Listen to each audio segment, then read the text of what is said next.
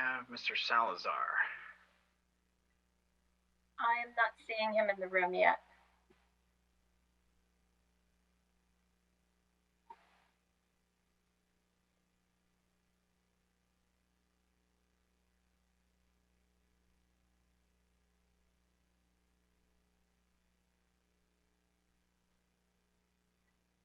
There he is. There he is, okay.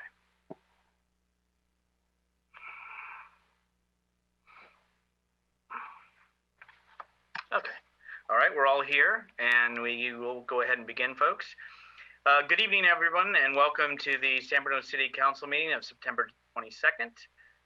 Appreciate everyone's attendance. We'll go ahead and call the meeting to order, and if I could ask our city clerk to take roll, please. Councilmember Davis? Here. Councilmember Mason? Here. Councilmember Medina? Here. Vice Mayor Salazar? Here. Mayor Medina? Here. May I please ask all the council to rise, and together let's go in unison and lead us and everybody else in the pledge. Thank you. I pledge allegiance to the flag To the of the United States of America To the republic. and to the republic for which it stands, one nation under God, God, indivisible, indivisible, with with liberty and justice for all. Very challenging. Thank you. I think we did good. The slower we do it, the better it gets. It's true. Yeah, I've noticed that too. All right, let's move on to public comments for items not on the agenda. Individuals are allowed 3 minutes. It is council policy to refer matters raised in this forum to staff for investigation and/or actions where appropriate. The Brown Act prohibits the council from discussing or acting upon any item not agendized pursuant to state law. And if we have folks in the audience, if you could raise your virtual hands, and bless you. And you're welcome. we do have one hand raised. Terry Chavez. Okay. Just one moment while I bring you in and unmute you. Hi, Terry. Can you hear us? Yes, I can. Can you hear me okay? Yes, whenever you're ready. Okay. Good evening, Mayor Medina and council members. Thank you for allowing me to speak. You may have seen the numerous comments on social media from our community members during this past week regarding the fighting and mudslinging going on. Elections are occurring all over the United States, and candidates are responsible for their own actions and accountable to how they act and treat others. I want to touch upon the need for civility and honesty. Now more than ever, we have to put divisions behind us, and we have to unite this great city of ours. We are one city. We can't move forward when social media contains attacks and outbursts that show a lack of care towards one another. We also can't move forward when misinformation is spoken from candidates to obtain potential votes. I have attended several candidate Zoom calls, including the Zoom meeting organized on Sunday by Councilmember Mason for herself, Seymour, and Hamilton. When candidates make comments that are not true, it concerns me because only those that are close to the truth are aware of the truth. For example, Councilmember Linda Mason mentioned many times on social media and again during her Zoom call that she and her husband, Andrew Mason, have been asking for years for a subcommittee to be formed that includes city council members and school board members. Any community member listening to this might assume that we don't have such a committee and that one never existed. This is simply not the case. The subcommittee has existed for years, and in 2019, the subcommittee included Andrew Mason. The school board minutes from January 16th, 2019 indicates a unanimous vote for agenda item H2, which was a list of all subcommittees. The subcommittee listed as Joint Executive Committee has a stated purpose of committee meets with city leadership. Trustee Mason and Trustee Martinez were on the committee. Another item that Councilmember Mason brought up during her Zoom call was that the school district sold the Ingville property and inserted her opinion that the Board of Trustees sold the property when it could have been leased as a hotel. The school board spent over a year in discussions with over half a dozen meetings, some of which Councilmember Mason came and spoke multiple times at the podium, and also stated that she called the Omni Hotel to ask for their potential interest in leasing the Ingville property. At the time, Ms. Mason was the chair of the Planning Commission. After election to City Council, Ms. Mason also spoke at the podium and hopes to influence the board to lease, not sell. Speaking on a subject that you are further downstream to legally approve, either as a planning commission chair or as a city council member, begs the question of conflicts of interest. The city attorney would have to chime in here, but it sounds like a slippery slope to me where an elected official might need to recuse themselves of their vote downstream if they've taken such a stance on their future action item. Our district is no different than the other 1,000 public school districts in California. All districts need to follow California Ed codes regarding surplus property, including forming a committee containing 7 to 11 community members to deem property as surplus. Councilmember Mason has continued to question the process of the Board of Trustees followed in recent land decisions. This is a slippery slope because we had many closed session discussions containing confidential information that Linda's husband, Trustee Mason, is obviously privy to. Can we please work together as a united elected group rather than making subtle or blatant attacks towards the district or school board? Let's please band together as a city and work together for the betterment of our community. Thanks, everyone. Let's encourage respectful and honest campaigning. Thank you. Thank you. Thank you. Next person in for public comment, please. Next, we have Okay, I'm sorry. Bruno. Thank you. So, and for the speakers, there is a 3-minute clock that, if you're viewing, you'll see it. Okay, next, please. Thank you. Okay, next we have Claire Luna. Just one moment, Claire, while I bring you in. Can you hear me? Yes, whenever you're ready. I'm ready. So yes, sorry. Hello to Mayor and council members. I want to start by saying I heard about San Bruno Now through Nextdoor. It was advertised as a group to join for a citywide conversation. When I joined the group, the Facebook group, I saw many attacks on a candidate, a council member, and their supporters. Some were direct, some were passive aggressive, but were all repetitive. These attacks clearly went against the group rules of being kind, courteous, no name calling, no bullying, and no fake news. It didn't make sense to me since it was advertised as an inclusive group for all of San Bruno residents. I came to find out that one of the group's admins was candidate Stephen Seymour, and it was his wife who was promoting this group on Nextdoor.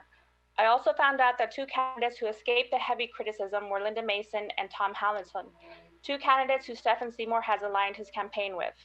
In my personal opinion, it is a conflict of interest for Mr. Seymour to moderate the group during his candidacy, because as an admin, he is able to approve or deny and delete comments, especially ones that violate the group rules. Since this came to light last week, Mr. Seymour has since removed himself as admin from the group, but the damage has been done. People have expressed to me that they feel a divide within the community and they feel they were bullied for expressing their opinions on that group. I feel people, including me, were misled.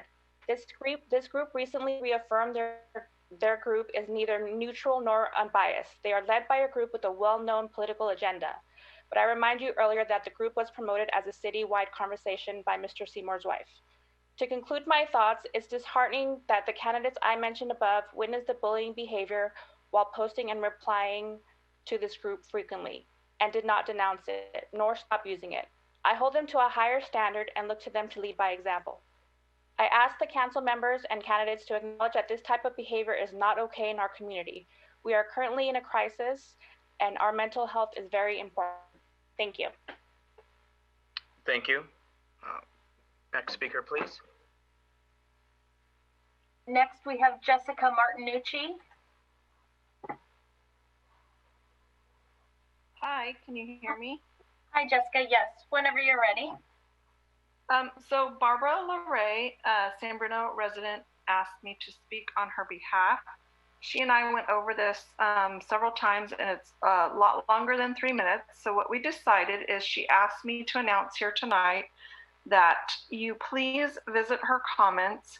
They have been posted on the website, and she really encourages everybody to read them as she worked hard on her statement and wants every word to be heard, read, and seen. So thank you. Thank you. Next speaker, please. I see no other, well, wait, just one moment. Sasha Martinez, just one moment. Can you hear me? Hi, yes, we can hear you whenever you're ready. Okay. I think you'll always have bullies no matter where you go, and I see it more and more on social media because it's easier to hide behind a computer and bully someone than to do it face to face. For the past few years, I've watched a handful of people on San Bruno Now page treat others with disrespect and cause an obvious divide in our city. And it's a shame that grown adults behave like this. I think it's the bigger shame that leaders of this town have allowed it. At times, they even encouraged the behavior, knowing it was a benefit to their campaign. Not once did any one of the members that hold a city position take a stand against the negativity and say this is not how we want our community to behave towards each other. Instead, they looked the other way. They didn't do anything or say anything because it was not against them. It was against someone or anyone that was not supporting them.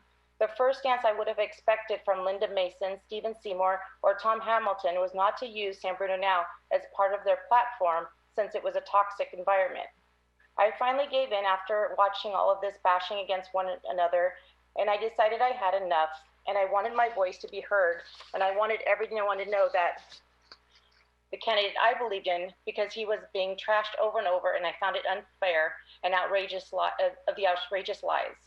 I know of other people who wanted to stand up and give their peace of mind, but chose not to in fear of the backlash from the admins of San Bruno Now. I was immediately called out as a lying hack, and there's 3 in particular people that would tag team until you leave or they would ban you. In my case, I was threatened to be banned if I didn't stop asking questions why some people were not allowed in the group. It's no secret that I'm close to the Marshall family, and I'm very proud to call them friends. Paula Marshall, wife of Bob Marshall, mayor of over 12 years, was devastated by the things that were being said about her family on social media. Paula Marshall is one of the most kindest people I've known and ever met. And for her to have given so much of herself to this community and have to see these posts that were being said about her family. There's only over 30 members of the Marshall family who've raised and reside and contributed to the community, and she was heartbroken. San Bruno should be better than this. I really hope there's some kind of stance against the social media bullying, and I know you can't stop it, but there's certainly stances that you can make against it and stop this from happening in our community. Thank you. Thank you. Next speaker, please. Next, we have Tim O'Brien.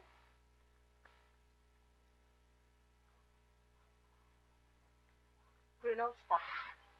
Hi, it's actually Reina. Thank you. Hi, Reina.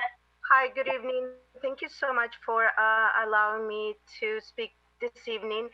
And I actually want to make a general comment about all the what has talked about the social media, San Bruno Now, and everything.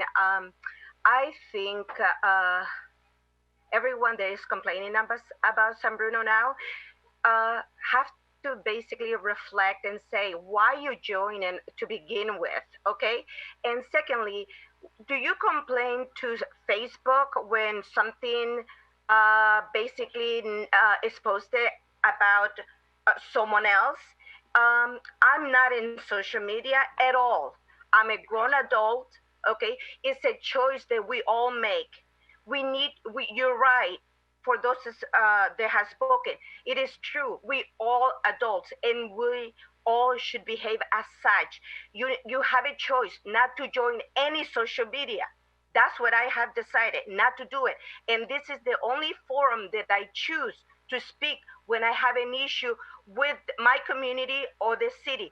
So I believe that it's a choice we all make, okay? We all make as an adult. And think about that. You cannot reprimand someone for having a platform so people can come in and talk, okay, or express their feelings. Not everybody's going to agree with you. And I'm talking about everyone. Not everybody is called the world for a reason, because we all have a different opinion, different ideas. So as an adult, tell yourself, do I need to be in this platform? And if that's not the case, then don't join. I don't have Facebook. I don't have any of the social media. Why? Because I don't have the time, first of all, and second of all, my life is basically, I'm a very happy person the way I am when I don't involve myself with social media. Thank you so much for the opportunity to speak. Thank you for your comments. Next speaker, please. Next, we have Marco Durazzo. Just one moment. Hi, good evening. Yeah, hi, good evening, Honorable Mayor and members of the City Council. I'm just chiming in here to give a little bit of context to some of the comments that I've heard before me. I just want to start by saying that the folks that have spoken before me, I know them personally. I respect them and their peers and friends in the community. But I just want to give a little bit of context. It's an election season. I know anxiety is running high. I know sensitivity is running high. And I've seen personally a lot of the mudslinging accusations going both ways. Not that that makes it okay, but I just want to add some context in that folks are kind of doing this. It's a two-way street on some of these kind of aggressive comments. Secondly, to my dear friend Terry, I was the moderator for the conversation on Sunday with the three candidates that you referenced. I moderated that conversation. I heard a response that was very different than yours. I'm happy to compare notes with you with what the candidate did and did not say. But I just want to kind of be careful about coming on here and saying candidates are being misleading or using the term fake news. I think we're a better community than that. I think we need to be respectful. I know it's easy to accuse and blame San Bruno now for this, that, and the other, but it's true. There's more than 1,000 people on there. And that doesn't include the people that are not registered to San Bruno now that visit the site frequently to kind of get a sense of what's going on. So I'm hoping that after this election that folks can come together as adults in a different way. And I hope that people can understand, being that we're in an election season, anxieties are heightened, people are sensitive, but we need to really own our behavior and be accountable for what we're doing as well before coming on a kind of a public forum and accusing other folks of being disrespectful. Thank you, everyone. Appreciate the opportunity to address the council. Thank you for your comments. Next speaker, please. Next is Anna Allen.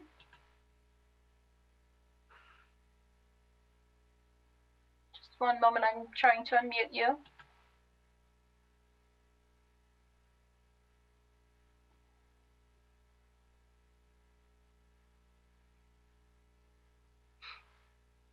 Anna, I'm unable to unmute you. Can you hear me now? Yes, there you are. Okay, perfect. So I have, I missed the first, unfortunately, the first 15 minutes of the call. But I do want to put out there about, the mudslinging and things like that. And in particular, I want to be really specific about one individual that Stephen Seymour knows.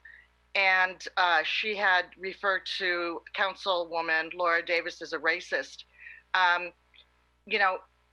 Marcos just said something about being accountable for your behavior. Her behavior, this woman that posted that, is despicable in her comments. There's nothing valid about what she says. Laura Davis is far from a racist, and I can tell you as a Mexican-American woman that she has been my friend or I've known her, I should say, for 30 years. This is not a racist woman. And this kind of stuff has to stop. And when Stephen, if you're on the phone, Stephen Seymour, when you say in a comment that we need more of Ms. Avalos's, people like her, that's really, it doesn't encourage me at all in humanity, because we don't need people like this. What we do need is kindness. And the divisiveness that's going on right now is really sad. And it's starting with the president, obviously. We're in a really sad situation as the United States, but community, we're supposed to help each other.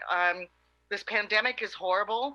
I have found that people are more kind and seem to be kind of getting to know their neighbors a little bit more. And that's really great. What we don't need is to have this kind of talk out there that's not true, disgraceful, and then to be encouraged by a candidate for city council I don't get it.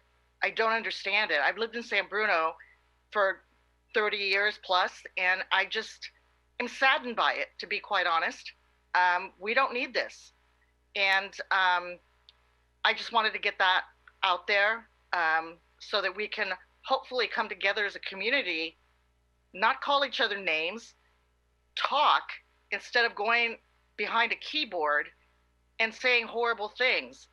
That's just not how communication works. That's That's all I have to say. Thank you. Thank you for your comments. Next speaker, please. Next, we have Claudia Quinn.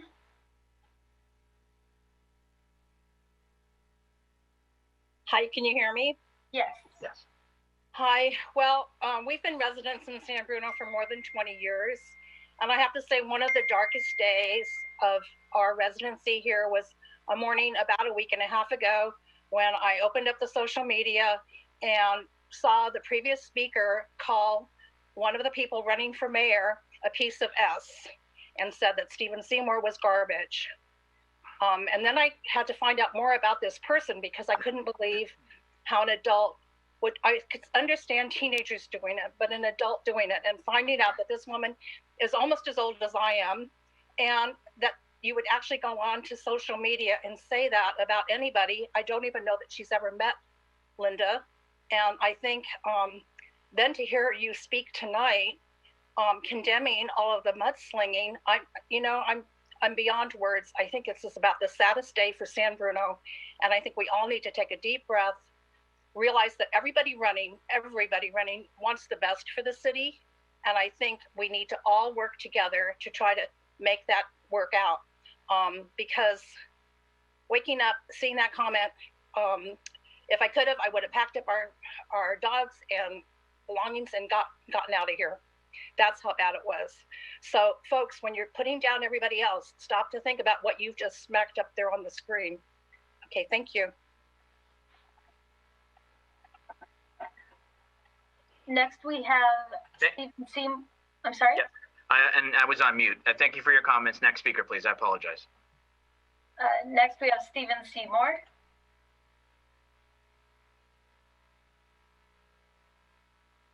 Hello.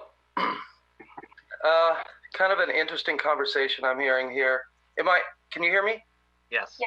Okay. I agree with the previous speaker, Claudia, about the speaker before her. I really think that I've been kind of quiet about these things because really I can only control my own voice. If people go into a social media platform and make posts, there's nothing I can do about what those people are saying. But I will tell you that the previous speaker to Claudia talked about Abby Avalos. I don't know Abby Avalos. I've never met her. And I did make a comment once about her sticking in there because we need to make change together as one city. But that comment had nothing to do with the post that she discussed. They're connected. They're disconnected. The comment was 3 months earlier, and she connected to a post that was 3 months later. I think, like Claudia said, that we need to realize that all of our voices matter. It's important that we come together and that we find common ground, and we're all accountable for what we say. That's all I have to say. Thank you very much. I think Sandra might want to speak. Hi, this is Sandra Perez Vargas. Hold on, Sandra. She's going to reset the timer for you. Okay. Thank you. I had no intention of speaking tonight, but some pretty nasty things have been said tonight, and not just tonight. It's been going on social media for months, and my response is usually no response because comments, negative comments, horrible comments, say more about the person saying them than about the person they're saying them about. And so at least 2, 3, 4 people who've spoken tonight, I'm really amazed that they're on here playing victims because, I mean, you can screenshot what they've been doing and it's been quite abusive. And we have some other keyboard bullies up in Crestmore that they're very liberal with their words on social media. But if you're in front of them and you say hello, they won't talk about the issues. They'll just go right back to their keyboards and attack you. So yes, I do put, anytime somebody joins next door, I do invite them to San Bruno now. It started because there were so many areas in San Bruno, so many residents who felt left out. They've been trying to call code enforcement, call the city manager, and getting nowhere. Trucks were parked on our sidewalks, on people's lawns. The city wasn't doing anything about it. So we needed a platform. After going to the city council year after year, nothing was happening. So this group was formed. And it's a motley crew, just like anything else. It's all organic, it flows. We are all responsible for our own voices. An admin is not available on San Bruno now every second of the day. And San Bruno Now discussion group, for those of you who don't know it, is not Stephen Seymour's. It is Andy House's. That's his baby. And for a while, you can handle 500 people as members, but when you're getting it to 1,000, you need a little bit more help. So he invited my husband to do an admin. People had problem with that during the elections, so he stepped back. And about Abby, a little girl in our community, early 20s, she reached out on San Bruno Now. She was having issues. People immediately tried to shut her down. And those were the speakers that are speaking tonight, by the way. So instead of reaching out to her, they attacked her. So Stephen and many others said, don't leave the platform, continue. Unfortunately, down the road, she called Laura Davis a racist. I don't know what that circumstance was, but Laura, instead of reaching out to her, did her own attack. She and all her friends attacked this young girl instead of saying, hey, you've said you have mental health issues.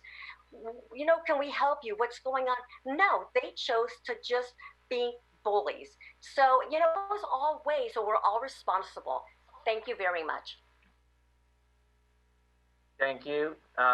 And just as a reminder to folks, if you have spoken once, you're allowed one time under the public comment. And so let's go on to our next speaker, please.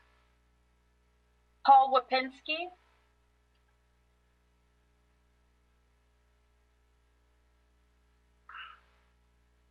Can you hear me? Yes. Okay, thank you. I wasn't going to speak tonight, but listening to the comments, I had to say this.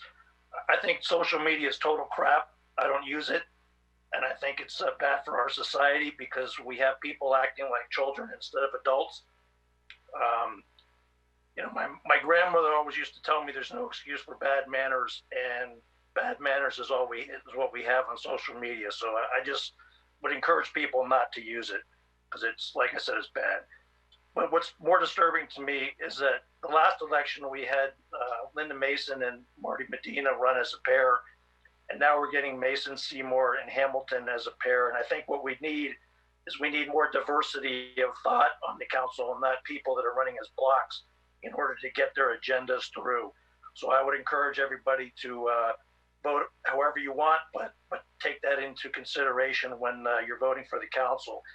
And the way I look at it, for whoever you're going to vote for, is we need to vote for people that are going to do their best job and put San Bruno and the residents and the taxpayers first, and not their whatever agenda they want to do. And lastly, I have something that's not related to that. I've brought this up before, but on Cherry Avenue where 380 overpass is, that place really needs to be cleaned up. I think we should make it a no parking area. There's trash out there. It smells like urine. Somebody needs to do something because it's really, really bad. Thank you very much. Thank you for your comments. Next speaker, please. Next, we have Tim O'Brien.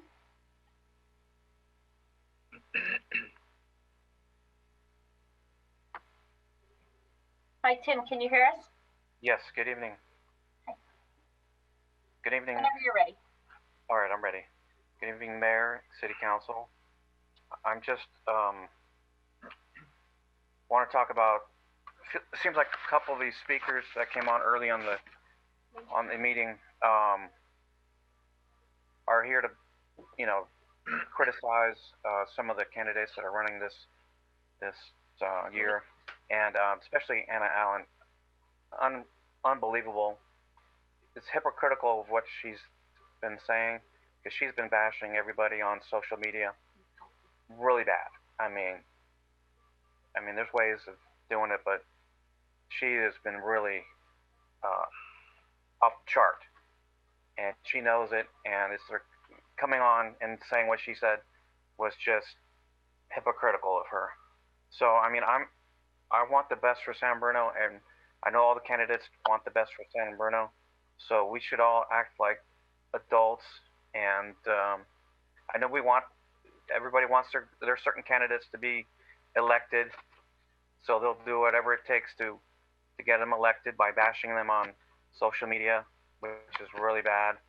So I just want everybody to be civil and behave as adults, and vote, and get out there and vote, and we'll see who will lead us in the right direction for San Bruno. Looking forward to that very much. Thank you for letting me speak tonight, and have a good evening. Thank you for your comments. Are there any other members of the audience that wish to speak? I'm gonna just give a second, make sure. I see no other hands. I do want to note we do have one caller calling in. To speak, you would press *9. But I see no hands raised. Okay. All right. With that said, then. Through the chair. Councilmember Davis, I'm sorry. I know we're not supposed to make comments, but maybe I can as a resident and not as a council person. I'm sorry. Okay, hold go on. ahead. You asked I think you asked a question. So my understanding, and city attorney can correct me, hasn't been done in a while, but yes, a council member can speak. If we were at the senior center, they would be coming off the dais, go to the podium where the public would be speaking, and they're entitled to the 3 minutes as a resident. City attorney, am I correct? Or?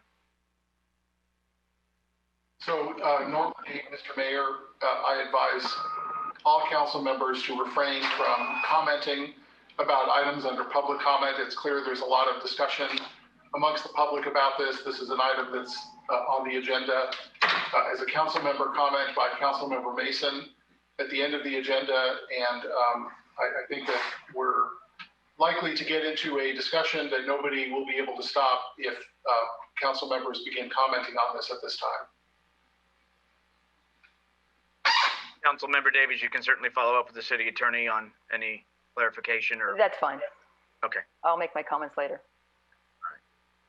Okay, with that, we'll move on to announcements and presentations, and I'll take the first.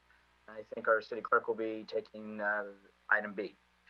Item A is not too late to submit your count for the 2020 census. The deadline for the census is September 30th. It's not too many days away, folks. And it is important that our San Bruno community is accurately counted.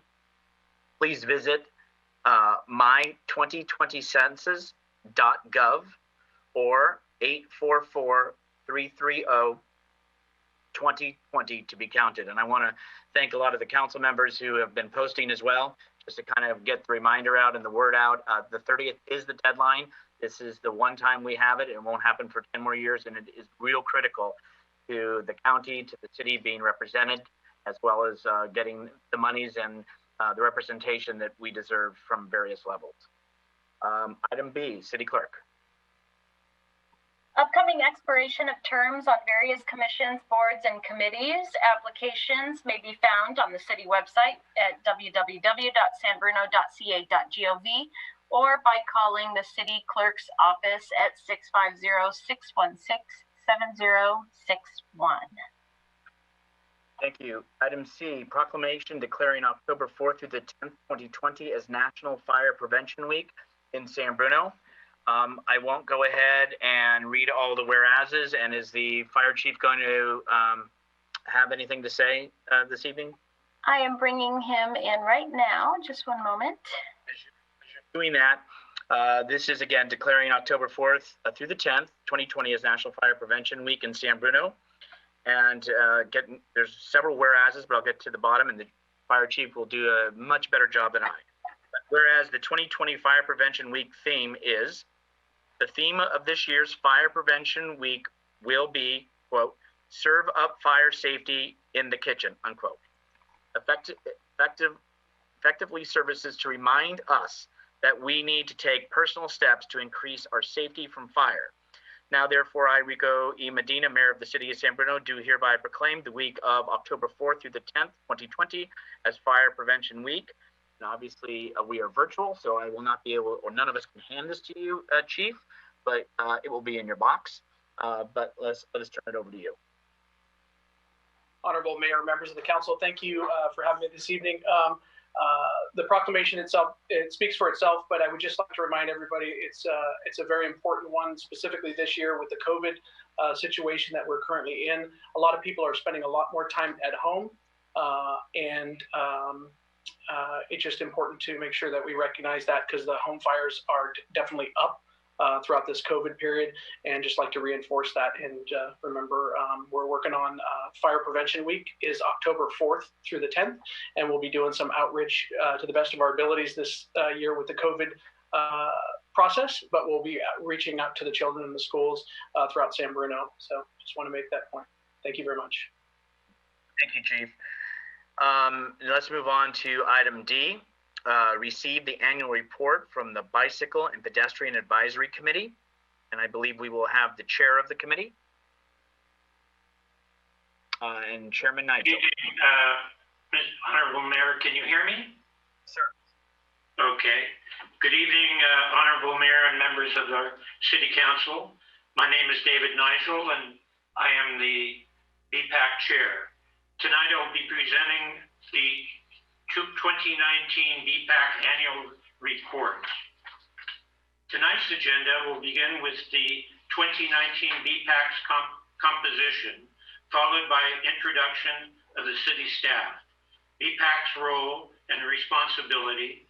Then I'll go through the significant activities of BPAC has participated in 2019 and conclude my presentation with the areas of future work of 2020.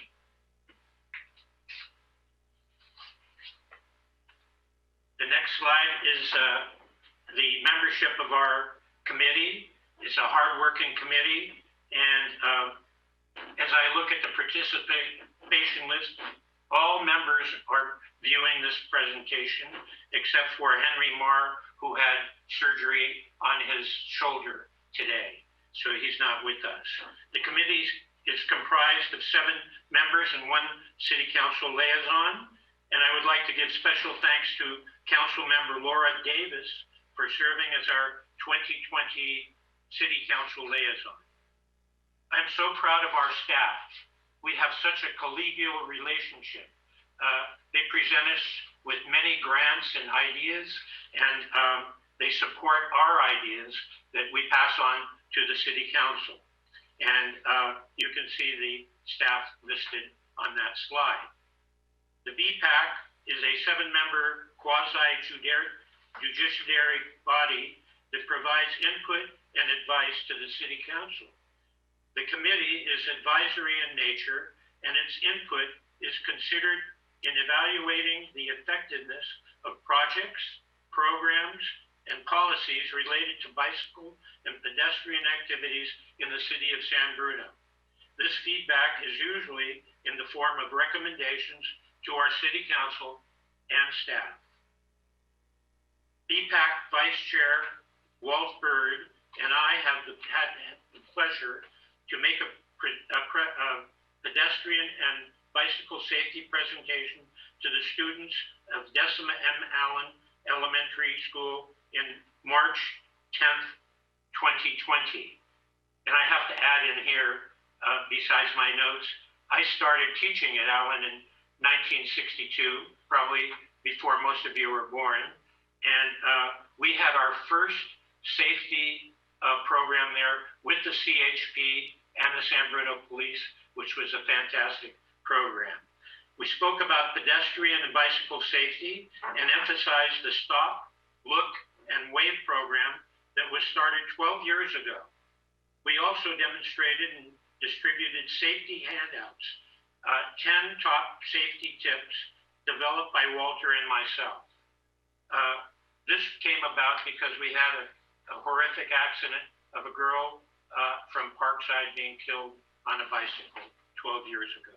So we developed that sheet that we pass out at all our events in the park and whenever we go to the schools for our presentation. This annual national event celebrating our children and the magic of reading took place on Saturday, April 27th from noon to 4. At the Bicycle and Pedestrian Advisory Committee information table, committee members Walter Bird, Matt Gaines, and David Nigel provided information about pedestrian and bicycle safety.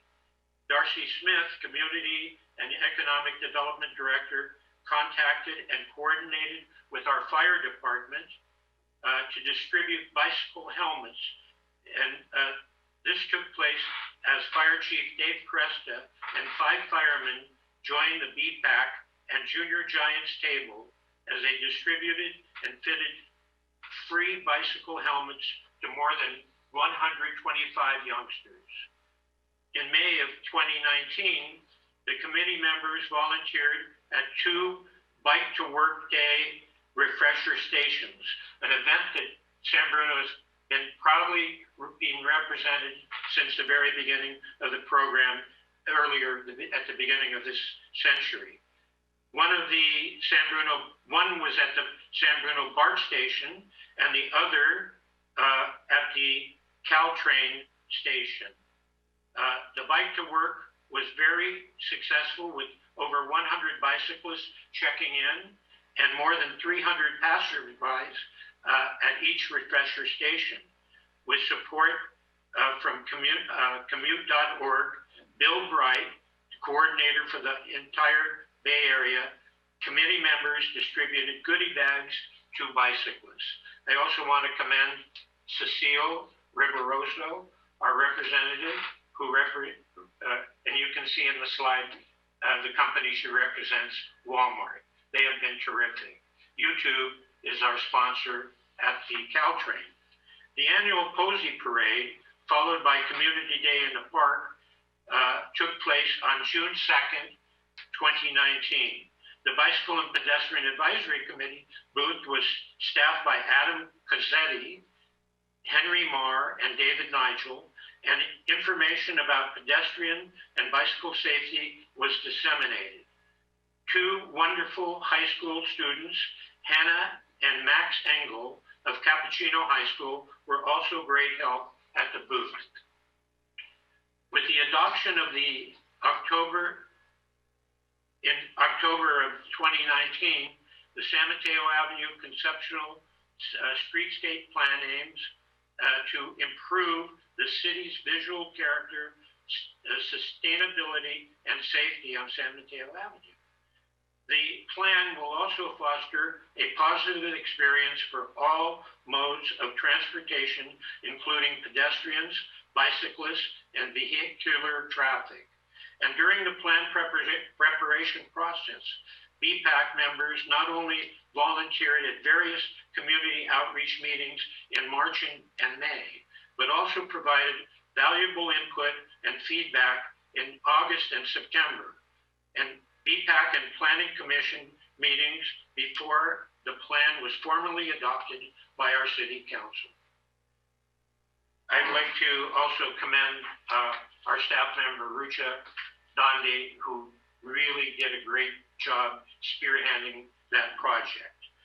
Looking at 2021, the Bicycle and Pedestrian Advisory Committee will identify citywide safety priority improvements, expand further community outreach, especially for children and seniors, research and develop additional public service announcements, and to develop recommendations to City Council to finance bike and pedestrian improvements to our city streets. In the general vicinity near Mills Park development area, using the $100,000 payment that is included in the community benefit package. This $100,000 payment should be made available to the city either in December of 2020 or January of 2021.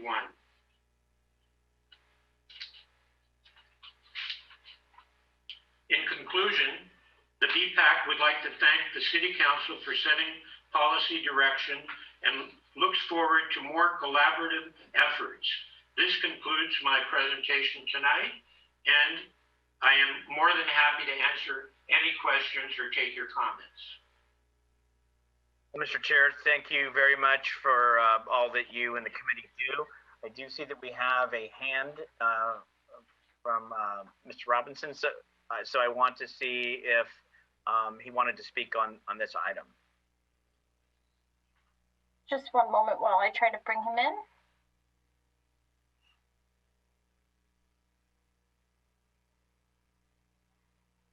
Hi, Malcolm, can you hear us? I can. Can you hear me? Yes.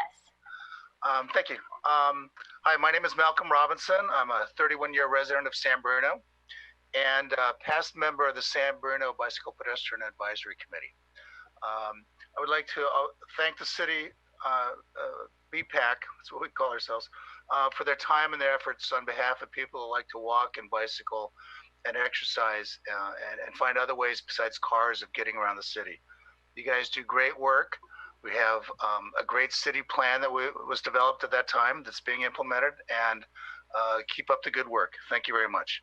I'd also like to thank the San Bruno City Council for resubmission to the San Mateo County's CCAG BPAC, which I'm a member of, for resubmission of the Huntington-San Antonio Corridor project. This is a project that will bridge between Centennial Trail in South San Francisco and connect up with the Bayside Trail in Millbrae. And it was a project that initially was a submission 3 years ago, with the change in city government, a lot of staff turnover, but you resubmitted and it was voted to approve $385,200 for that project. And it was a unanimous vote. So I look forward to seeing this project and other projects completed to make it safer to walk and bike in San Bruno. And I thank you for your time. Keep up the good work. Malcolm, thank you very much for those comments, an update, and to the group. Bring it back to council. Councilmember Medina. Yes, Mr. Mayor, I'd like to thank Chairman Nigel and staff and all the committee members for their hard work. They take bicycling and pedestrian safety very seriously. Looking forward to seeing many great things from this group. So thank you very much for your hard work. Okay, and again, as all the council will say to the chair and to the group, the BPAC committee, as Malcolm identified as, thank you. It's a lot of volunteer, but you are out there. You are leading by example, and the passion and dedication are evident. So thank you for everything. Now we're going to go ahead and move on to next item, which is item E, receive annual report from the Senior Citizen Advisory Board. I believe also we'll be having the chair, Chair Carmichael, will be giving that presentation. It's my understanding. Yes, I've just brought Danielle Brewer, the staff liaison for the Senior Center Advisory Board, into the room, and she will be sharing her screen shortly.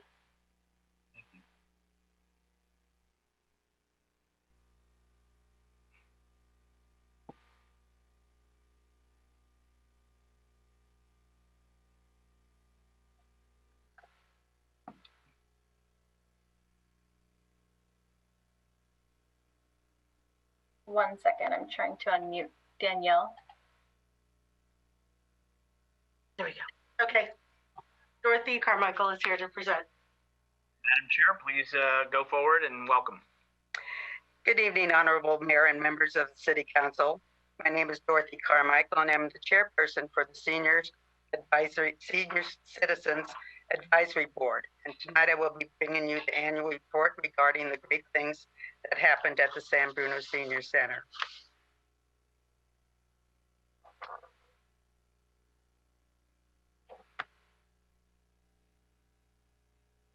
The board began meeting in July via Zoom, and we continue to meet once per month on the third Tuesday of the month.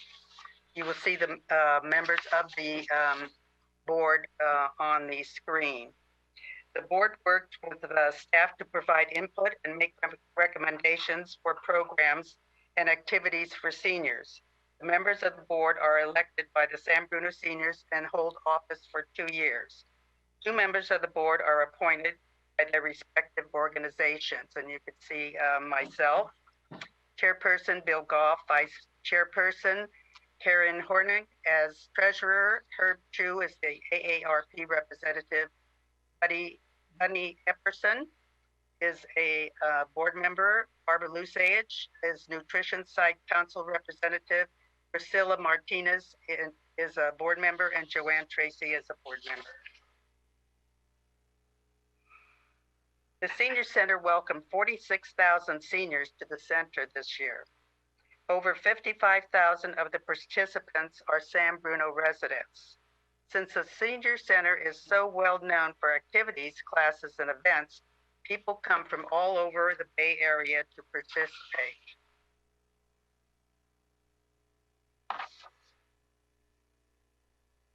The Senior Kitchen has served over 21,000 meals when shelter in place began and the Senior Center closed. Staff immediately jumped into action and began preparing meals to go and delivering to San Bruno residents in need of a hot meal. The delivery started with 18 and quickly grew to over 80 residents. In mid-May, the Grab and Go program was implemented. The deliveries decreased to about 35 per day. We hand out about 60 meals at the door each day through the Grab and Go program. You can see on the slide the lunch numbers from the first day we closed through August 31st. There we go. There you go.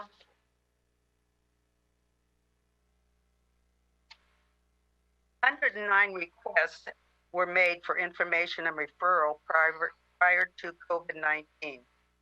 Many of the calls were related to food sources, health, and social services and housing. Once COVID-19 happened, the calls changed. Most calls were regarding when the center would open, as well as when bingo and tax prep would resume. And of course, many calls were about the lunch delivery program. We estimate we have taken over 400 calls from seniors.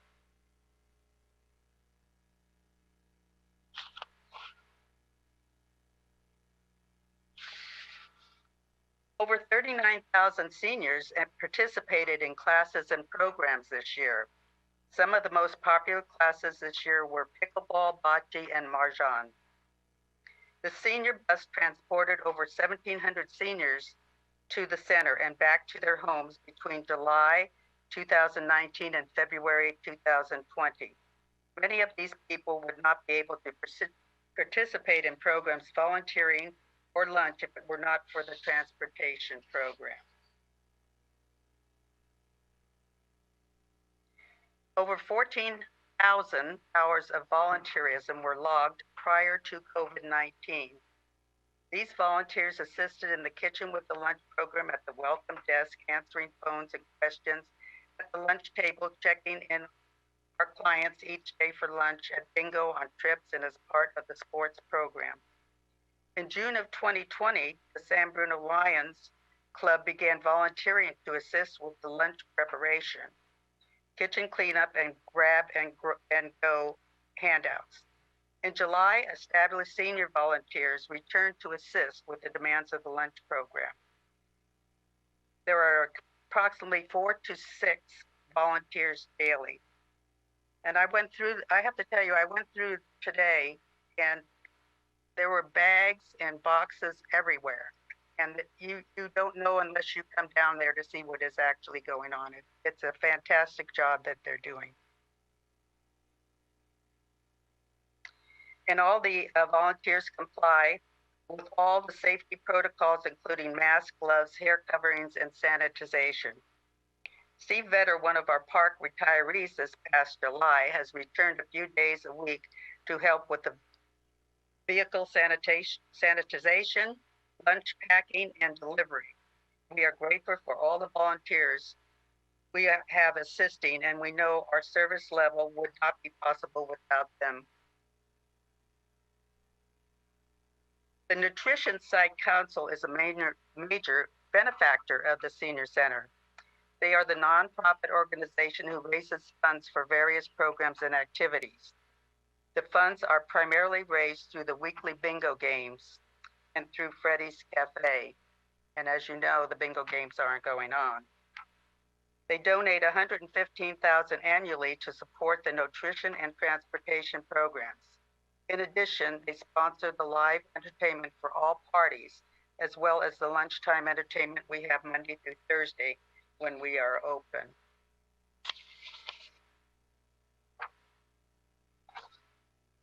This year, the advisory board purchased one new billiard table to replace an aged table. We also completed repairs to one of the tables. The pool players are very pleased with the upgrades.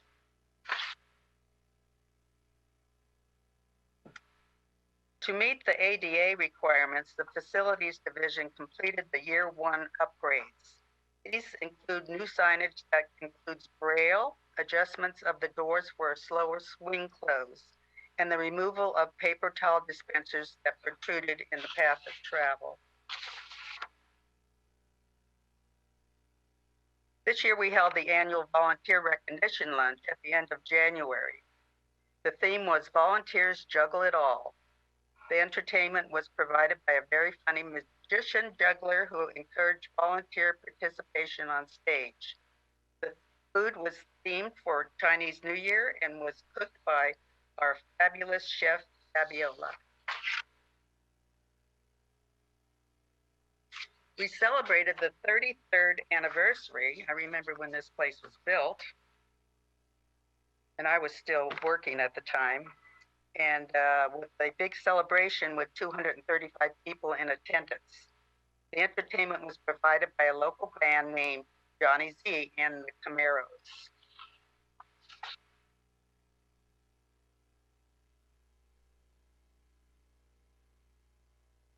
Other accomplishments to note this year include a seated music and motion class for those who want to participate in a class but have limited mobility.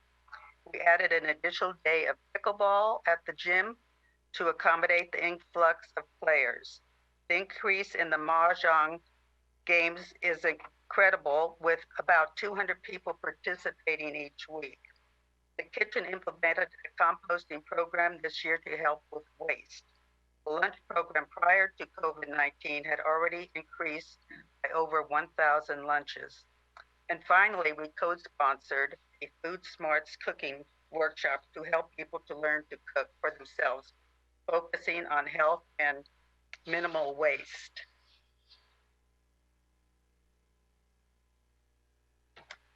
One goal this year is to introduce a seated yoga class if we are able to reopen.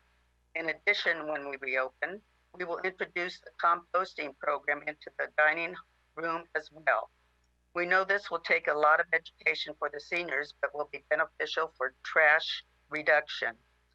Other projects include working with the Public Works Department to replace the trash enclosure, repave and restripe the parking lots, and implement the Year 2 ADA transition plan.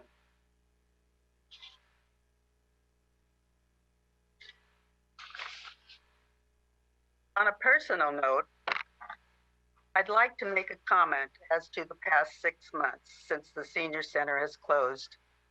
I'm sure everyone on the board is grateful to the staff and especially to the kitchen, namely Fabiola, crews, and volunteers who have kept up the lunch program. I'm sure it has been challenging for all. I have heard from several who have received the benefit of the program, and they are very pleased at the extra care put into the deliveries, including a copy of the newspaper. I talked last year about starting a new life after retirement, and this closure has given me much to think about. One by one, all activities were stripped away.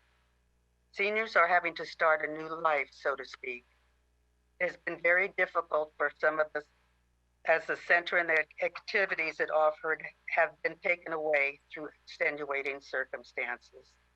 It has also made some of us more resilient as to keeping our lives on an even keel. There are those who were volunteers that have felt lost until they found new ways to volunteer to other seniors less fortunate. Some of the things I have done is visit a friend who is homebound each day. Another friend had a bout of pneumonia. I joined a mystery book club. I also learned how to navigate Zoom most of the time. and another friend grocery shops for mutual friends. Others get together at the park with masks to visit. We all need human connection. Thank you for listening. That concludes.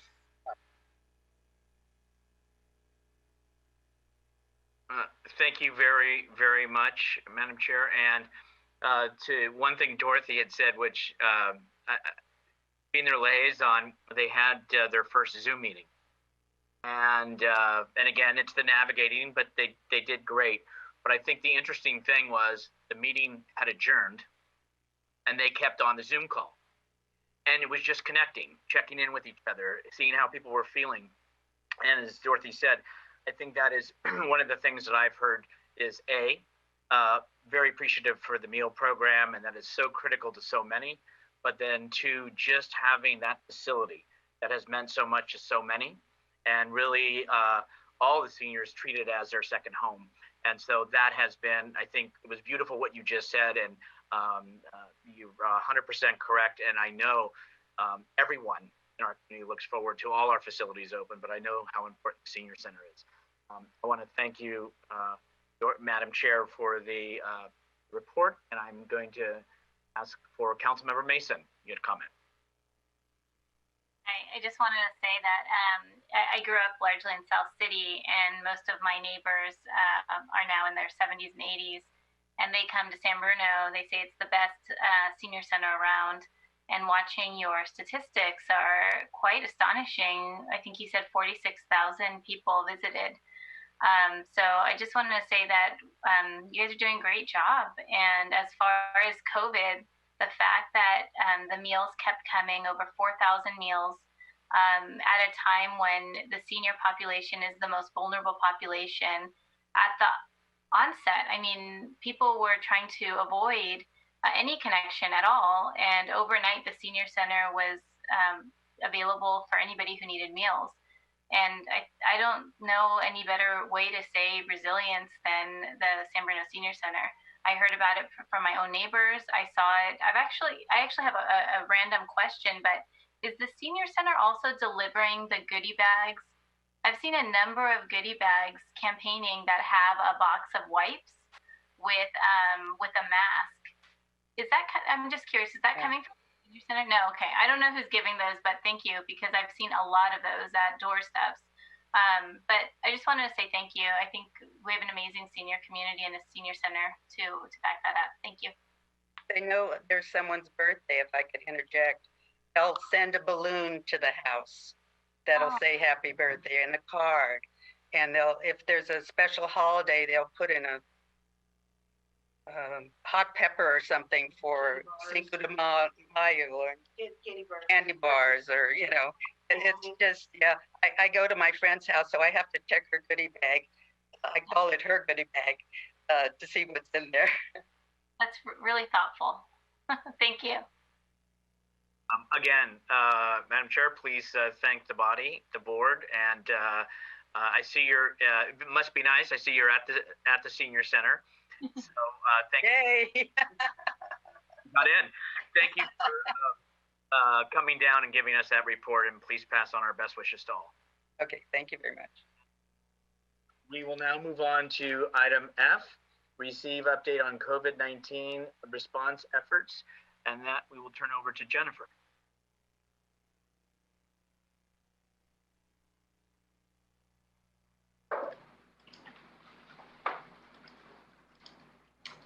We're just going to pull up the presentation quickly.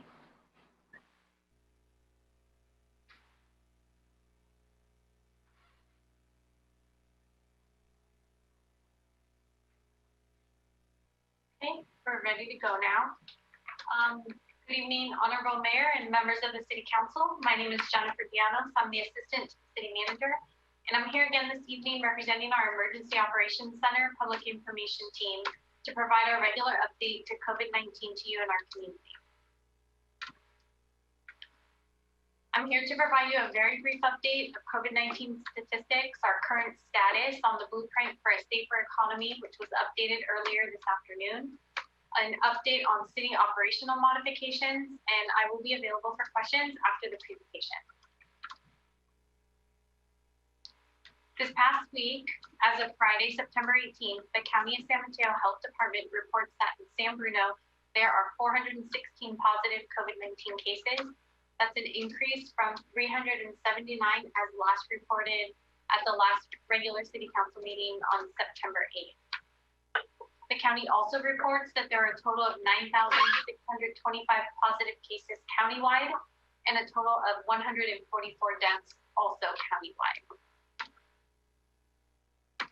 We continue to remain aligned with the state in our recovery effort and continue to make progress in accordance with the blueprint for a safer economy designed by the state. Earlier today, the state of California announced that effective immediately, San Mateo County was moved to the second tier of the 4-tier model reopening system. We were previously categorized as widespread with a color purple code. Our county has now moved up to the substantial category or the color red code. This means that our COVID-19 data for new cases and positive cases fall below the criteria established by the state. Data is reviewed weekly and tiers are updated on Tuesday by the state. To move forward, a county must meet the next tier's criteria for 2 consecutive weeks, and vice versa. If the county's metrics worsen for 2 consecutive weeks, it'll be reassigned to a more restrictive tier. So currently we're there at the substantial level. What does that mean for San Bruno businesses in our community? There's a summary on the screen, but this change essentially eases restrictions on businesses by allowing more business categories to reopen or expand their indoor operations. This category generally includes hair, nail, body waxing salons. Restaurants and places of worship can operate indoors at 25% capacity or 100 people, whichever is fewer. Museums, zoos, and aquariums can operate indoors at 25% capacity. Same for movie theaters. They're allowed to operate indoors at 25% or 100 people, whichever is fewer. Gyms and fitness centers can operate indoors at 10% capacity, and malls can increase their indoor capacity to 50%, which was previously at 25% under the widespread category. Bars and breweries are still not allowed to resume operations, and businesses can go to the state's website at covid19.ca.gov to pull up information on what is allowed by the state. They'll find the information by county, San Mateo County.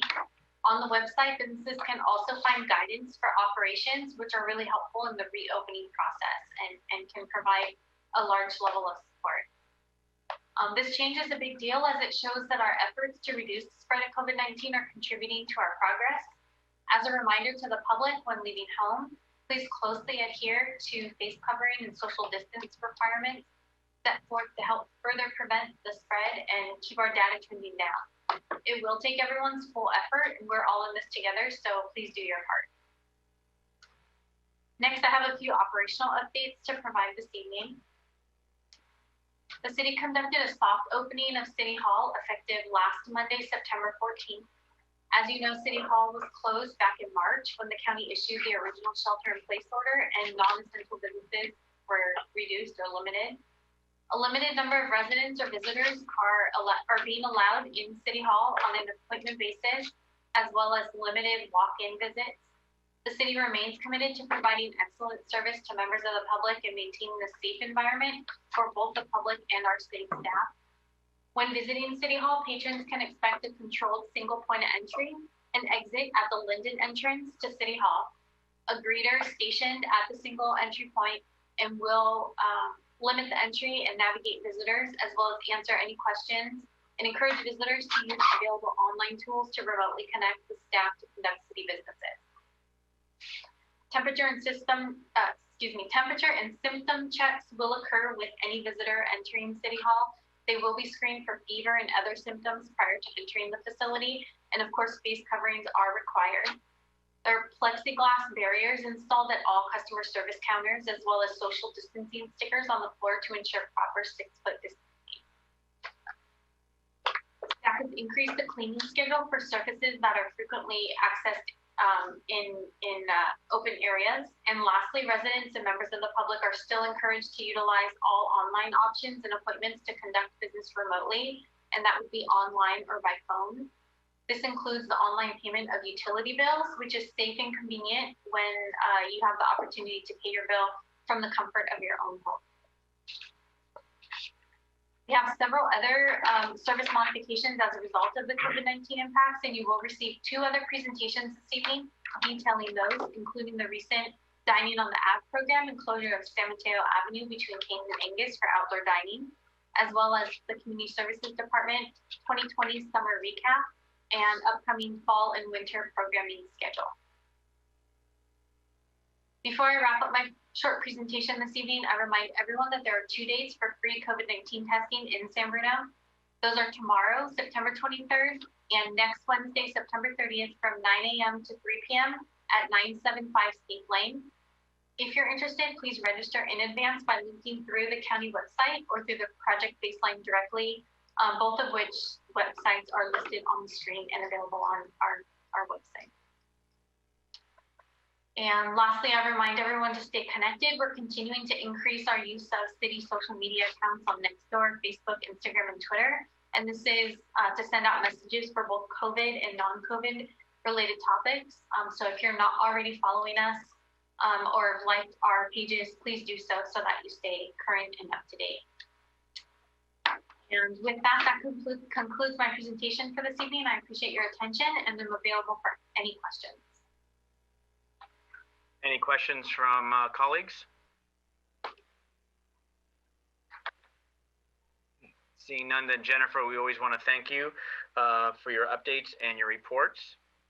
So we're going to go ahead and then move on to item G. Update on September 19th, 2020, dining on the Ave and the closure of San Mateo Avenue between Keynes and Angus for outdoor dining. We'll turn that over to the city manager.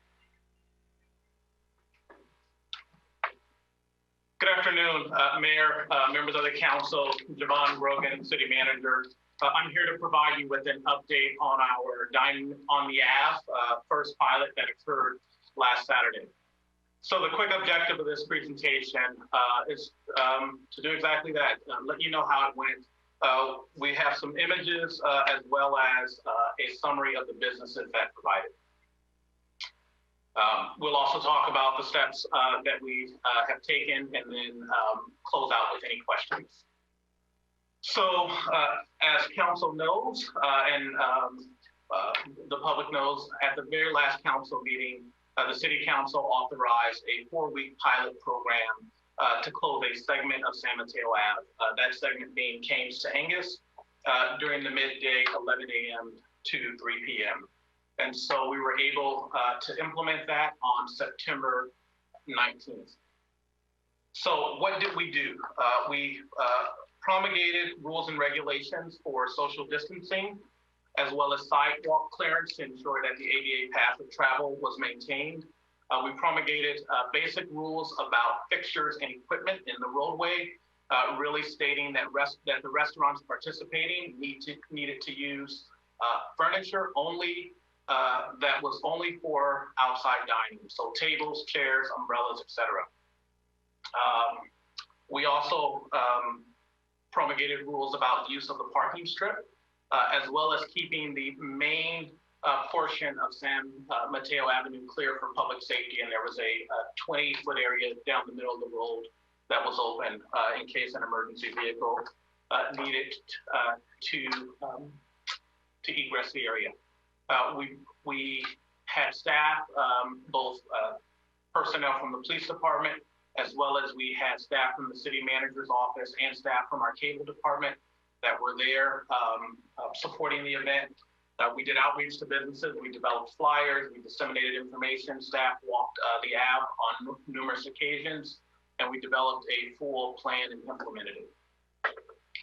So this is an image of the patrol car blocking that 20-foot area for an emergency vehicle access if it was needed. And so who participated? In that block section between Ames and Kangas, there are 11 food establishments. 3 of those food establishments were closed on that Saturday.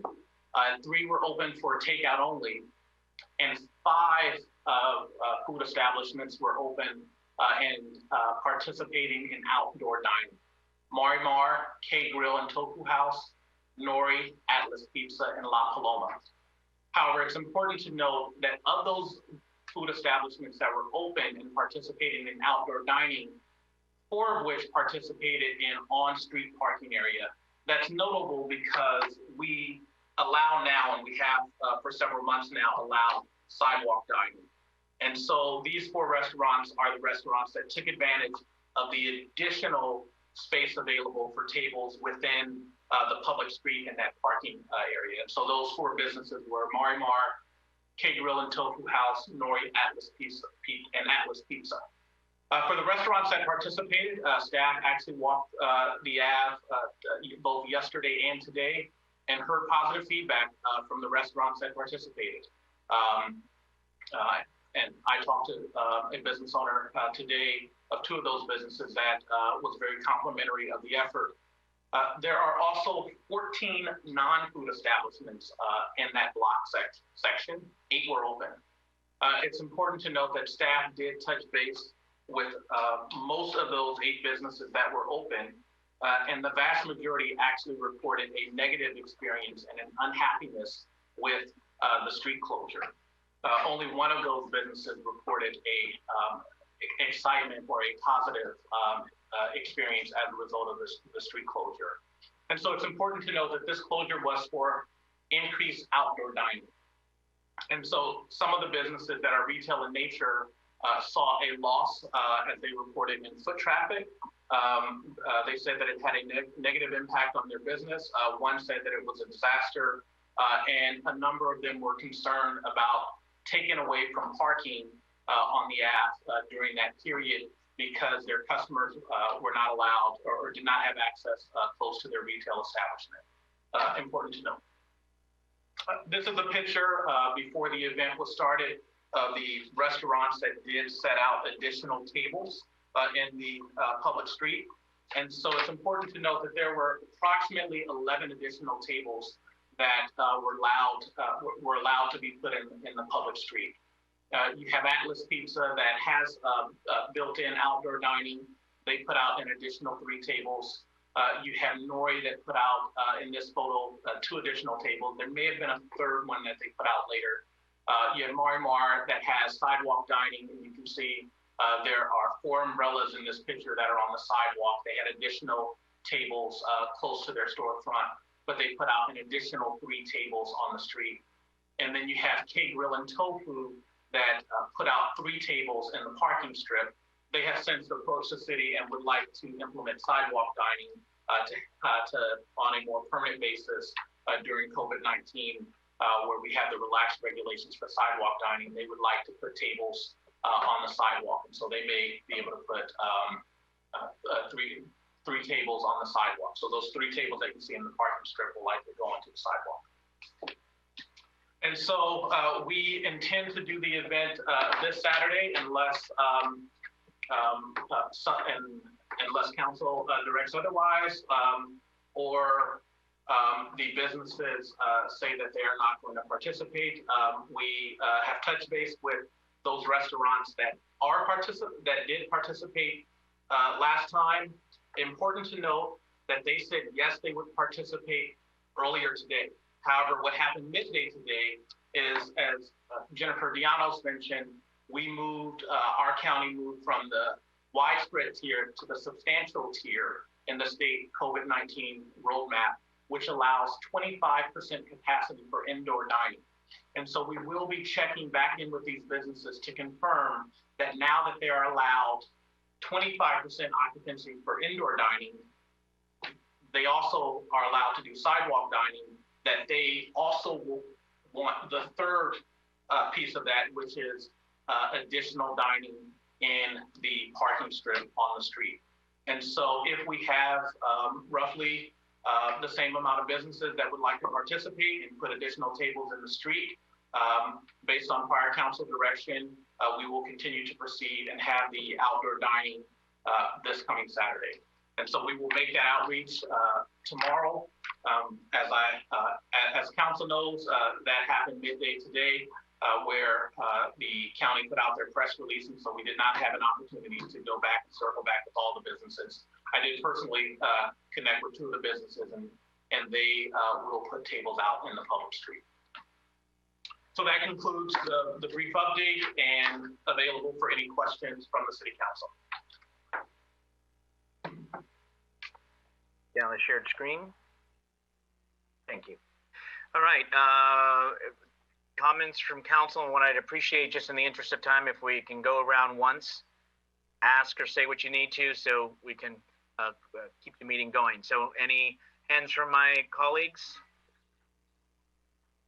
Or mics, if your mic goes off, I'll know that you want to speak, so no worries. Okay, so I'm not seeing, I'm sorry, Councilmember Davis. There you go. I thought I unmuted it, but it seemed like there was still a cross line through it. So I would just say thank you for the presentation, Javon, some good stats. You know, my family owned a business on San Mateo Avenue for over 30 years, and I will tell you that, you know, 2 bad Saturdays is not good. And so I feel for the businesses that I know that suffered on Saturday because they weren't a restaurant. You know, the stats aren't very good, right? You get a few businesses with 3 tables that are open, which the 3 tables could ideally be moved to the sidewalk. And so, and then you've got staff overtime, you got cost to the city, but ultimately it's the businesses that were affected by it that I worry about. Because everybody, whether it's a restaurant or a non-restaurant, is struggling to pay their rent. And that's a sad thing because Saturdays are so important for so many businesses. So I feel for them, and I apologize to them. And I know that this is a trial thing, and so we'll see what happens next Saturday. But it's unfortunate that majority of the businesses actually suffered instead of gained. Councilmember Medina. Yeah, thank you for that. When we voted for this, we were unsure, and there were some promising things that I saw. I saw a lot of smiling eyes. People seemed pretty excited to be there, and the people that I spoke to afterwards were happy to see something happen. I think this was a good visualization for in the future when COVID is past, that how we could have kids riding bikes and maybe some other family activity there. But I thought everybody was pretty well behaved. I saw most, if not everyone, with the mask. And I do want to point out that the Kava bar did bring out a table, so they were participating, I guess letting people sample that drink. So the consequence or the unfortunate that some businesses are being impacted by this, it definitely is unfortunate.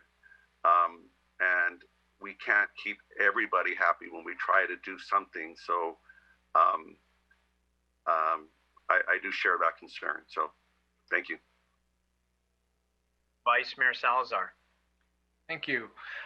So just a couple of questions. One, regarding cost. Do we have cost estimates, and do we know how that compared to our projections for what the event would cost? No, we do not have final cost estimates, likely between $3,000 to $4,000, so less expensive than the $6,300 that was projected last time. Okay. All right. And when I was there early between 10 and noon, and the folks I talked to, it was definitely a mixed bag. The folks that were setting up their tables seemed excited for the opportunity, and the folks who weren't participating weren't very happy, and they felt that they weren't given enough notice, and their customers were definitely impacted by having to walk extra, especially the little grocery store that was there. She told me that her customers were having to go around the back, and they didn't know it was happening, and so they thought they were probably closed because the street was closed. They didn't know what was going on. So I'm wondering, are we going to do any more outreach and talk to the restaurants that did participate to find out if they're maybe looking to take advantage of indoor versus doing the outdoor again? and also just to let the other businesses know that it's coming, and perhaps help them with a little advertisement so they can get the word out to their customers that they are in fact open. I think in the case of the grocery store, they were allowing customers to come in through the back, or they were opening the garage in the back or something, so they would have a shorter path. But if we could help them with their communication, maybe that would help alleviate some of their suffering. Yeah, yes. So, Councilmember Salazar, I think there were a couple questions there. The first one was, are we going to do another outreach to the restaurants to see if they want to participate now that they are allowed 25% occupancy for indoor dining? The answer to that is yes. After the county announcement today, we did reach out to 2 of the 5 restaurants that did participate in the outdoor dining. Those 2 said that they would participate and have dining in the public street. We will reach out to the other 3 food establishments and see if they will do so as well. With prior direction from the city council to do this, knowing that it would benefit some restaurants and other businesses would be negatively impacted, it is staff's intention to have this next Friday, as long as we have restaurants agreeing to put tables out on the public street. Knowing that anytime you do something like this, there's a ramp-up period. There's going to be growing pains the first time. Everyone's not going to know about it. All the public is not going to see the social media posts and the flyers that this is happening. And so there will be growing pains. And so we will absolutely, your other question, advertise this and do another round of advertisement of the event, sort of after we check with those other restaurant establishments. What I said before in the presentation was, we know that our non-retail establishments, the vast majority that were open that day, reported a negative experience. And so if what happened last time happens again, that will continue to happen. And as Councilmember Medina said, it's sort of a mixed bag. We knew that closing the avenue for outdoor dining would benefit, or hopefully benefit, the restaurants that participate. However, some restaurants or businesses that are not participating in outdoor dining may be disadvantaged. And we certainly saw this by their own reporting. And what the major change that has occurred is now restaurants have 25% occupancy indoor. That is a major change from when these conversations initially started. But based on prior direction, we will be moving forward if the restaurants want to participate. Thank you. And then before I go to Councilmember Mason, Javon, I believe you had said Friday, and just to be clear, it's Saturday. Just yes. Sorry. Councilmember Mason. Yeah, so first of all, I want to just thank everybody who helped set up. I got there at around 11:30, and I stayed until about 4:30. And I spoke to just about every business on the block.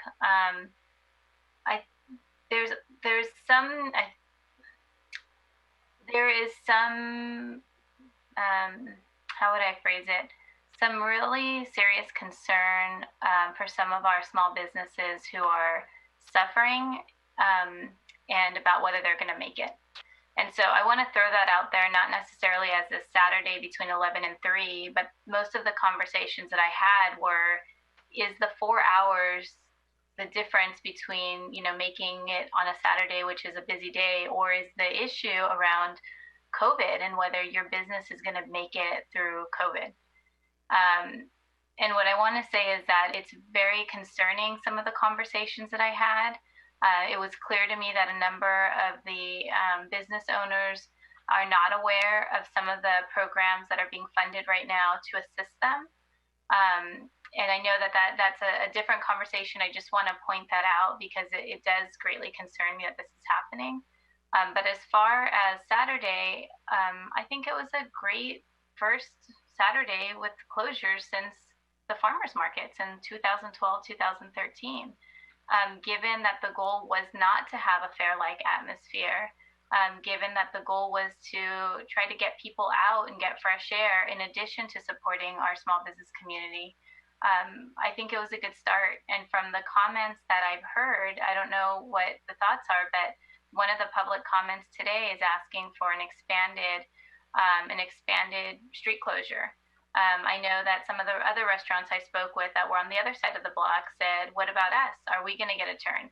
And so I think one of the questions I did want to raise is it going to be, for this Saturday, will it be this block, or will it be 2 blocks, or will it be a different block? I believe West Coast Cafe was one of the restaurants interested in participating. So I'm just throwing that out there. I know that this is a really hard time, and I don't take that lightly. But I do want to ask the question, since we're going to continue this on Saturday, do we want to expand to another street, or do we want to change to another street to give the business owners who may have lost business last week a break, and then try a different street for the closure? City Manager? I'm sorry, Mayor. I thought that was directed to the City Council for policy direction on that. What I would say is that we zeroed in on this block because it had the largest grouping of restaurants, and through the closure, we knew that some non-restaurant, i.e. retail businesses, may potentially be disadvantaged. But we were trying to help restaurants because restaurants could only do takeout and sidewalk dining.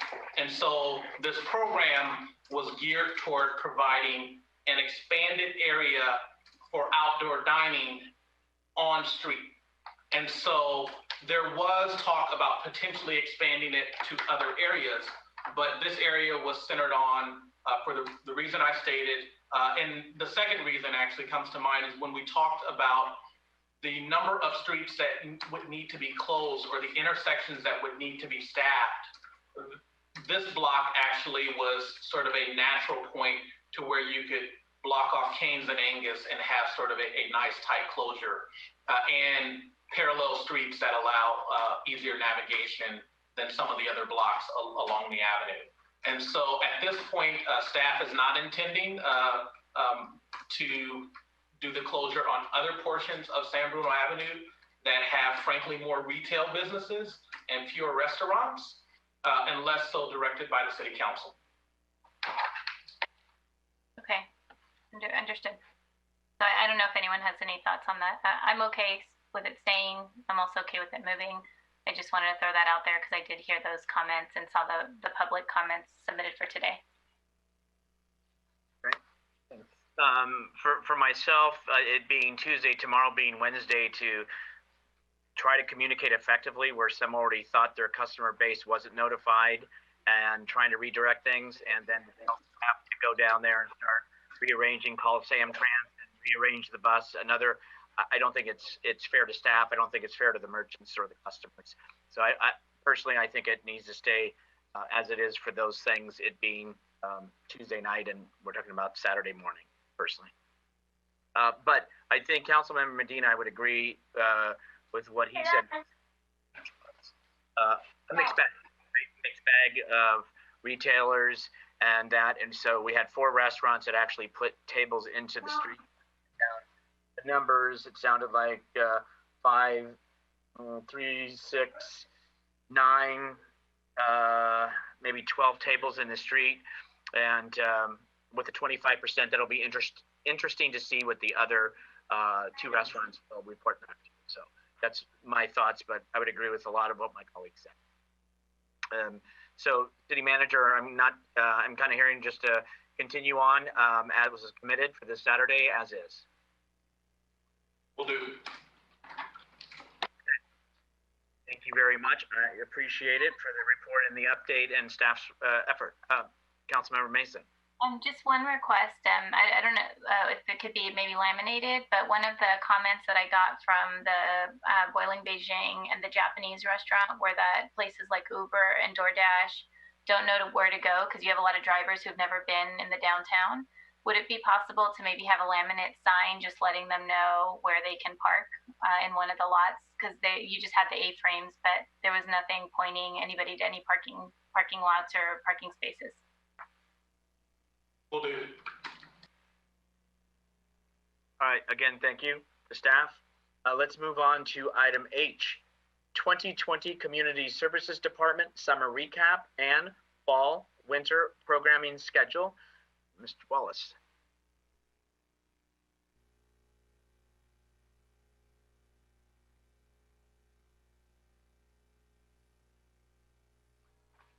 Okay.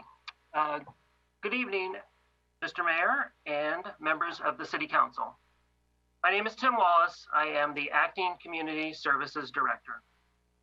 I'm pleased to present to you the 2020 Community Services Department Summer Recap and Fall Winter Programming Schedule.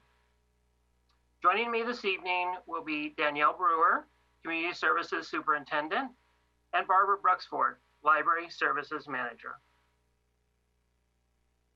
This evening's agenda will consist of an introduction that will include the department's contributions to the Emergency Operations Center. The programs of each of the department's divisions, which consist of Parks, Recreation, Senior Center, and Library, will be discussed at length. At the conclusion of the presentation, we'll be happy to take any questions you may have. Each division of the department has modified its respective work programs in response to COVID-19. In some cases, work programs have been modified several times as state and county orders have changed. You'll hear much more about these modifications as we discuss the divisions in more detail. The department has found innovative methods to continue to offer services to the public despite the closure of facilities. These include programs as varied as live streaming story time, virtual summer camp, and senior lunch delivery, amongst others. Our fall and winter programming plans demonstrate a continued commitment to the San Bruno community by finding unique methods to offer meaningful programs. We will discuss these programs in depth when we review each division's operations. The department will remain nimble and is prepared to make changes to its programming as health orders warrant. Every aspect of the city's response to COVID-19 emanates from its Emergency Operations Center, also known as the EOC. To date, community services staff have contributed over 1,500 hours to the EOC. Employees from each division have played a role since the EOC opened in early March.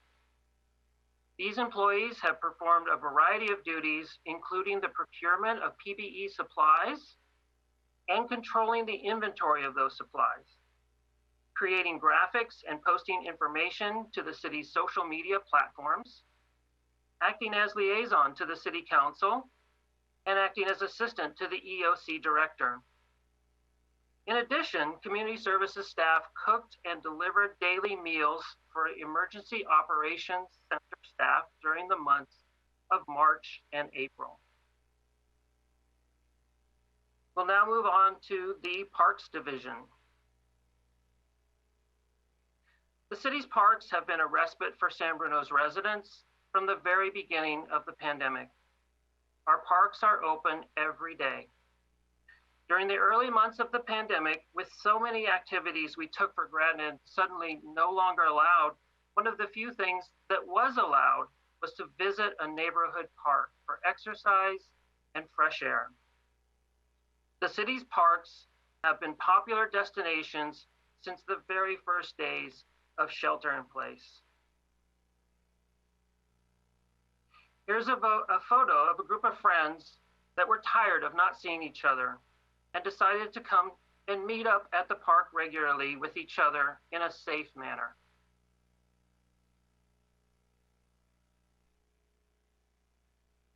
In March, per shelter-in-place orders, the park staff rotated skeleton crews to cover essential duties only. These duties included removal of trash and litter, as well as addressing any safety issues. While the parks themselves remained open, parks amenities were closed, including restrooms, drinking fountains, tennis courts, and the dog park, amongst others.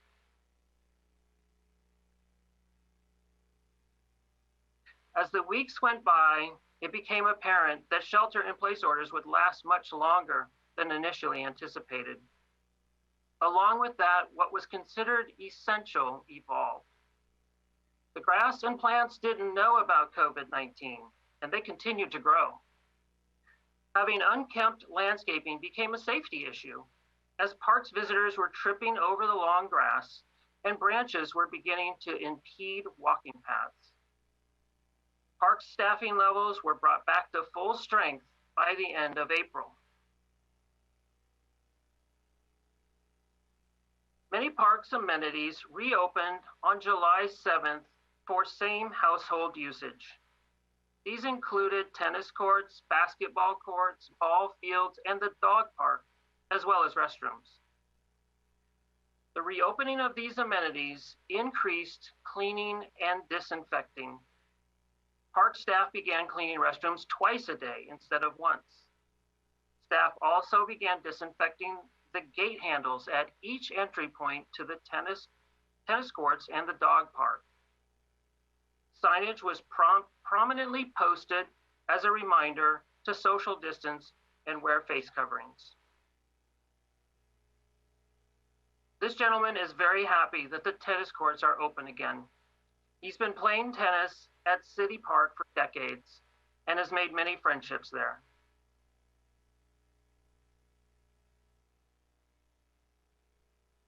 During COVID-19, parks employees have taken on the additional role of educators.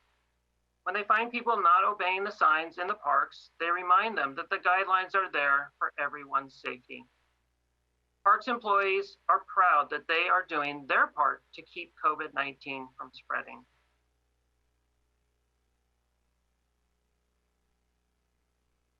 Two upcoming parks projects are the Florida Avenue Park opening and the Tom Lara Field renovation. We're very excited about the Florida Park Avenue project. The project broke ground on August 18th. Irrigation and sod have been installed. The sod is currently in the process of taking root, and we're pleased to announce that the opening of Florida Avenue Park will take place on Saturday, October 10th, 10 a.m.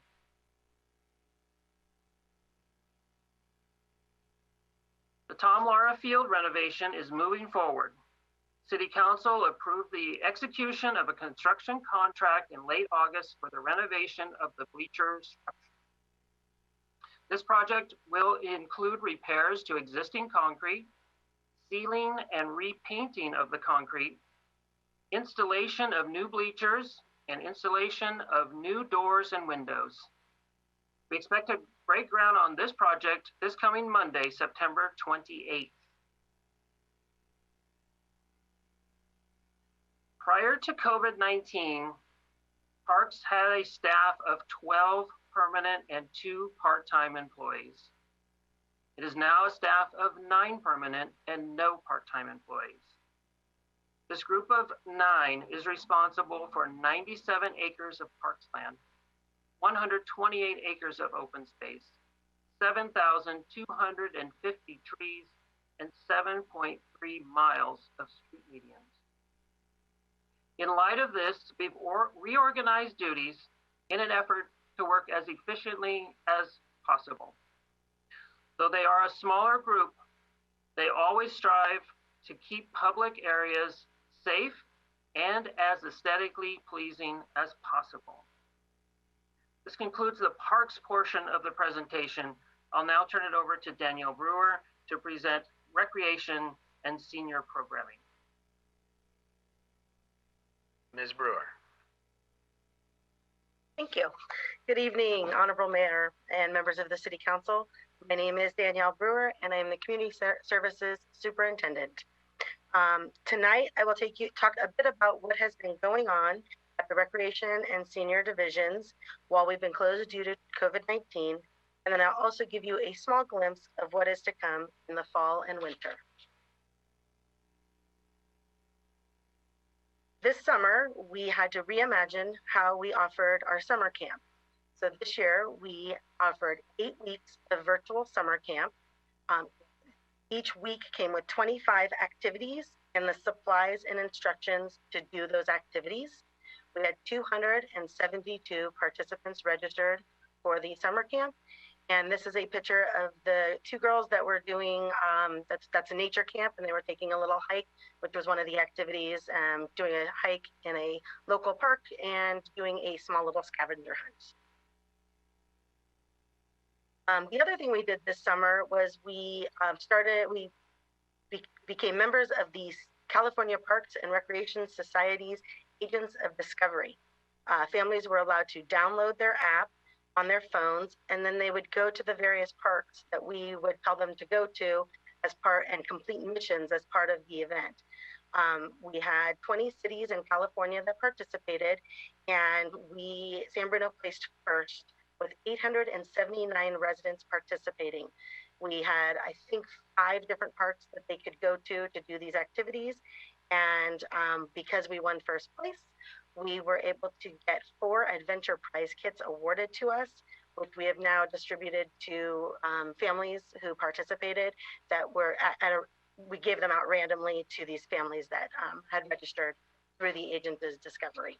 So this was a really cool program that we had never done before, and it was California Parks and Recreation Society is our professional organization, and it was offered to 20 cities for free. So this was a free activity that we were able to allow our residents to participate in and get out into the parks. And that is our certificate for our first place win. So it's just kind of a cool thing. And I think we'll probably do it again next year and subsequent years, just because it's free and it was fun for everyone.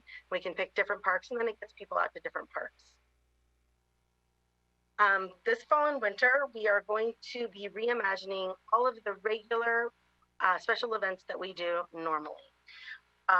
So all these traditional special events will be done with a social distancing and virtual component.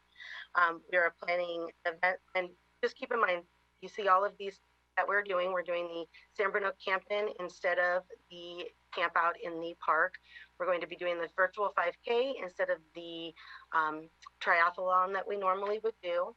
We are going to be doing a youth fitness challenge, which is 6 to 8 weeks of fitness challenges for youth that will be offered by the PE teachers in San Bruno at both Cappuccino and Parkside, as well as some of the youth sports groups who will give us some of their workouts, and they'll be given to the kids to do. And then at the end, the kids will get a certificate and a prize.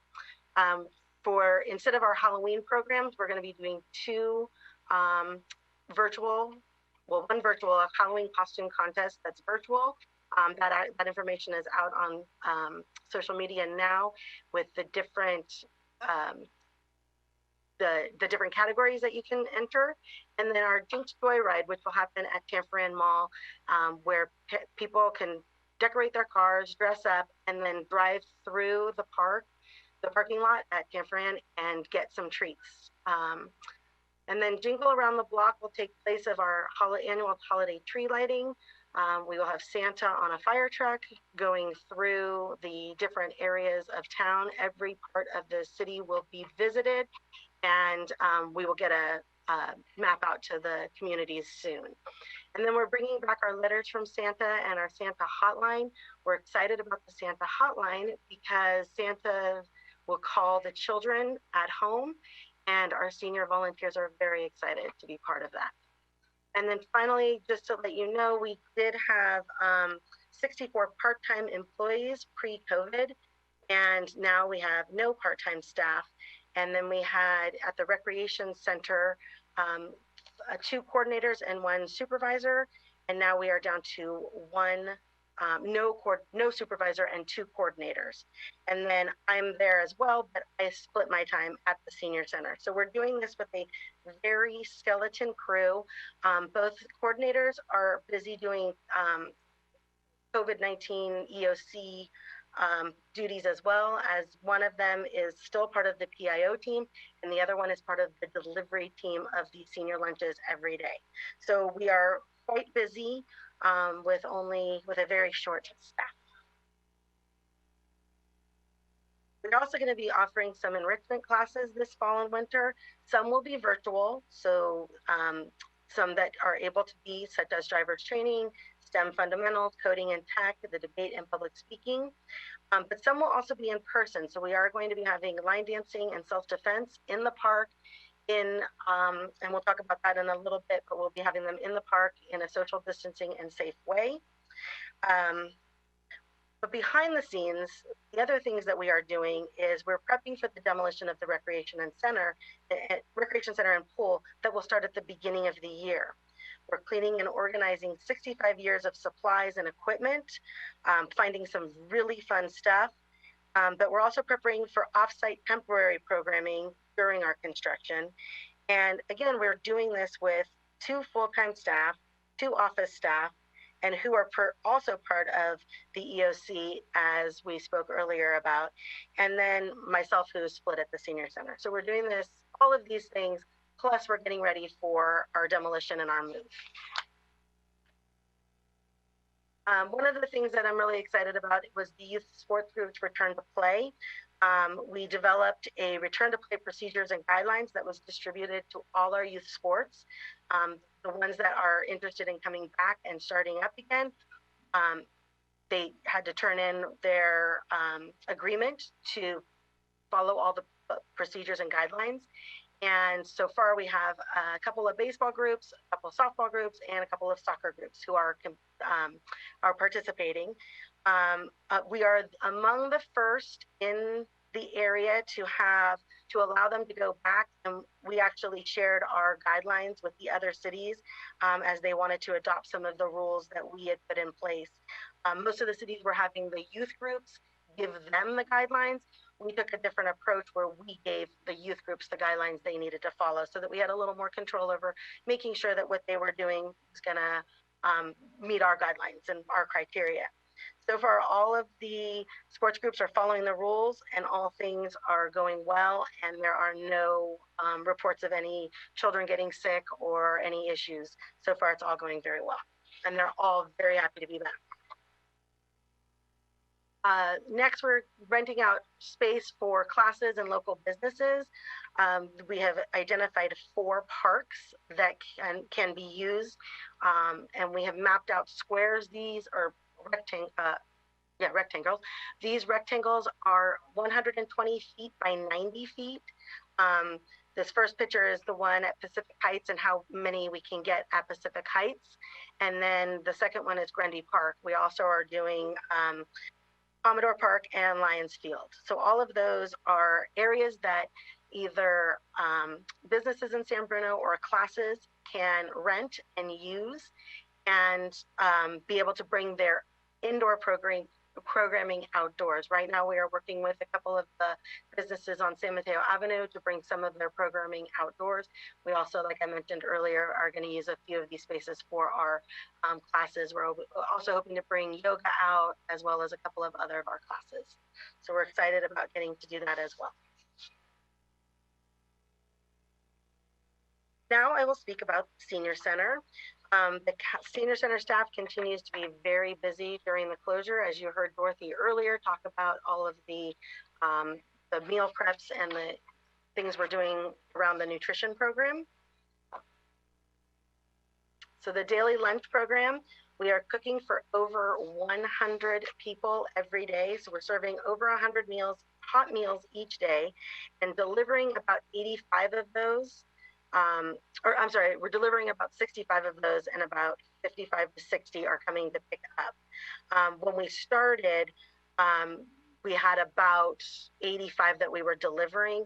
Once we started the grab and go program, those numbers decreased a little bit, and some people actually really like coming to the center to pick up their lunch because it gets them out of the house. They have someone to talk to. And the great thing about that is we get to see them each day and check in on them.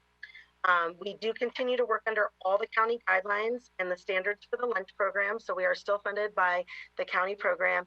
And we were among the first cities to also give them the guidelines that we were going to work under to be able to start the grab and go and the delivery program, because those programs are not allowed under the county guidelines in normal circumstances.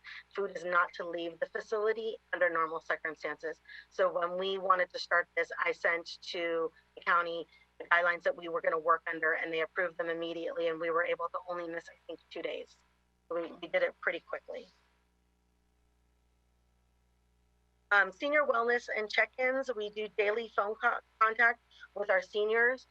We make about 10 to 12 phone calls each day, and then we get phone calls each day, and we're able to check in to make sure that we're touching base with some of the high-risk seniors and checking to make sure they're not experiencing any loneliness or depression. And then the other thing we're doing is we send cards, like Dorothy mentioned. We send cards to the ones that have birthdays each week. So all the staff and the volunteers sign for them. And then the ones that we deliver to, when we know that they're having a birthday, we deliver them a balloon and a card, and maybe like a little baggie of candy. And these are some of the thank you notes that we've received. They love us, and it's actually very adorable that some of them leave notes daily. So it's a nice check-in with them, and people are very happy to have us both delivering and having the grab and go. Also, as Dorothy mentioned, this summer we had the Lions Club come help. They reached out to us and asked if they could come help with the lunch services. When we first started and we were at about 65 or 70, we were able to manage. But when it got up to about 85 or 90 and then over 100, the few of us that were here couldn't manage any longer. And so the Lions Club reached out. They came out and helped with packing the lunches, the prepping of the food, the sanitization, the dishes, which is huge. It's so hard to get the dishes done and be packing everything up, and then the cleanup, and then handing out at the grab and go window, because that's something that it takes someone there to sit there for an hour. And so it was great to have volunteers be able to do that, and then staff didn't have to sit at the door and take their time doing that. We have we have 3 staff that come and help with the lunch delivery, some from the library, some from the park, some from the rec. And of course, Mary every day at the senior center. And then we also have 2 volunteers that have been helping. As Dorothy mentioned, Steve Vetter has been coming and helping a few days a week to drive. And then we have a new man who started this week that we found through the San Mateo County volunteers. And we did all the reference checks, all the background. He's done all of his trainings, and he now started this week, and he's going to help with the driving and the delivery as well. So that's helping free up some of the full-time staff to be able to do a lot of to do their own work instead of doing the deliveries. Here at the senior center, we have 1 vacancy with the senior center coordinator. So we still have the lunch coordinator and the senior center volunteer, the senior center supervisor, which is Mary. And then again, I'm split half-time.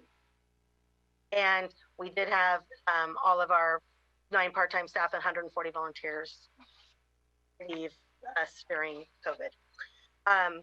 The volunteers that are back are so very happy to be back and helping. We feel it gives them a purpose. They are just ecstatic to be here every day. And this is some of our volunteers sitting at the lunch table handing out. And Olivia back there is 98 years old, and she comes a couple days a week with her daughter here, Mary, and it definitely keeps her mind sharp. So. And finally, we've done a couple of senior mailings and linking them to some virtual classes. We distributed 2 mailings so far, and we're currently working on our 3rd. We're trying to get some virtual programming together for the fall for them. And this included information, some fun brain teasers, some coloring pages, just to kind of keep them entertained, and then offered some advice on how to thrive during the shelter in place and how to take care of themselves and watch out for depression and some things to look at. And then we also linked some websites, so like some light yoga and some light Zumba that they could do from home. And so they've been doing that as well. And just getting some socially distancing ideas together for them for fall. So that's what we're working on now. That concludes me.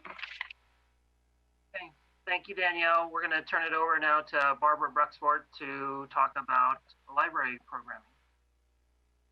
Good evening, Honorable Mayor, members of the City Council. My name is Barbara Bruxford. I'm Library Services Manager for the San Bruno Public Library.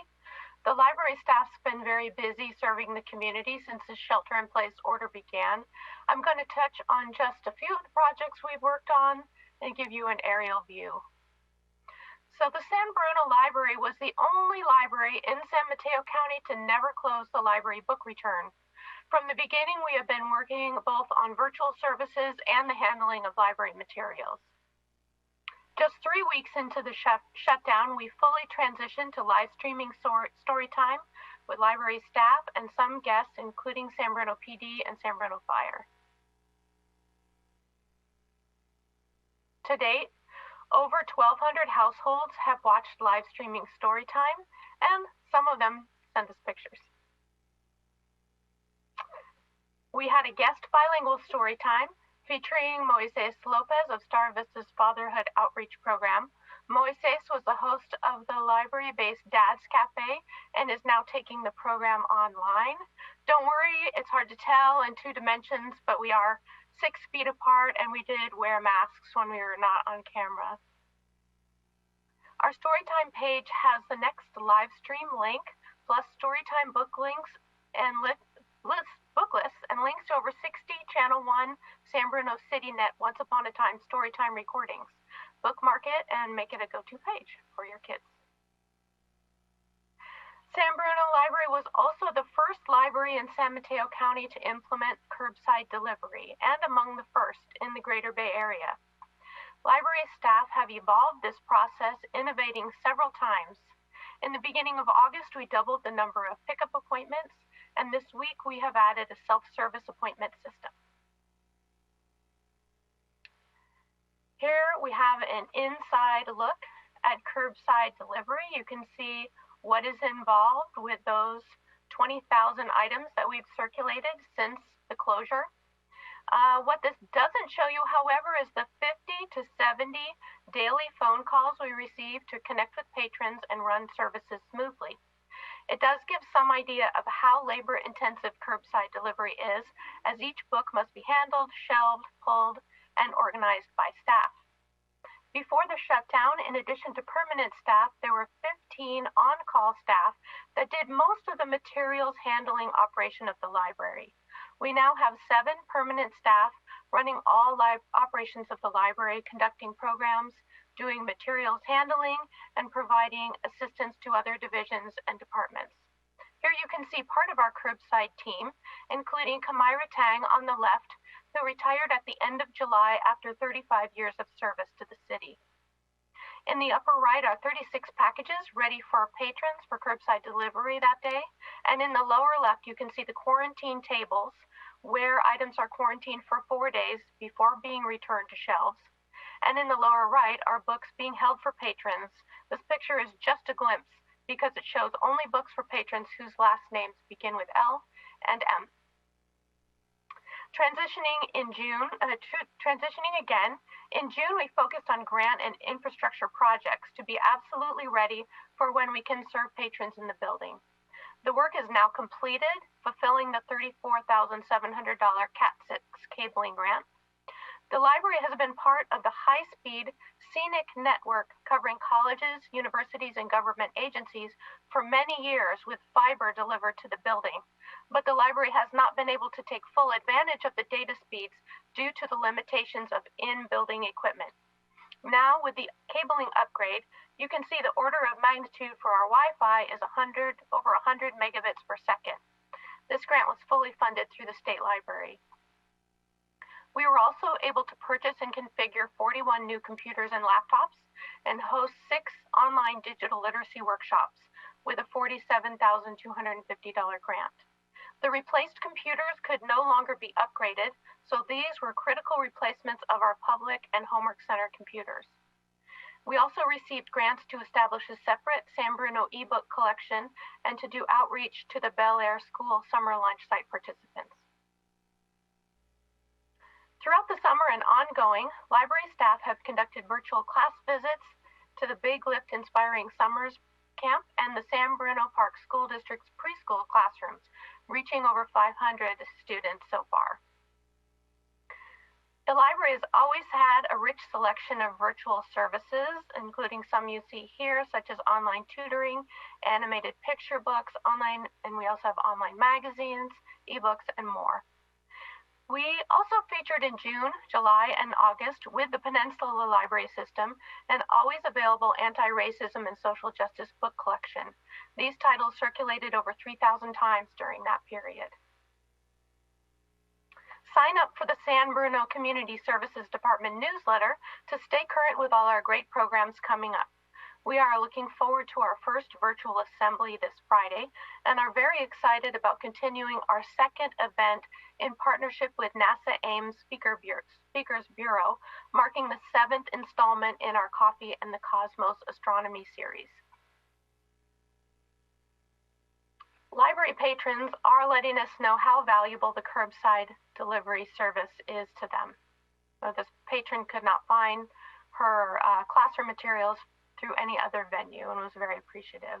And we've had similar comments from other patrons.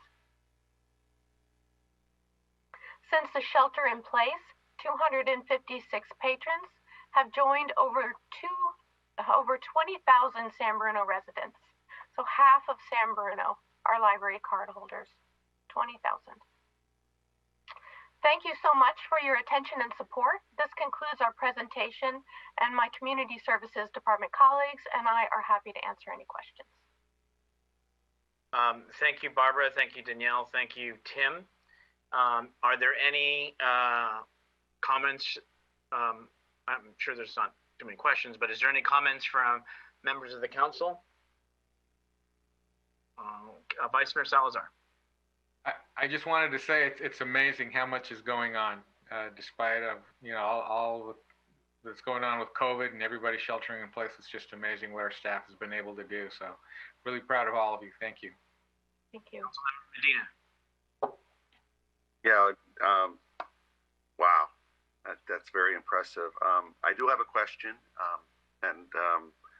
if someone wanted to volunteer for any of the buildings or services, do we accept volunteers? Yes. I know we're doing it at the senior, but like how would somebody volunteer? Or is there a need for volunteers? Because I know the Lions are always looking to help, as well as Rotary. So somebody can answer that. Sure, I'll answer that. So yes, we're happy to take volunteers, both at the senior center and at the library. We have volunteers at both locations. So there's a process to go through. You have to get background checked and all of that. But absolutely, so call either the senior center or the library, and we'd be happy to set folks up to volunteer. Excellent. Thank you guys, doing a great job. Really, really appreciate it. Okay, seeing no other hands, want to thank everybody for the To the mayor. Councilmember Mason. I just didn't get to it fast enough.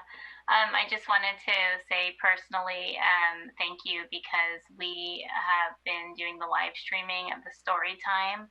And Barbara, it is a lifesaver with kids because so much is not open right now. So I just really personally want to thank you. And I'm really amazed looking at the presentation today at how much Park and Rec is doing. I've talked to a number of community members who worked for the city years ago, and you are really at very low capacity for the amount of work that you're taking on. So I just want to thank the departments. I think you're doing a phenomenal job. Thank you. Thank you.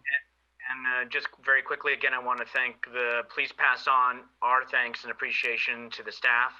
The city has always been lean, but let me tell you, it's been challenging times, different times, but no one's dealt with COVID-19 and still trying to be available and provide a great service that you are to the community. So thank you. Thank you. Right, we will move on to consent calendar. All items are considered routine or had been implemented at an earlier council action and may be enacted by one motion. There will be no separate discussion unless requested. Sorry about that. So is there any items that need to be pulled for a separate vote? I'm not seeing any. Okay, thank you, Marty. That helps. It does. Are there any items that folks would like To pull for follow-up question, I would say probably item E. I've heard. Yes. Any other items to be pulled for questions or a comment? Councilmember Mason. Yeah, just a comment on H, please. On H. Anything else from council? Okay. All right, so let's go right on to item E on the consent. Accept resignation from Parks and Recreation Commissioner member effective September 8th, 2020, and direct the city clerk to post a notice of vacancies in accordance with state law. I'm going to turn that over to Councilmember Davis, since you had also said that you wanted that pulled. Thank you, Mayor. I just wanted to say thank you to Alex Mendez for his time and service on the Park and Recreation Commission. Councilmember Salazar and I had the pleasure of working with him. I appreciate his dedication. He's volunteered himself in many different organizations throughout the county. I think he's a stellar example of what our young adults can strive for. And I hope that he continues to do volunteer in other capacities in San Bruno or in other communities, however he may choose. But I just want to thank him for all his support. Thank you for bringing that up and having that acknowledged. It is appreciated by all. On item H, which for Councilmember Mason, adopt a resolution authorizing the receipt of FEMA grants for portable radios, tablets, and COVID-19 PPE, and authorize the appropriation in the amount of $170,072.60.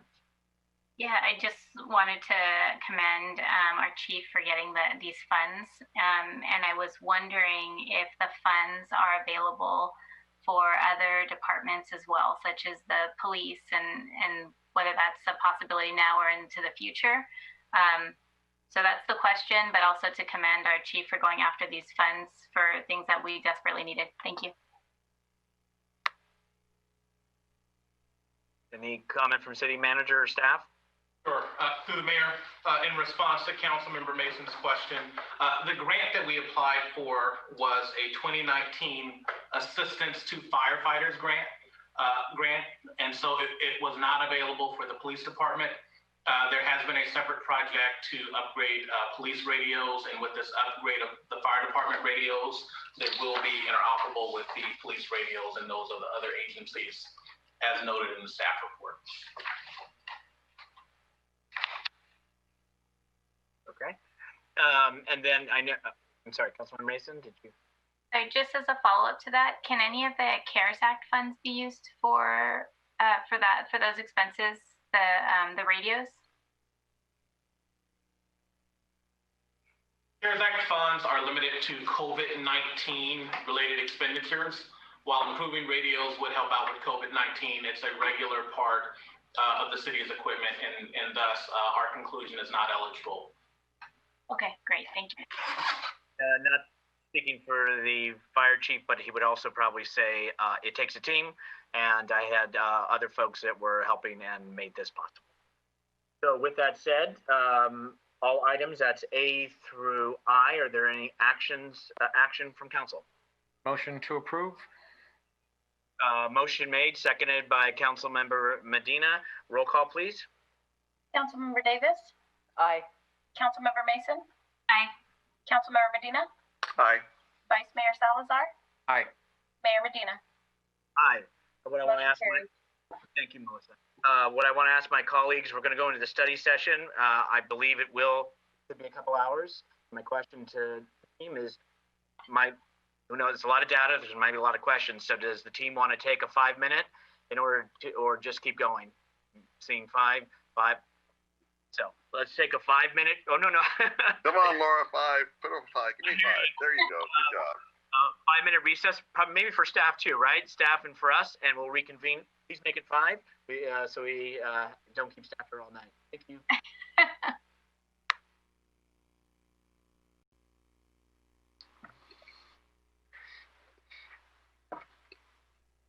And City Clerk, I see we have a hand up.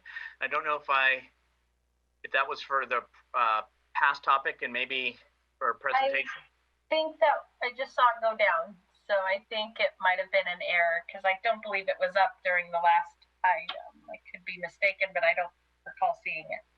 No problem. Okay, I see us all here. Staff is ready. So why don't we reconvene with a special guest from the Salazar home. Why don't we go ahead and reconvene the San Bruno City Council meeting? And we are now on item 6, study session. I'll just go ahead and read it. Study session, item A, study session on CityNet's fiber to the home project funding options. We'll turn it over to the city manager.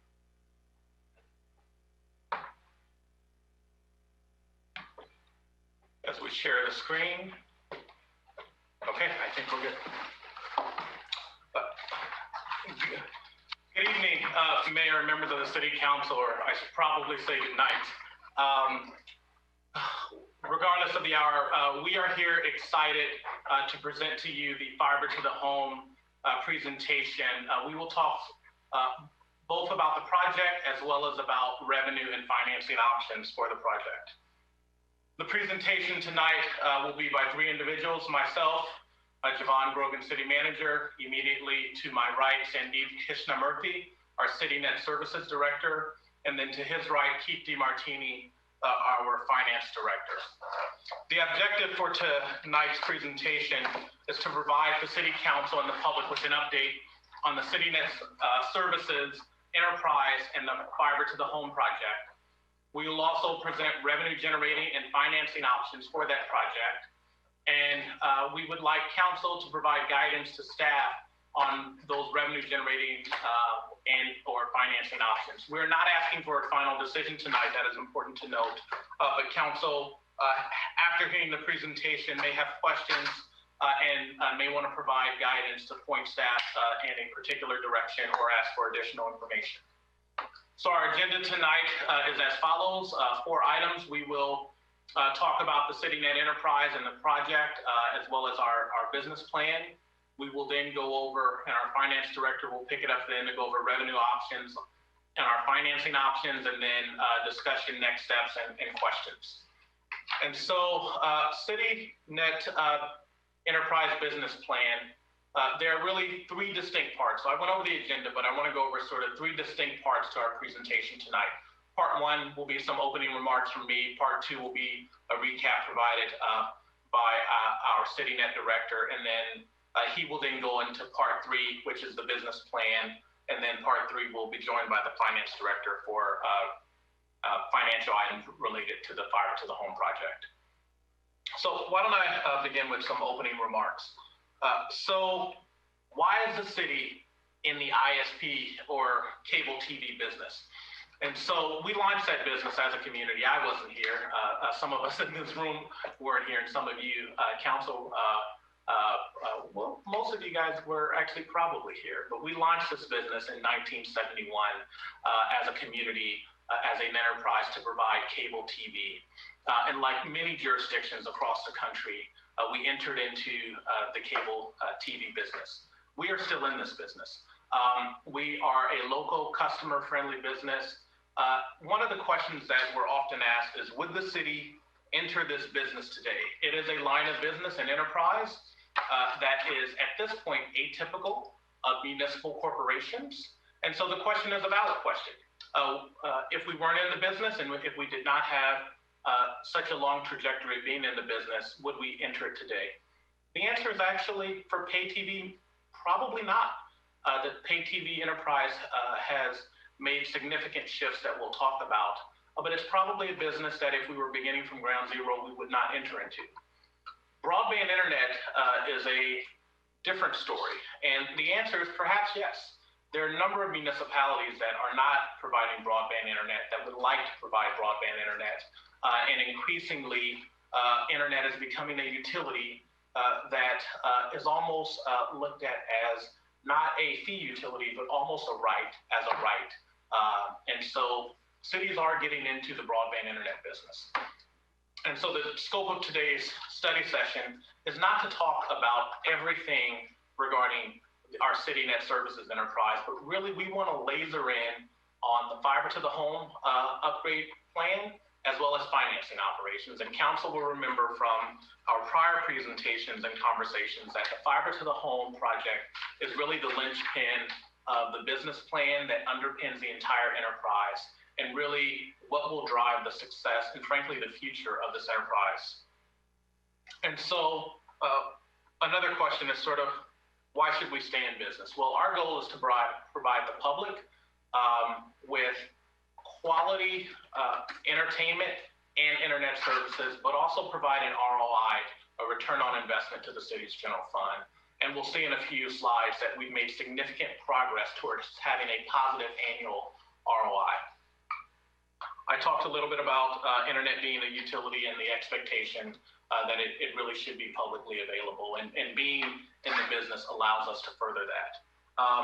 It also allows us to bridge the digital divide that is becoming ever more prevalent in American society, and cities are looking to provide internet service. And one of the things that we were able to do, really pivot on a dime with COVID-19, is we were able to tilt up a program to provide free internet service to kids that needed it for distance learning. So an important aspect of being in the business that ordinarily we would not have been able to do. We're also able to provide citizens of San Bruno with reasonably priced internet, and I would add cable TV service. We are not in the business to make a profit. We are in the business to provide quality services, provide an ROI to the general fund, but we do not have a profit motive, which is an important point when we look at some of the plans that are offered by some of the larger telecom entities out there. You know, one of the last points on this slide is that our CityNet subscribers have not been monetized.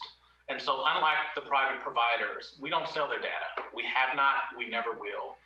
And that is not something that we look to generate additional revenue for the shareholders, which are the citizens of San Bruno.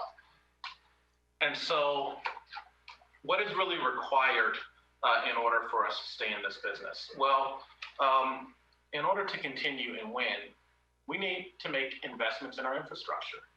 We'll talk a little bit about the investments that have been made over the last 46 years of the enterprise. But we really are at this point where if we're going to stay in the business, really have to make a significant investment in fiber and bringing fiber to the entire footprint of the homes that we serve. And we'll talk a little bit about the existing fiber to the home projects that we have in a minute. So council may remember that we did a router upgrade project recently. 2 years ago is when that started, and it finished approximately a year ago. And it increased internet connectivity. We didn't know this, but we're really glad we did that because frankly, we did it before COVID-19. And that's what has allowed us to have increased internet capacity and bandwidth. And so as more people are home, and Sandeep will talk in more detail about this, but the increasing demands and spiking internet usage has actually boded very well for the enterprise. We've been able to handle that additional traffic without service outages because of that router upgrade. And that's a prime example of how investment in infrastructure, even before it becomes a critical need, is important because you don't always know what's next up. Multi-unit dwellings. We have upgraded a number of our multi-unit complexes. And so right now, it enables 68% of the 2,500 upgraded condos to have access to 1 gigabit internet. And so when we talk about the fiber to the home project, we actually have fiber to the home in a number of multi-unit buildings. And what you'll hear in this presentation is that has already had a positive ROI.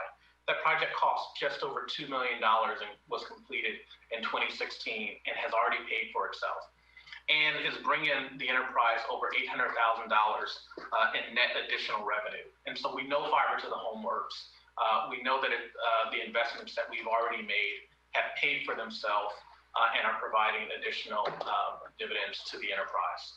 And so the next logical step, as we all know, is to upgrade single family homes. Another question is, what have we done over the last 24 months? And so Sandeep has been our director for the last 24 months. And so one of the things that I would like to highlight that was accomplished was we reduced significant cost through negotiations of a number of the contracts with our service providers. And that's not just people that provide equipment and service, that's also vendors that provide the pay TV that we then turn around and sell to customers. And so through the work of Sandeep in the department, Sandeep, I've congratulated you on this a lot of times, both publicly and privately, but once again, your amazing work to renegotiate contracts with our vendors and the telecom providers has amounted to, frankly, remarkable progress in reducing and projected to eliminate the annual deficit. We increased internet capacity through that router project. We introduced a new rate card in 2018, 2019, which actually has higher gross margins. So for every home that transitions to the new rate card, the enterprise actually makes more money, which is important because we've had an annual deficit. And so moving people from the old rate card to the new rate card has been an important marketing strategy. And there's significant success on that will be talked about. We've also moved a number of operating or capital costs from what in the industry is called from CapEx to OpEx, basically because we have not had the bank account to make the capital investments. We've moved some capital expenditures to the operating budget and funding them over time. Now, part of that is a bridge strategy to bridge us till we get to the fiber to the home project. And part of it is because we have not had the money in the bank to make those capital investments. But what the totality of all of these changes over the last 24 months has allowed the division to move to, and the results are right there on the screen, from fiscal year 17-18 with an operational deficit of over 1.2 million, and the next year to drop that to 872,000, and just this last year that ended in June 2020 to drop that to $270,000, and the current budget that we're operating under projects a completely balanced budget.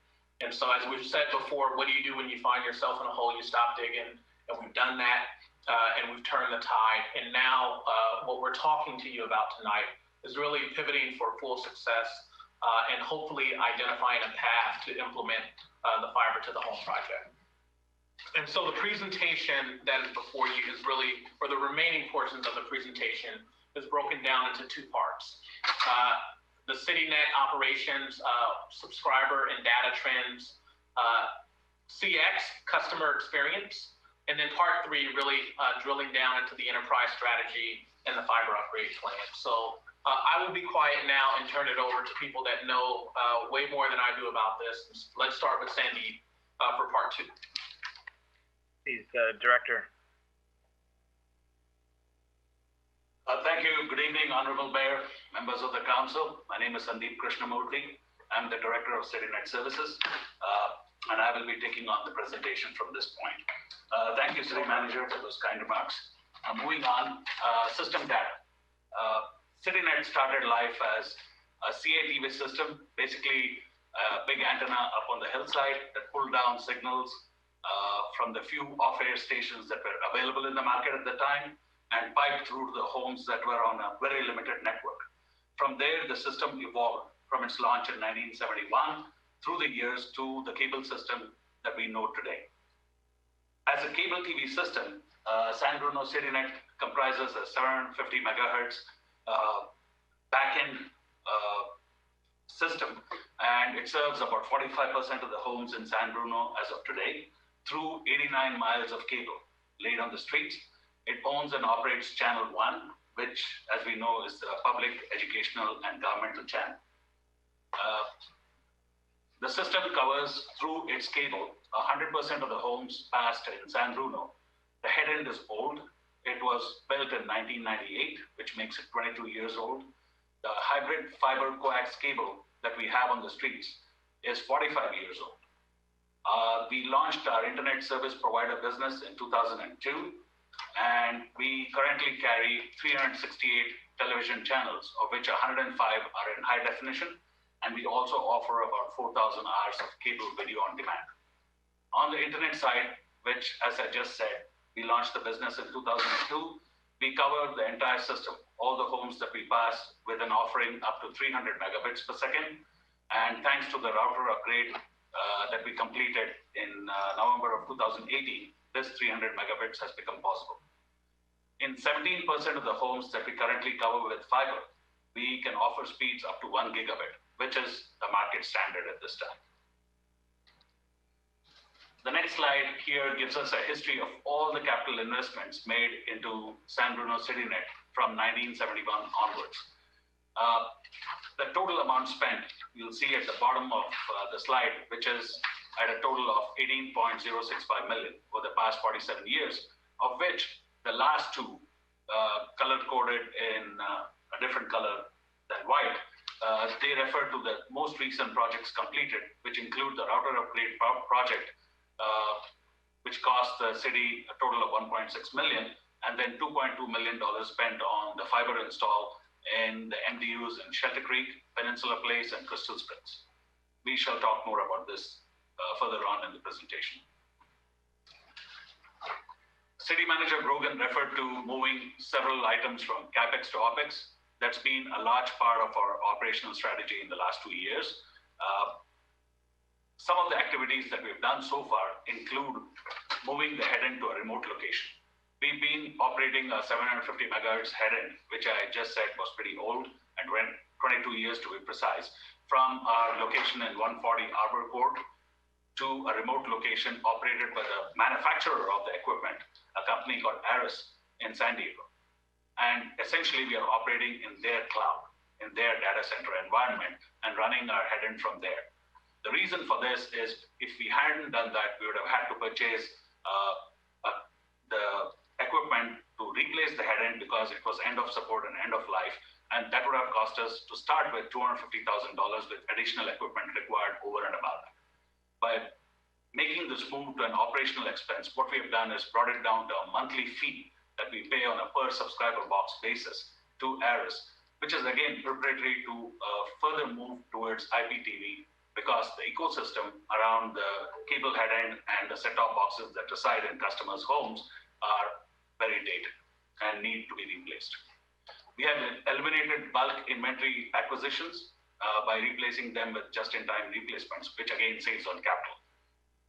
We have a number of ongoing and upcoming moves from CapEx to OpEx, which include disaster recovery implementation, the tap and node replacements.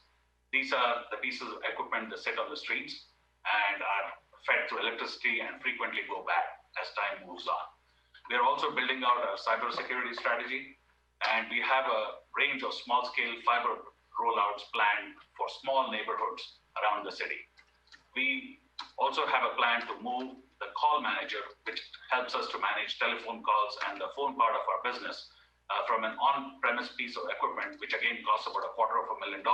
We would like to move this to the cloud, and we have this in our plans. Here's a quick rundown of the changes we made in 2018-19. We launched market-leading packages. What this means is really we led with the internet first, added elements of television to it, and realigned the enterprise's offerings in the marketplace. We updated our TV guide on the set-top boxes, which we completed in April 2019. We added foreign language networks such as Chinese, Filipino, and Korean in the basic programming tier. We started offering a phone line for $7.50 a month, which still remains the price and is one of the lowest in the nation. We implemented a new rate card with the internet first packages on the 1st of February 2019. As of this month, about 32 to 33% of our subscriber base is on this new rate card.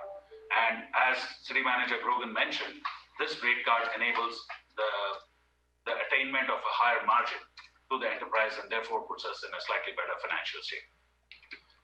Performance improvements, we've increased internet capacity, speeds, and reliability.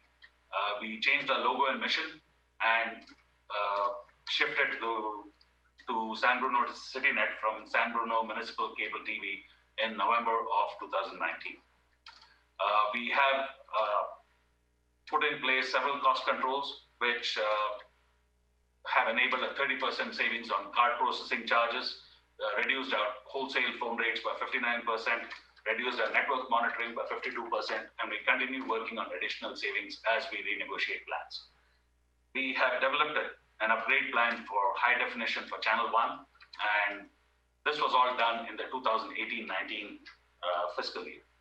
In the current or the recently concluded 2019-20 fiscal year and coming soon in 2021, we have, of course, the free internet offer, which thanks to the council and the support of various organizations, we were able to introduce in April of 2020. We have a new whole home Wi-Fi product ready to launch. We have just completed ordering it and should be ready to go sometime in November. What this product is really a Wi-Fi enabled home that is monitored through the cloud and will allow us to offer a service to our viewers, especially as they continue to work from home.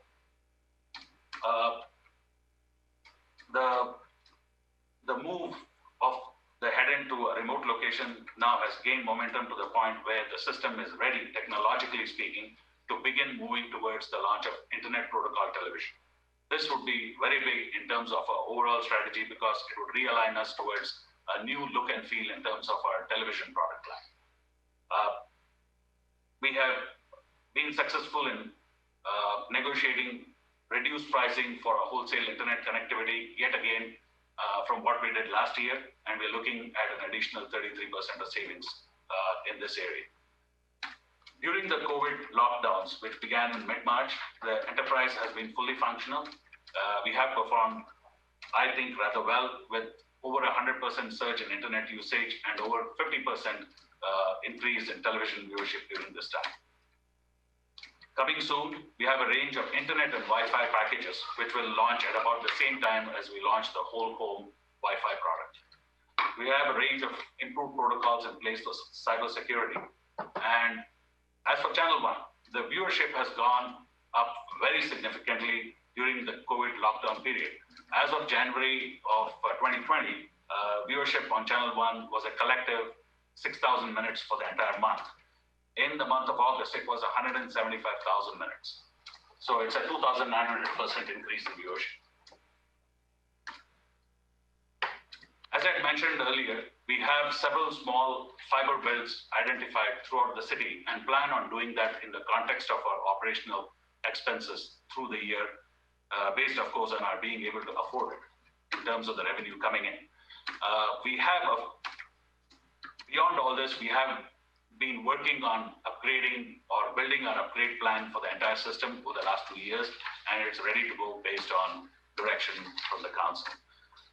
The small fiber rollouts we have identified include the Spyglass Road neighborhood, which has about 70 homes served by underground conduit.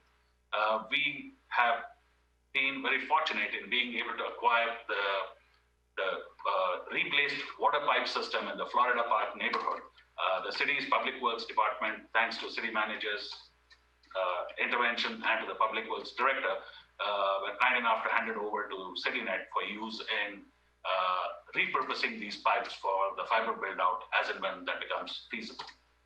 We have identified underground conduit in the Mirasol community and are currently studying the feasibility of launching that build.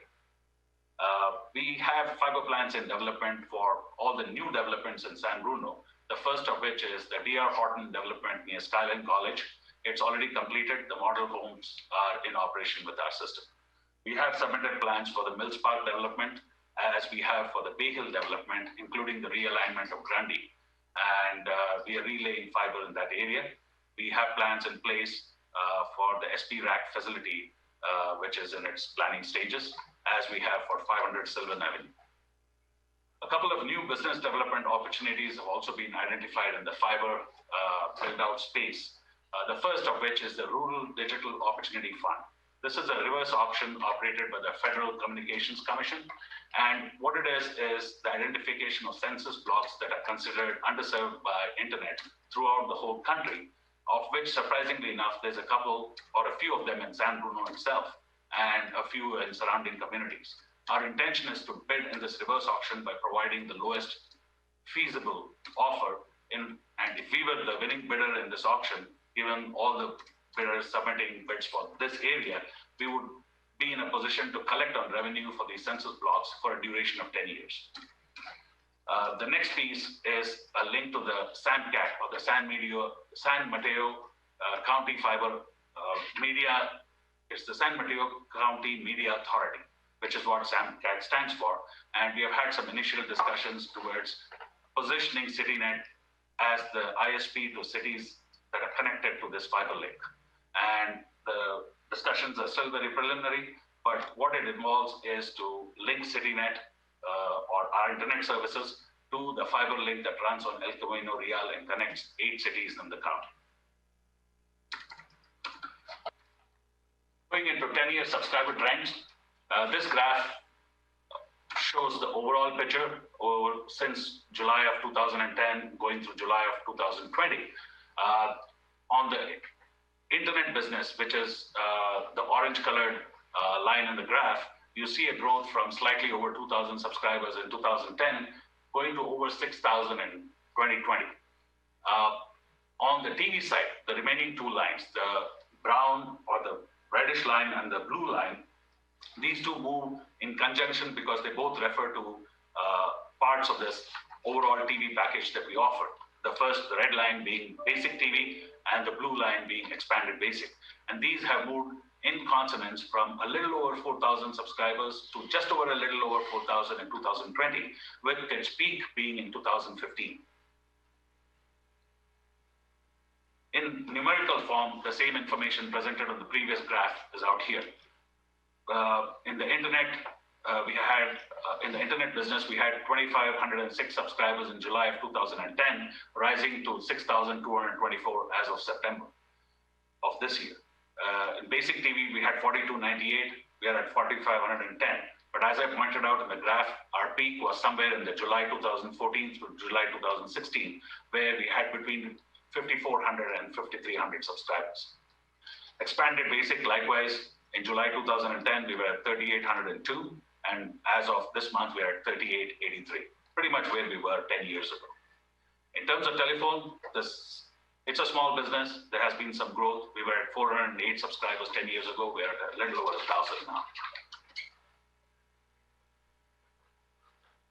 On this slide, we have a comparison of the internet revenues and direct expenses. I'd like to emphasize that these expenses are the expenses we have incurred directly connected to offering internet service. There are always a range of ancillary expenses that go into running a business, and those are not reflected on this slide.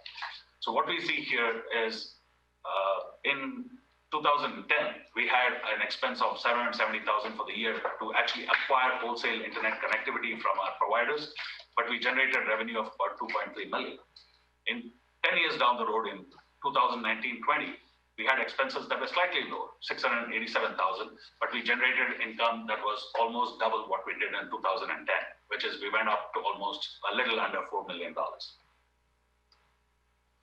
This slide has an entirely different picture. It presents the expense for TV over the same 10-year period. In 2009 and 10, we spent $4.015 million to generate $5.6 million in revenue. In 2019 and 20, that picture has flipped. We have spent 4.068, about the same as in 2010, but we have generated only 3.2 million. I had referred to this picture in the graph where I had mentioned for TV, our peak was in 13, 14, 15, 16. And if you look at the expense and revenue generation number, you'll see the beginning of the slide. In 2013 and 14, we spent 4.032 million. We generated 4.201, slightly over what we spent. The same number starts sliding in 2015 and 16, where we spent 4.5 million to generate 3.7 million. The broadest conclusion from these two slides, from the internet and the television revenue and direct expense slides, is that internet's obviously the most profitable part of the business. This is the same information from the previous two slides in graphical form. There's a point of intersection between the TV revenue and the TV expense slide, and that's where the decline or the deficit begins for the enterprise as a whole as well.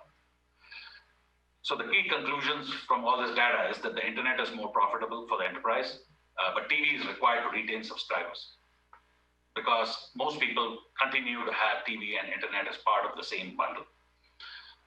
This aligns with our overall strategy in the business plan to transition to an internet-focused model that retains subscribers and then transitions them to IPTV and streaming, which is where the country and industry as a whole are headed. For the next couple of slides, I'm going to hand it over to Keith, who will take you through some data. Thank you very much, Sandeep. Good evening, Honorable Mayor, members of the City Council. Keith DeMartini, your Finance Director. I'm going to provide a brief overview of the financials for the City Net Services Department as it's articulated in the city's CAFR, which stands for the Comprehensive Annual Financial Report. These are the annual financial statements of the City of San Bruno. And so there's a couple lines on this graph that I just want to explain in just a little bit of detail. First is the red line, which shows the net operating loss for the enterprise over the past, this graph goes about 15 or 16 years for actual financial statements. And as you can see, the red line is below the $0 number, which means that the enterprise has been operating in a deficit over the past number of years, which has been explained earlier. And so the net effect of operating in a deficit year after year after year is that it accumulates every year. And so the enterprise's net position, which is the blue line, has continued to go down gradually over that time frame. As you can see, it was operating in a positive net position up until around fiscal year 13-14, and then it started dropping below zero to where it is today with a net operating loss position in the financial statements for fiscal year 2018-19 of just over $15 million. This has been discussed during prior City Council meetings where we presented the audited financial statements with the city's auditor and also during our budget presentations. It's also really important to note on this graph that this graph ends at fiscal year 18-19 because those are the most recent audited financial statements. But as Director Krishnamurthy mentioned earlier, the city has done much better at closing this deficit in fiscal year 19-20. And again, it's projected to not have a deficit in fiscal year 2021. So progress is definitely being made. The other notable thing on this graph is because there is a negative net position in the City Net Services Enterprise Fund, there is due to the general fund, basically meaning that the general fund is subsidizing the activities of the City Net Services Department until at which point in time the City Net Services can operate without operating in a deficit going forward. That's important to note on this slide as well.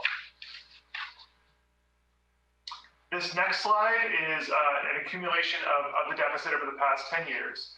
And there's a few key points on this slide as well that I'd like to go through.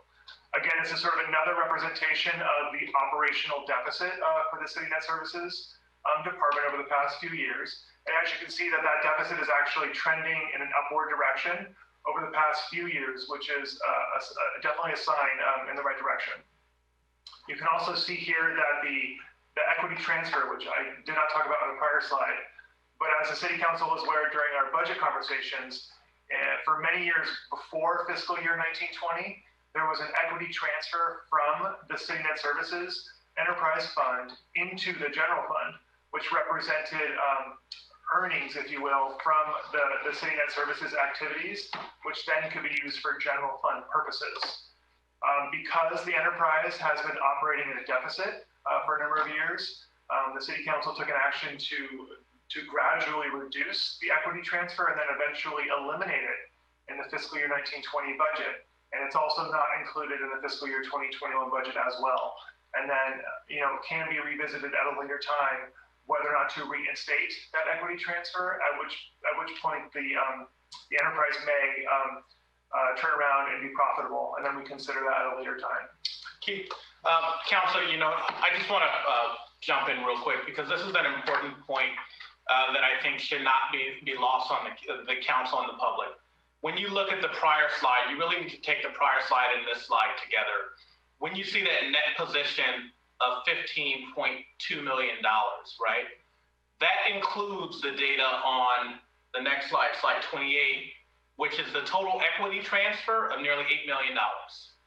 And so it's sort of a two-sided coin which is absolutely, the enterprise has not been covering its full cost really beginning in 2013. But over the last 10 years, what is also true is that the enterprise has been contributing money to the city's general fund to help out the city's general fund, even in years when it had a net operating deficit.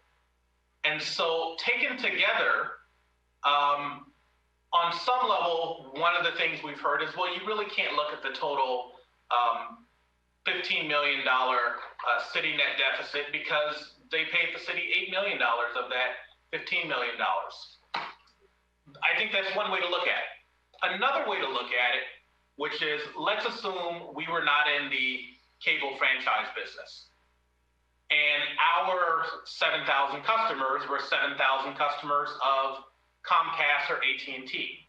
Well, they would pay a franchise fee to the city, money to the general fund, to support the city's enterprise because there's a state franchise agreement that I believe is 5% for cable providers. And so while it was not inappropriate for the cable enterprise to pay the city money, it is also true that because they paid the city money, that helped to accumulate a larger deficit. So in many ways over the last 2 years that I've been here, I've heard sort of both sides of this coin. In reality, they're both true, right? And the decision we made in the 18-19 budget, which is because the enterprise was not financially healthy, meaning it had an operating deficit, we were going to temporarily pause that equity transfer until such time as the enterprise could make that payment and cover its operating costs and its capital costs. And so I think it's just a real important point to pause on so we understand that there's two sides to that coin, and what happened was totally appropriate. So I'll turn it back over to Sandeep. Thank you, Keith. I'd like to go back to the subscriber numbers to make one additional point, which is if you go to the months March 2020 through September 2020, we have actually lost some subscribers on internet and we've on cable TV as well, amounting to about 4% of the base. What I'd like to point out at this time is this actually contrasts pretty well with the rest of the pay television industry in the nation. They're experiencing an 8% loss at the current time. We're at about half. It's not great to lose subscribers ever, but be that as it may, when I compare to the national level of subscriber erosion that's taking place across pay TV due to cord cutting, we're actually doing a little better than average.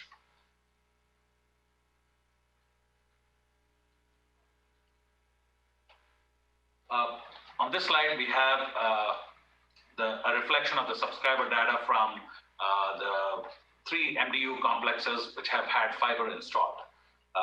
They comprise a total of about 17% of the homes in San Bruno and add up to a total of 2,593. We are able to service about 95% of these homes with our fiber installed, and we currently have 68% penetration into these homes. I'd like to point out that the last time I presented to council in March of 2019, we were at a 70% penetration. So some of the subscriber losses that I just alluded to in the previous slide across the system during this past 3 months have happened in these complexes as well. But we still have a very good penetration number compared to the overall system penetration, which is at about 45%. So the fiber effect, in short, is 68 minus 45, which is 23% of additional penetration. The cost of the install was about $2.2 million, and we generate a total of $2.151 million in annual income or annual revenue from these subscribers from these complexes. And out of this $2.151 million, $846 million is attributable to the fiber build itself. So this is the post-fiber revenue growth, about 39% revenue growth, annual revenue growth.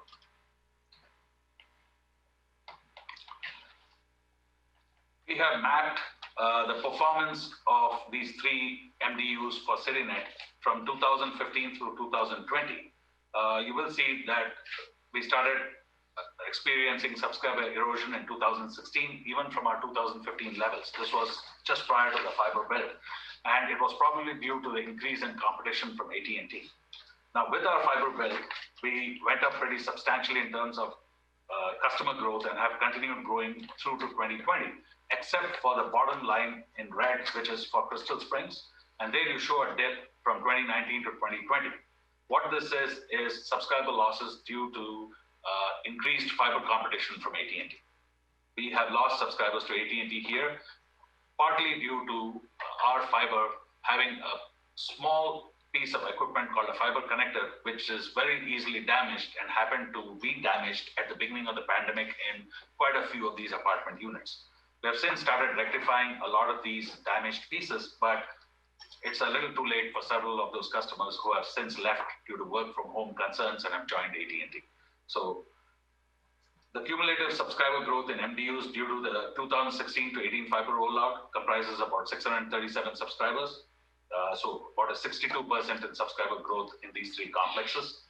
And I alluded to fiber competition from AT&T leading to subscriber losses. The Shelter Creek penetration has been the best for us, probably due to exclusive access, at least at the start. We have started noticing incursion from AT&T even there. The cumulative 68% penetration we have for fiber is better than the 45% penetration we have at the system level, which kind of leads to the conclusion that the fiber build out has been quite successful for CityNet since its build. One of the aspects of COVID-19 for CityNet has been an explosion in usage. Our internet traffic is up over 100% from 7 to 17 gigabits per day on average. So that's the amount of internet traffic flowing through the system. And it's over 100% growth. In television viewership terms, we have grown over 50% from a normal pre-pandemic month through to the months we have had in these lockdown periods. And it's up to over 22 million minutes a month. These two aspects will come into focus in the next few slides where we talk about customer experience.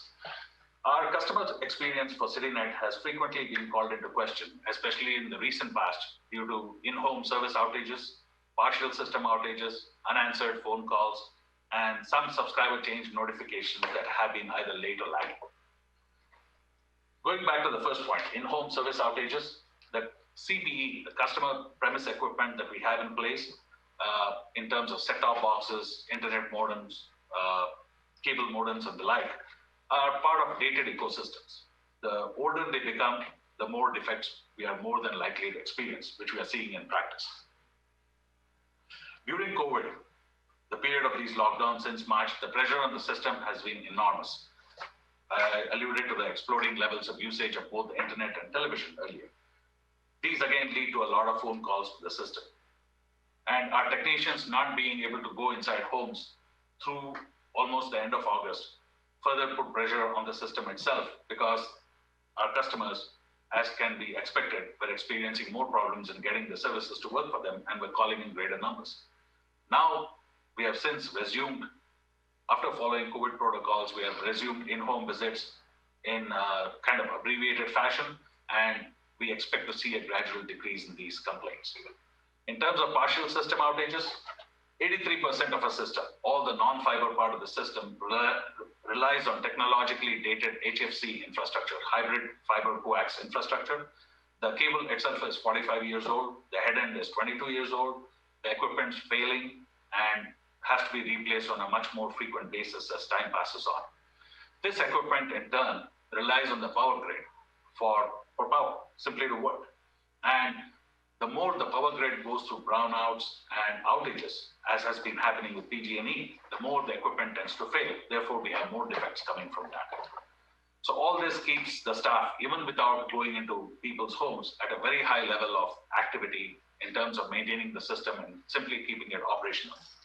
At this point, I'd like to actually say kudos to the staff at CityNet. They've done a great job in keeping the system up and running through this period of lockdowns. To summarize our customer experience at this stage, where the system's customer relationship management, which comprises everything from the customer service reps taking calls to the software we have on the website, to the email systems that we have in place or not, is inadequate. It needs improvement, and we have quite a few of these improvements planned. The basis for customer complaints are fairly logical, and they're appropriate. The pricing of television is very high in terms of value delivered overall in the entire marketplace, and we are no special players in that space, being a middleman just like AT&T, just like anybody else. The prices are just high all over. Technology-related faults, as I mentioned in earlier slides, they've been going up because of the age of the equipment, and they are, again, quite valid. When things don't work for a customer, it's quite natural for them to feel rather upset and to want to call the system to complain and to ask for better service. The enterprise, having said all this, is working pretty hard to maintain services to over 7,000 homes. And through this COVID period of lockdowns and work from home, which is likely to go forward into the future, they've been doing a pretty good job of maintaining service levels. A few statistics on the calls actually received by our offsite technical support and after hours through the last fiscal. In July of 2019, the total number of calls received was 981. And in February of 2020, when this whole situation started happening, the number jumped by almost over 100% to 1876. And then it has steadied somewhat to 1332 in this month of June 2020. About 64% of these calls have been answered. So the remainder have not, essentially. These calls were either abandoned, or people just gave up, or they did not use the callback feature, a variety of reasons. But be that as it may, a good third of the calls were missed. This is concerning our offsite technical support and after-hours operations. A good percentage of these callers, the majority, over 80%, were for cable-related issues. So these were the non-upgraded areas, people calling from these areas with problems. The fiber callers were vastly fewer in number, but then so is the size of the fiber footprint. We have only 17% of our system in the footprint. So in summary, there was a jump of over 100% in calls from a normal pre-pandemic month through to the pandemic period. And there was a jump in the calls that were not handled as well. There were calls that were missed. One of the measures that have been taken to make sure we capture some of those missed calls is to install a callback feature. A mistake made in the installation of the callback feature was the number of rings allowed from the time a person called into the support center to the time the feature was activated were too many. It was at about 12 rings, so we have since made a plan to reduce those number of rings to about 4 to 5. On this graph, you have the statistics for the CSRs calls taken from March through August of this year, the whole of the COVID period. Our CSRs took a total of about 9,000 calls, of which about 6,000 were handled and about 3,000 were missed for various reasons. About 1,500, the calls overflowed, which means that people were just kept holding. And while presumably our CSRs were dealing with other customers on longer calls. The average call duration was about 12 to 15 minutes. So it's very much conceivable that calls were missed from others who were kept waiting in the line for long enough that they got frustrated and quit. Calls escaped, which is that somebody dialed in and then immediately hung up, and abandoned, which was simply not answered. One of the big aspects of calls coming into our CSRs is they come into our CSRs during working hours and they generate activity, which is our CSRs have to come out with a service order or a work order, which could comprise an install or a repair. And this graph in 2016 started off at a fairly low level for service calls, and then went on to over 1,600 or so of these service orders being generated during the COVID period. Again, it just is an indicator of increased volume, increased demand, and just a more activity happening at the CSR end through the last 6 months. So what have we done to manage the call volume? First, as I mentioned earlier, we reduced the number of rings on the internal phone system and the offsite call support prior to transition to a callback feature. Second, we have put in a number of self-help videos on the website, and these videos have been produced in-house by our programming manager, Miriam Shalit. We have had our technicians call our customers to walk them through self-help repairs. We resumed in-home visits after following new COVID protocols towards the end of August. And what's coming soon is we are planning to reopen our front office in conjunction with CTHR and facilities after again allowing for enough safety precautions. We also plan to install an automated trouble ticket feature on a website for use by customers. So this would provide yet another avenue for customers to register a complaint without actually having to wait on the phone for our CSRs, and hopefully reduce the amount of calls coming into our CSRs, thereby offering better levels of service for those who do call. The summary of our overall status is that we have provided competitive service in San Bruno for 49 years. We are experiencing technological attrition, which is a gradual reduction in our ability to compete simply because of the age of the equipment and its reaching end of life, end of support situations in many aspects. We embarked on a new approved business plan, which we presented in 2019 to the City Council. And we've had limited success in implementing this. As I mentioned, we have 33% of our base currently on the new rate card. We have started making several of the internal technological moves, but all this depends an upgrade to the underlying technology of the system itself. The internet usage in San Bruno is exploding. We have gone from 1 to 17 gigabits from 2011 through 2020. Fortunately, we were farsighted enough to improve the capacity of our routers, which were increased from 20 gigabits to 30 gigabits, allowing us to absorb this growth in internet usage. Our COVID and work from home situations in San Bruno have further emphasized the benefits of reliable internet service in the community. We're happy to say that CityNet is one of the few systems that have not experienced large-scale slowdowns in speeds thanks to enhanced work from home, which many of the systems across the nation are experiencing. We have made limited investments in installing fiber in select apartment complexes, and these have yielded good multi-year results. We have identified a few single-family residential rollouts, and we have some other developments in the works related to fiber. The system needs more updated delivery technology to provide better internet speeds. Fiber, we think, is the future-proof way to proceed. Our new business model has trended the enterprise in the right direction. Both from the city manager and finance director's comments point in this direction that we have worked successfully towards reducing the deficit over the past couple of years. But this will likely prove inadequate over time because, as I mentioned earlier, we are experiencing attrition. The entire technology underlying our business is slowly losing its effectiveness or ability to compete in this market. And each time we go through a period of time or a cycle of necessary replacements, we're just reducing the overall effectiveness of the system to the point where competition becomes very challenging. We also, of course, significantly need to improve the customer experience through all the points I made earlier, which puts us at this particular crossroads that in order to compete effectively, we must proceed with a comprehensive fiber upgrade.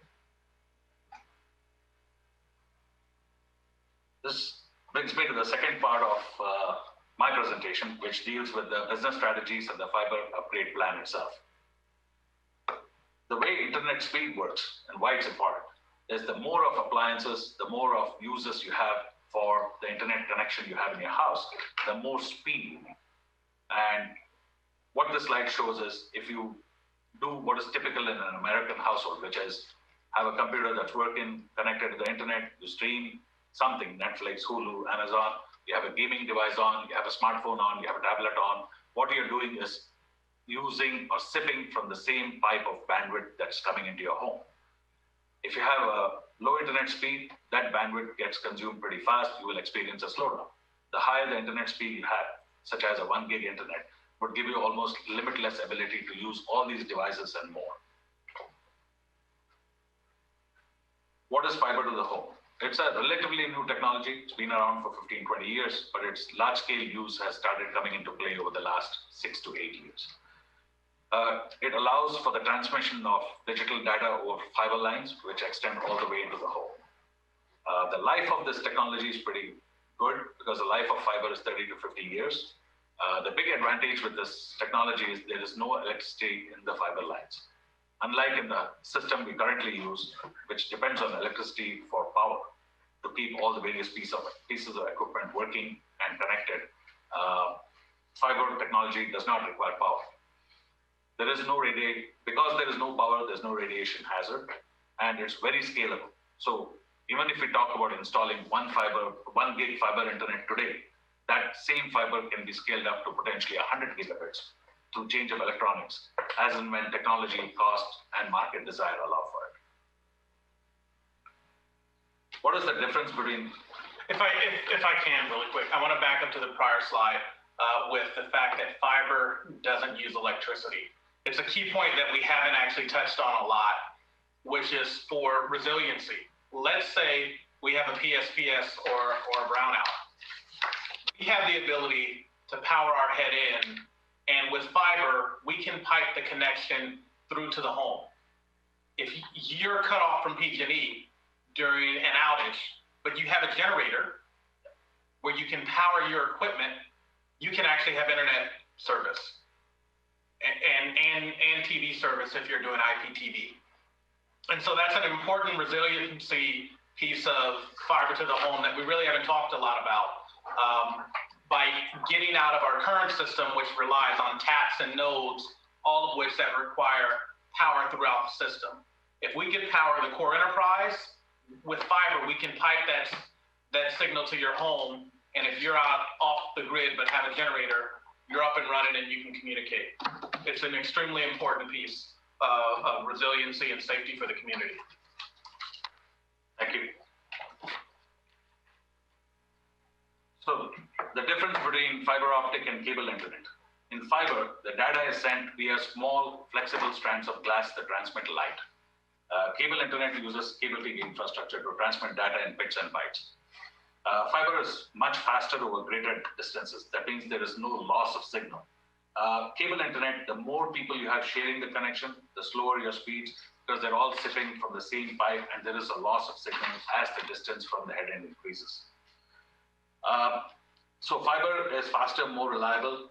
It's delivered on a dedicated line to the home, and it's more consistent in speed even during peak usage times.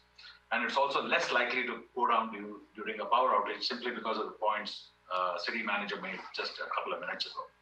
There is no electricity involved, reduced fire risk, and it can be installed to your home. So it's a fiber to the home that we're talking about, and therefore harder to hack. The fewer points of connection and power there are in the pathway to your home, the fewer the chances that you're going to get hacked. Fiber can lastly withstand more temperature fluctuations and be submerged in water, which even today's wildfires is kind of in the opposite direction of where things are actually at.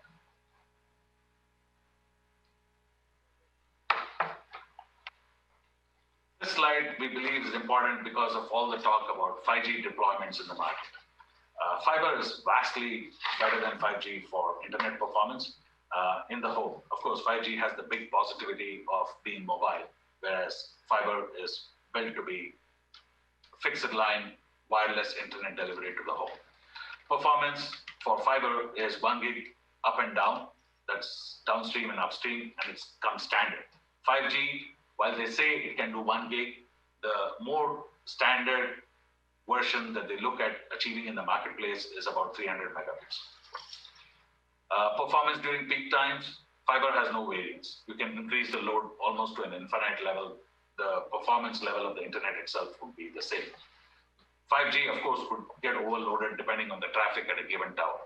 So let's say there are 100 people at one tower and 5 at another. The people the tower that has only 5 will of course have better service and better performance as opposed to the tower that has 100. Cell towers, fiber does not have any, does not need. 5G would require up to 240 a square mile, so at 60 per carrier. So given there are, well, right now there are 3 carriers, but it would come down to about maybe 180 or 200 towers per square mile. Electromagnetic radiation, which many people have talked about in their presentations to the council, from 5G, there are none in fiber. With 5G, there's a possibility of both thermal and non-thermal EMR or electromagnetic radiation. Fiber has no restrictions on reception. 5G could have reception issues from rain fade, line of sight restrictions, and signal blockage. Uptime reliability, it's been tested over and again in pretty much every market around the country. Fiber's at 99.99%. 5G, nobody knows. And customer service, with us, we are local, we are hands-on. With 5G, it's by definition remote. The rationale for a fiber build-out from a consumer point of view is, of course, if they have more apps, or the more apps there are, and at last count, there were like 4 million apps in the Apple App Store and about the same number in the Google App Store or the Android App Store. The more apps there are, the more bandwidth is needed for customers and the higher the speeds that are needed for the internet. The more connected appliances there are, the more the need for connectivity. The same goes for internet video.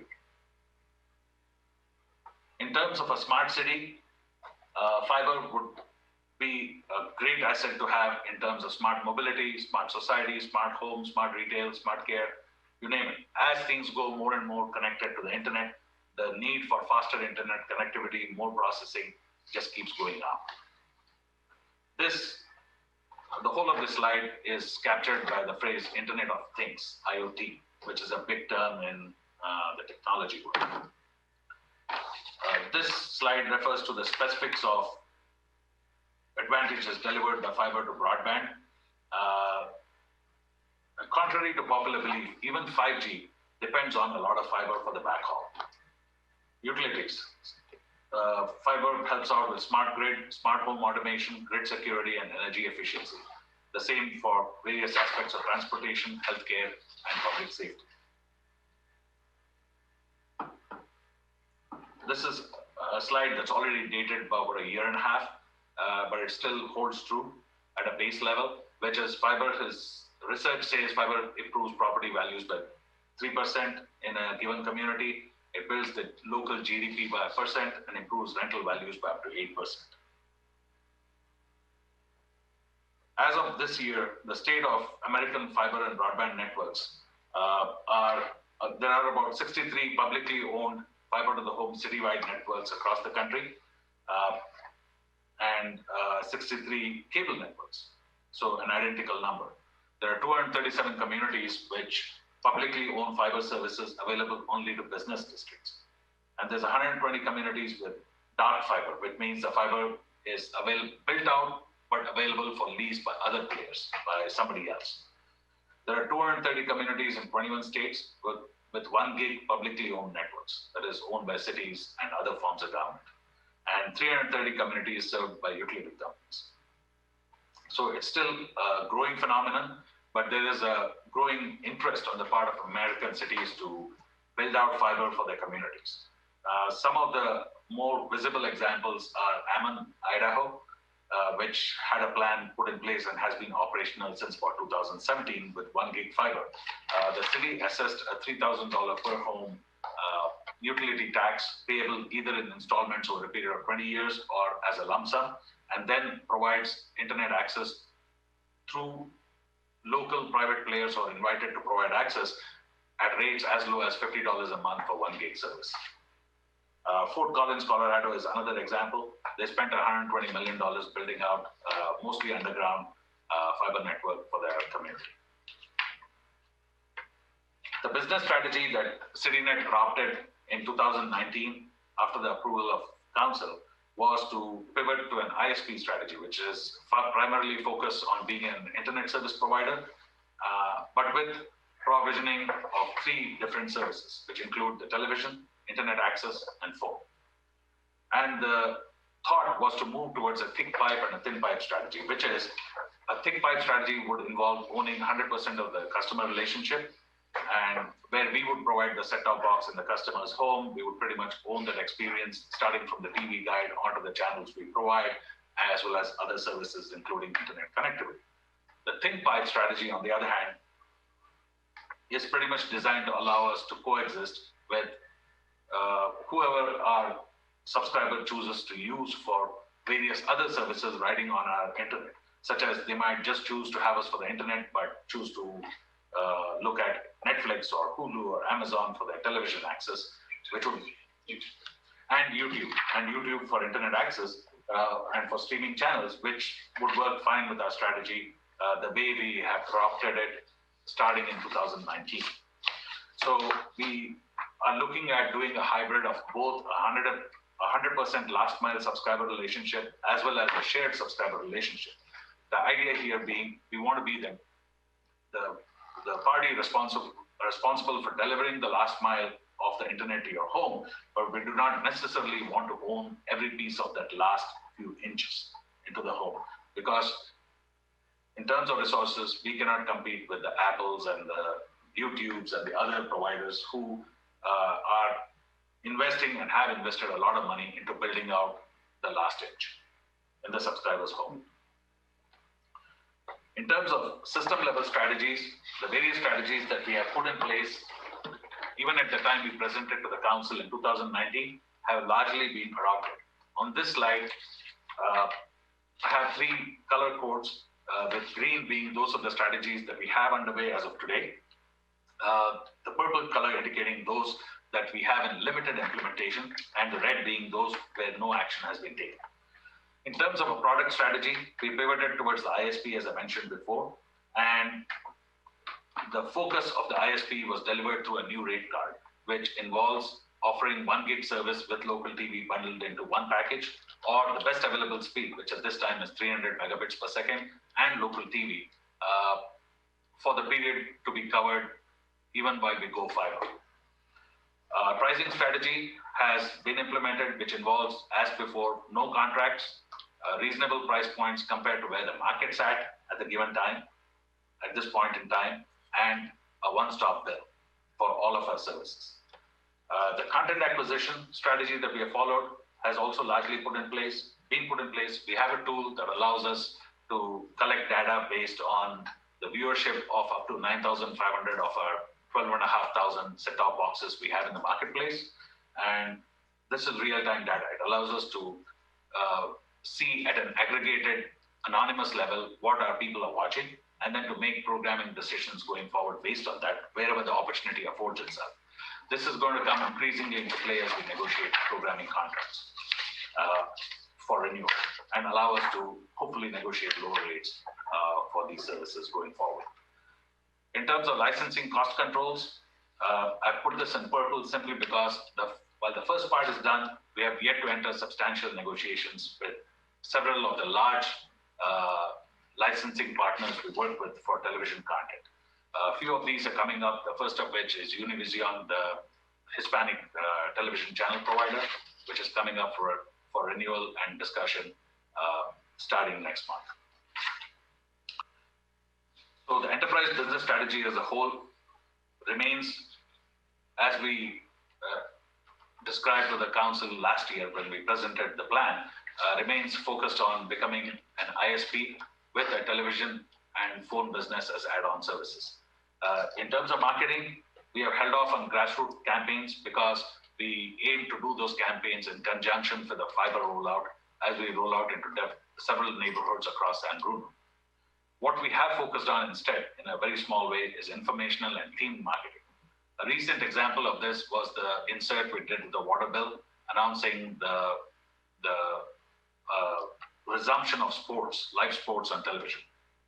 It was just informational, and it was themed on the arrival of sports back on TV. We don't do promotions. We stick with the same everyday low price. The strategy behind this being that we do not want to enter into an expensive, revenue-consuming set of activities which have to be consistently repeated at great cost to the enterprise itself. In terms of tech strategy, standardization, we have started doing that across our set-top boxes in terms of planning for the move towards IPTV, but we have yet to meaningfully do anything in the areas of multicast, internet protocol television, or bring your own device, all of which would become more feasible as and when we upgrade to IPTV and upgrade to fiber itself.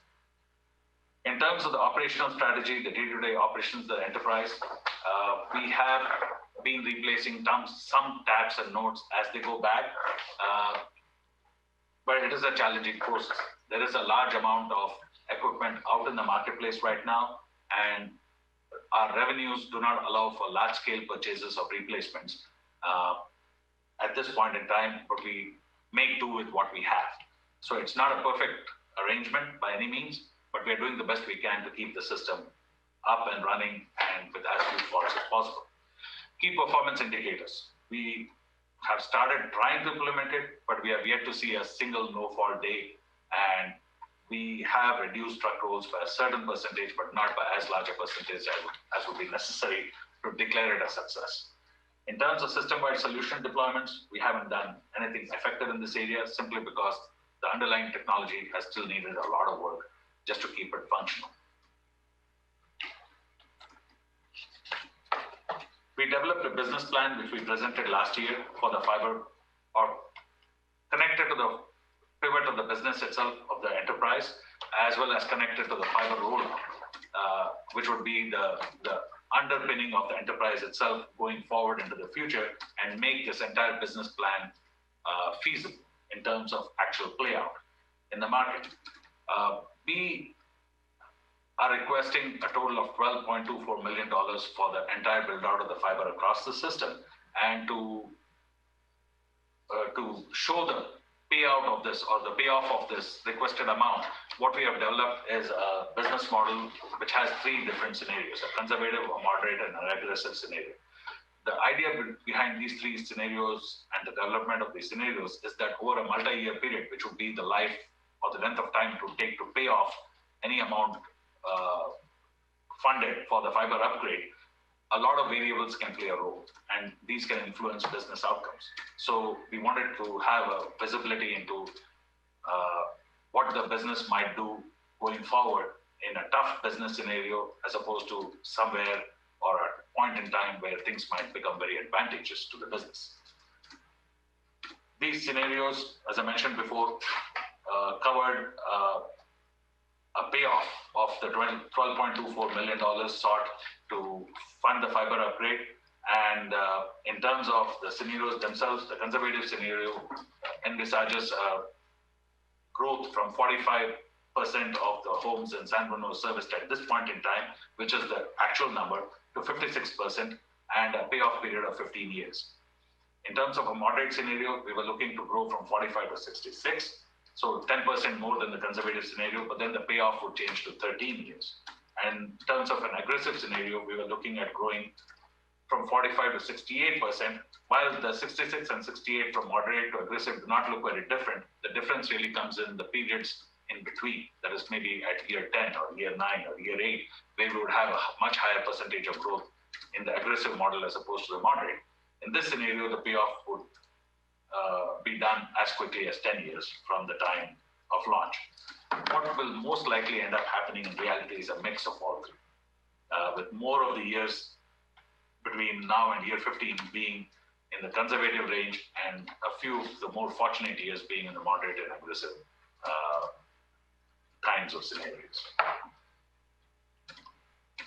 So the overall period envisaged for the repayment of any upgrade loan would be in the interval of 20 to 30 years. The way we did our business modeling for the enterprise, assuming the funding of the fiber upgrade and its payoff over a period of 20 to 30 years, was that we would see a gradual increase in ARPU, or the average revenue per unit, from the amount it was at in January of 2019, which is $110, to a projected range of between $111 and $139.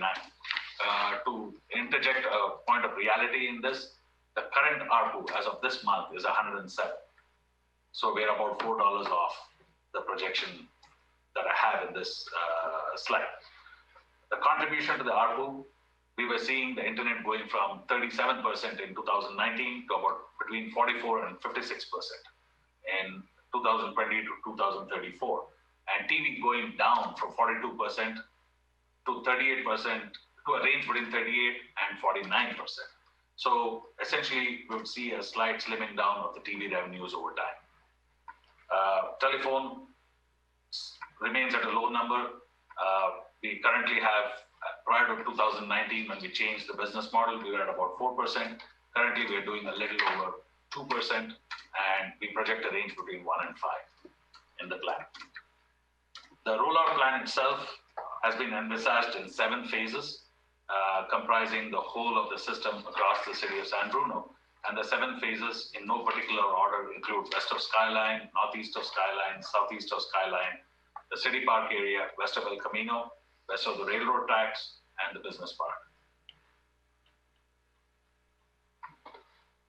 The fiber upgrade project is projected to cost a total of $6,804,000 in construction, $3.8 million in equipment, leading to a total of a working capital requirement of about $10.640 million, with a 15% contingency amount, which is $1.5 or $1.6 million, and leading to a grand total of $12.237 million.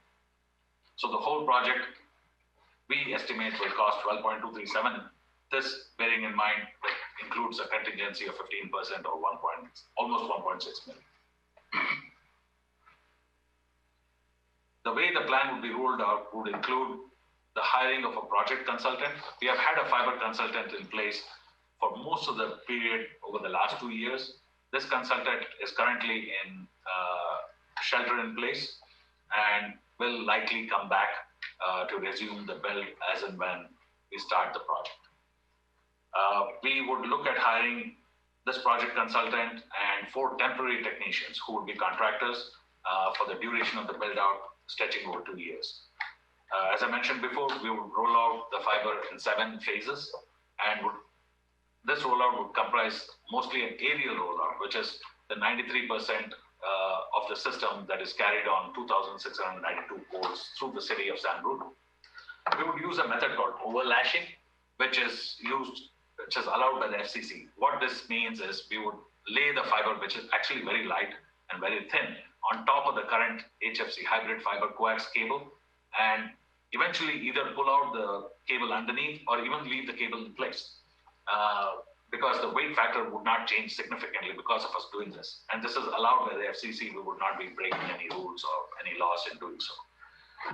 Every home and business in San Bruno will be passed by our fiber. Every customer will have access to a fiber draw, so true fiber to the home.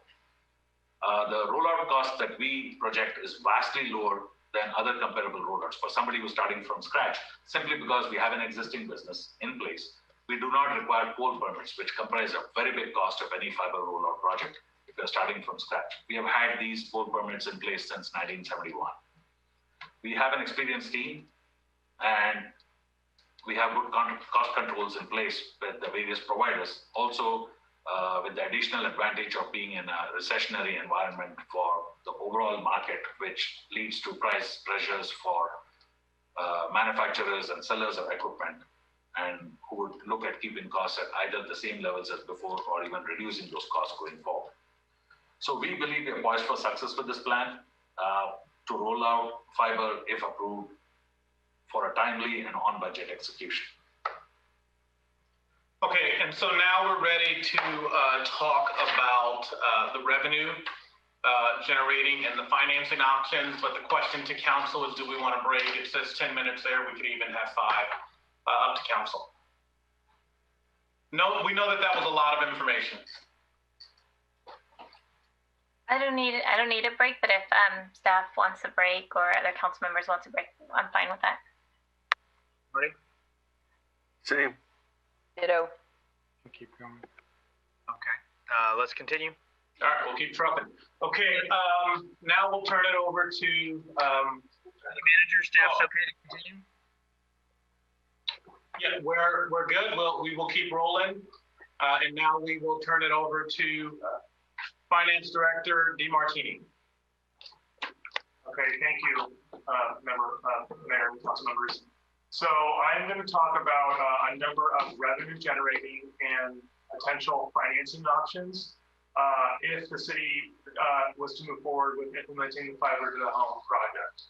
And so I'm going to go into each one of these in some level of detail in upcoming slides, but at a high level, staff has been researching and trying to articulate a number of different strategies in order to move forward with implementing this project. On the revenue generating options, those include potential increases to existing CityNet services subscription fees. Could also be the implementation of a surcharge on the CityNet fees, which I will define and describe in the upcoming slides.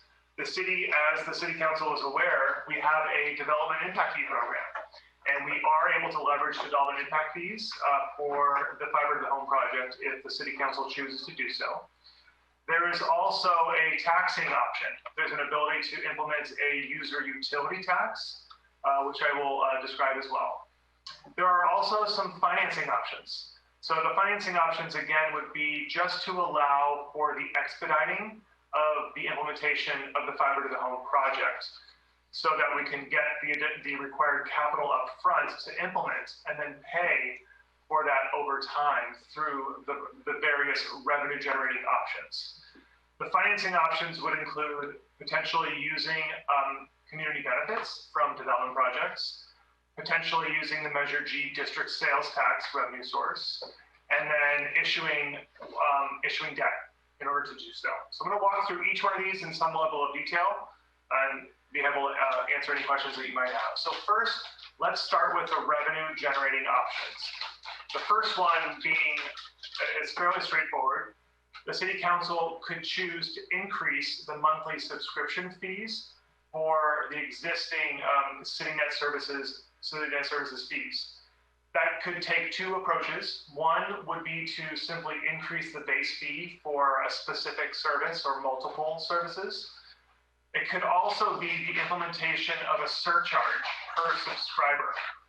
A surcharge is a fee that sits on top of an existing fee, and that surcharge represents a rate typically, and that would generate additional revenue over time that would be used to implement a technology or a capital improvement.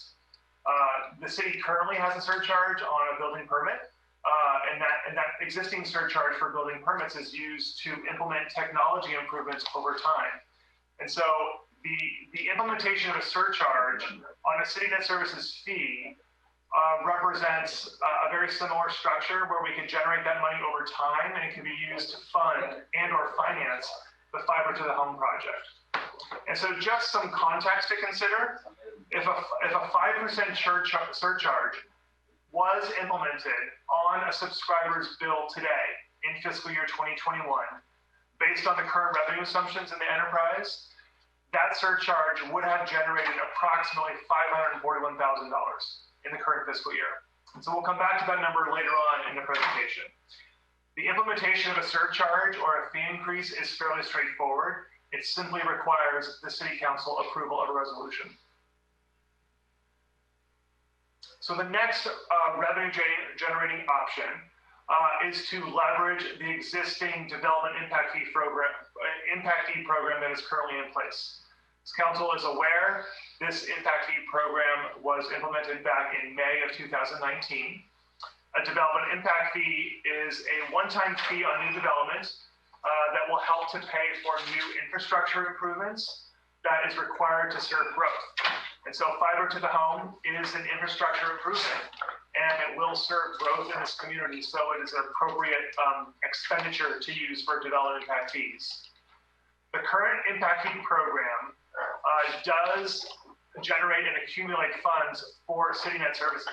Depending on the land use of the development project, a very, very small percentage, just anywhere between 1% to 2%, is generated for CityNet services. To date, there hasn't been too much impact fees that have been generated, just a little over $110,000. The city is able to borrow from a variety of different development impact fee program areas to be used for other sources, which I'll explain in more detail on the next slide. The use of development impact fees, again, it's fairly straightforward. It just requires the city council's adoption of a resolution about how those funds are to be appropriated. This slide here summarizes what all the individual programs in the development impact fee program and how much goes to each program. So let's say there's one single family house that is developed. The current development impact fee paid on that one single family house is $23,783. Of that amount, $532 is to be dedicated for city net services. And you can see what the other allocations are around here. As I said on the prior slide, there is some flexibility for the city council to borrow from the other program areas for a specific capital project. So you would have the ability of doing that. Based on the current development pipeline right now in the city of San Bruno, the city is anticipating upwards of $9 million that will be generated in development impact fees based on the current pipeline. It is rather difficult to determine the timing of when the city expects to receive those development impact fee payments. So it's a little bit risky to sort of to make some sort of guesses on when those funds are to be collected. The next revenue generating option, which I'm going to go into quite some detail, is to consider a new tax. And the one that's before you this evening is a user utility tax, or a UUT. A UUT is a tax that's imposed by a city on the consumption of utility services. And in this situation, a utility such as cable or internet is considered a utility. It may include other utilities as well, such as electricity, gas, water, so on and so forth. The implementation of the tax is determined by the city, and it requires voter approval. And all UUTs that are levied in California are considered general purpose taxes. That's very similar to the recently voter approved Measure G sales tax measure in San Bruno, which again is a general purpose tax. UUTs are typically spent for general purposes. So if the city were to move forward with a UUT, it could not the proceeds of that tax initiative could not solely be used for the fiber to the home project. It would be used for general city purposes. This graph here on the bottom shows what the current UUT tax rate is for the cities in California that have it. So for most cities, the tax rate is between 4 and 5%. So as you can see, it sort of follows a generic bell curve distribution for the tax rate amounts. This slide right here summarizes the UUT tax rates and the revenue that is generated from them for the 6 cities in San Mateo County that currently have it. You can see Daly City, East Palo Alto, Menlo Park, Pacifica, Portola Valley, and Redwood City have a current UUT. And the UUT rate ranges anywhere from 1% all the way up to 6.5% in Pacifica. And you can see which utilities are currently being taxed. It's important to note that most of these UUTs have been in place for many, many years. There has not been a new UUT in quite some time in these cities. As I mentioned earlier, the implementation of a UUT does require an election. It requires voter approval. In order to do that, we would implement many of the same strategies that we have done in the recently approved Measure G district sales tax measure, as well as the current cannabis and TOT revenue measures that are on the November 2020 ballot, which might include the implementation of some community polling, professional consulting support. The UUT ordinance would have to be adopted by the city council before it was to be put on the ballot.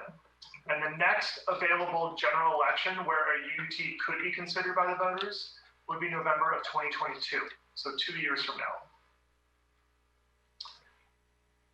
And staff worked on a potential revenue projection for different rates that would be considered for a UUT, ranging from 1% all the way up to 7%, and listing on this table all the different types of utilities that could be taxed and what the total revenue projection would be. So for example, if you were to look at the 5% estimate UUT column, if all of these utilities were taxed, it could be conservatively projected that the city would realize approximately $7.8 million annually from the implementation of those taxes. But the city council would also need to consider if they wanted to choose to tax all of the utilities or only some of them and at which rate. So this is just meant to give you a sense of sort of the context and the magnitude of the revenue to be generated from such a tax. The implementation of a UT is fairly straightforward, but it is involved. It's a process. UTs are actually paid by utility providers like Comcast or like PG&E. The city would consider entering into an agreement with a consultant to help assist with the discovery and the collection, the reporting, and the audit services of this tax measure, similar to our other taxing sources today. We would receive remittances on either a monthly or a quarterly basis.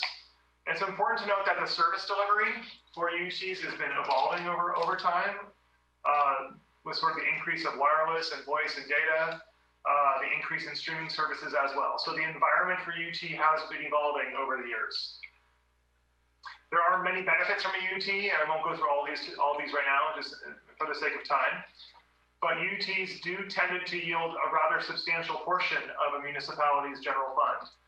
They are a general purpose tax, so they can be used for multiple services and capital projects.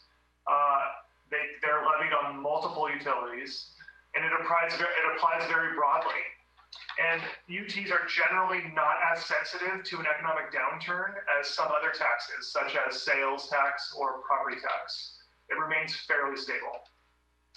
And this last slide on UT is just a summary of which UT measures in the last 9 or 10 years have been approved by California voters. And this slide just goes to show you that it's not a guarantee that if the voters were to vote on a UT, that it will be successful. In 2018, for example, of the 18 UT measures that were on, only 10 of them actually passed. So the next section I'm going to speak to are the various financing options that the City Council may consider with sort of expediting the implementation of the Fiber to the Home project. The first financing option I'd like to present is potentially using community benefits. So as the council is aware, there are two rather large development projects that are in the development pipeline. The first one is the YouTube Phase 1 project, and they have a community benefit package with a projected payment of $15.4 million. And the expected timing of that is in fiscal year 22-23. The Mills Park project has a projected payment of $10 million spread out over a few years, as shown on this slide.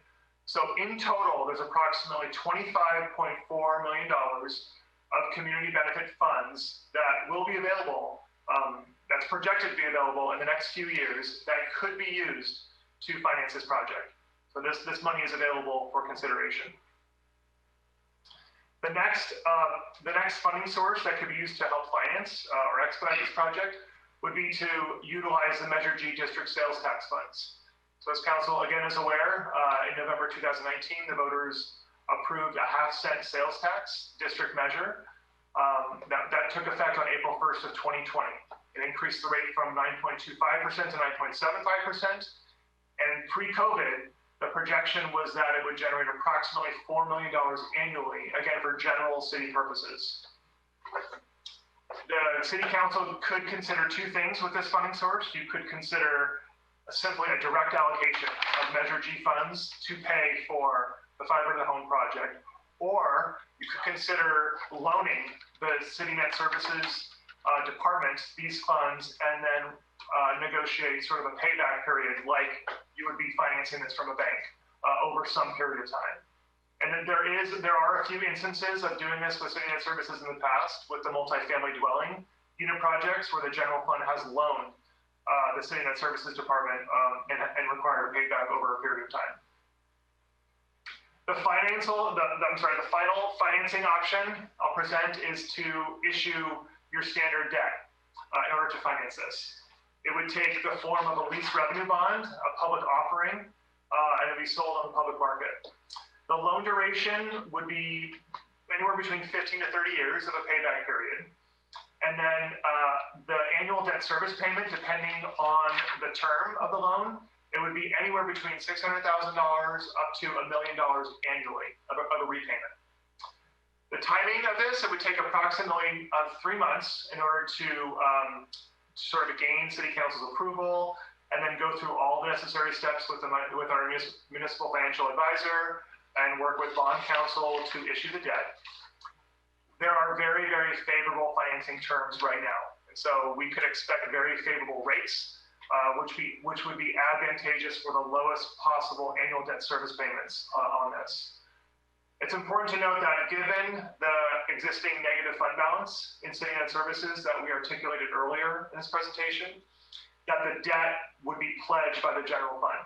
So in effect, what that means is the general fund is on the hook for paying the annual debt service payment if the city net services department is unable to do so. This slide here summarizes the impact on the city's debt portfolio if the City Council wanted to move forward with exploring the issuance of debt. Before jumping into this table, it's really important to note here that the city does not have very much debt. It's not over leveraged. There is plenty of capacity for the city to take on debt. And there's a couple metrics that we look at when we issue debt, and I'll just go through one as an example here. The one I like to talk about the most is the debt service burden, that third one. And the metric here is that a municipality really shouldn't have more than 8% of its annual general fund expenditures go towards debt service payments. It's really critical that we make our debt service payments, and so we want that to be not a very large portion of our general fund budget. Right now, our general fund budget debt service payments are about 4.8% of the total general fund budget. If we were to issue debt for fiber to the home, it would increase that rate to about 6.1%. Again, that's well below the 8% target, but it would potentially limit future debt that we may want to issue as a city, but probably not. There's plenty of capacity. So I'll turn this back over to Sandy for this slide. Thanks, Keith. So as part of the modeling for the fiber project overall, we were asked to present a slide which would show the payout of a potential loan taken to fund the fiber build out from within project earnings or within the fiber related earnings from the enterprise going forward through a period of 15 years. And the total we have come out with using the conservative model as a basis is with a market share in year 1 of 45% and ending year 15 at 56%, we would see a contribution from fiber itself at 3% in year 1, going up to 20% in year 15, and which in dollar terms would translate to a total of 18.3 million. And this would be the earnings from within the fiber build out itself that could be turned around and used to at least a certain percentage to pay off either the interest payment or part of the principal and the interest. That was pretty much it on this slide. Thank you. So before we conclude tonight, I just wanted to kind of summarize the major revenue and financing takeaways from that section of the presentation. First is that if the City Council were to consider an increase to the fee or a surcharge, the implementation of that could be fairly quick. Again, it just requires City Council adoption of a resolution. If there were to consider a UUT, a tax, that would take at least 2 years to implement. Again, the next available election for this to be considered would be November 2022. Debt financing, as mentioned earlier, it would require the backing of additional dedicated revenue in order to minimize the impact on other funding sources. And that if we were to consider additional or sort of alternative funding sources such as development impact fees, community benefits, and or Measure G, those funds could be used for this project, but that means they couldn't be used for other projects or other priorities for the city. And some of those other priorities for the city may include replenishing our reserves. As council is aware, in the adopted 2021 budget, we were required to dip into some of our reserves in order to balance the budget. And so these funding sources can be used for the replenishment of those reserves, or many other capital improvement projects that are a priority, such as Fire Station 51 and 52 and many other projects. So it's just a prioritization conversation about how those funds are to be appropriated. If council wants to move quickly on the fiber to the home project, the best course of action will likely involve a combination of these strategies, both revenue generating and debt issuance. And so there's an example that we have on this slide. Mentioned earlier, if there was a 5% surcharge on the subscription fees, that would generate approximately $541,000 annually. If we were to issue debt to finance and expedite the implementation of the project, the annual debt service payment would be approximately $600,000.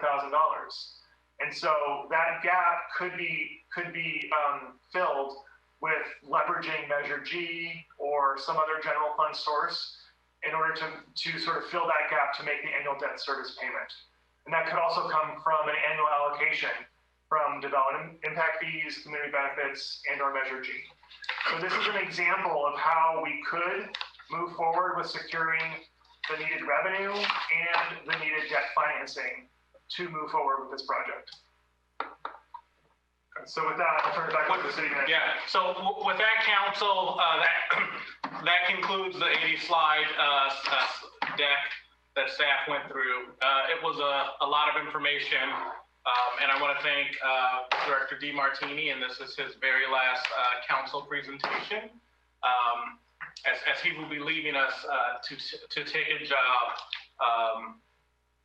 with a city where he will relocate his family, and we wish him the best.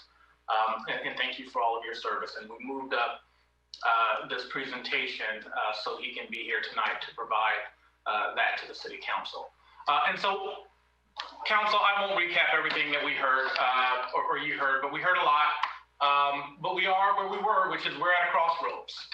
What I would say to you as your city manager is that while there are certainly on the horizon community benefit monies that would come due, that's probably not the avenue that we can wait for, because we frankly can't afford to wait if we are going to really save this enterprise and stay in the business.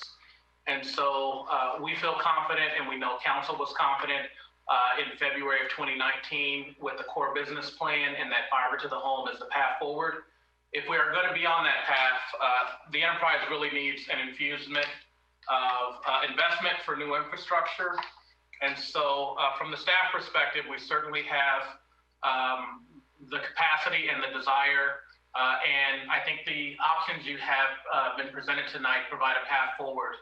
And so while we're not looking for final direction tonight, we have provided this presentation at the request of council to begin that process of stepping toward a financing plan for the fiber to the home, should we still be on that path. You could take down the shared screen, please. Absolutely.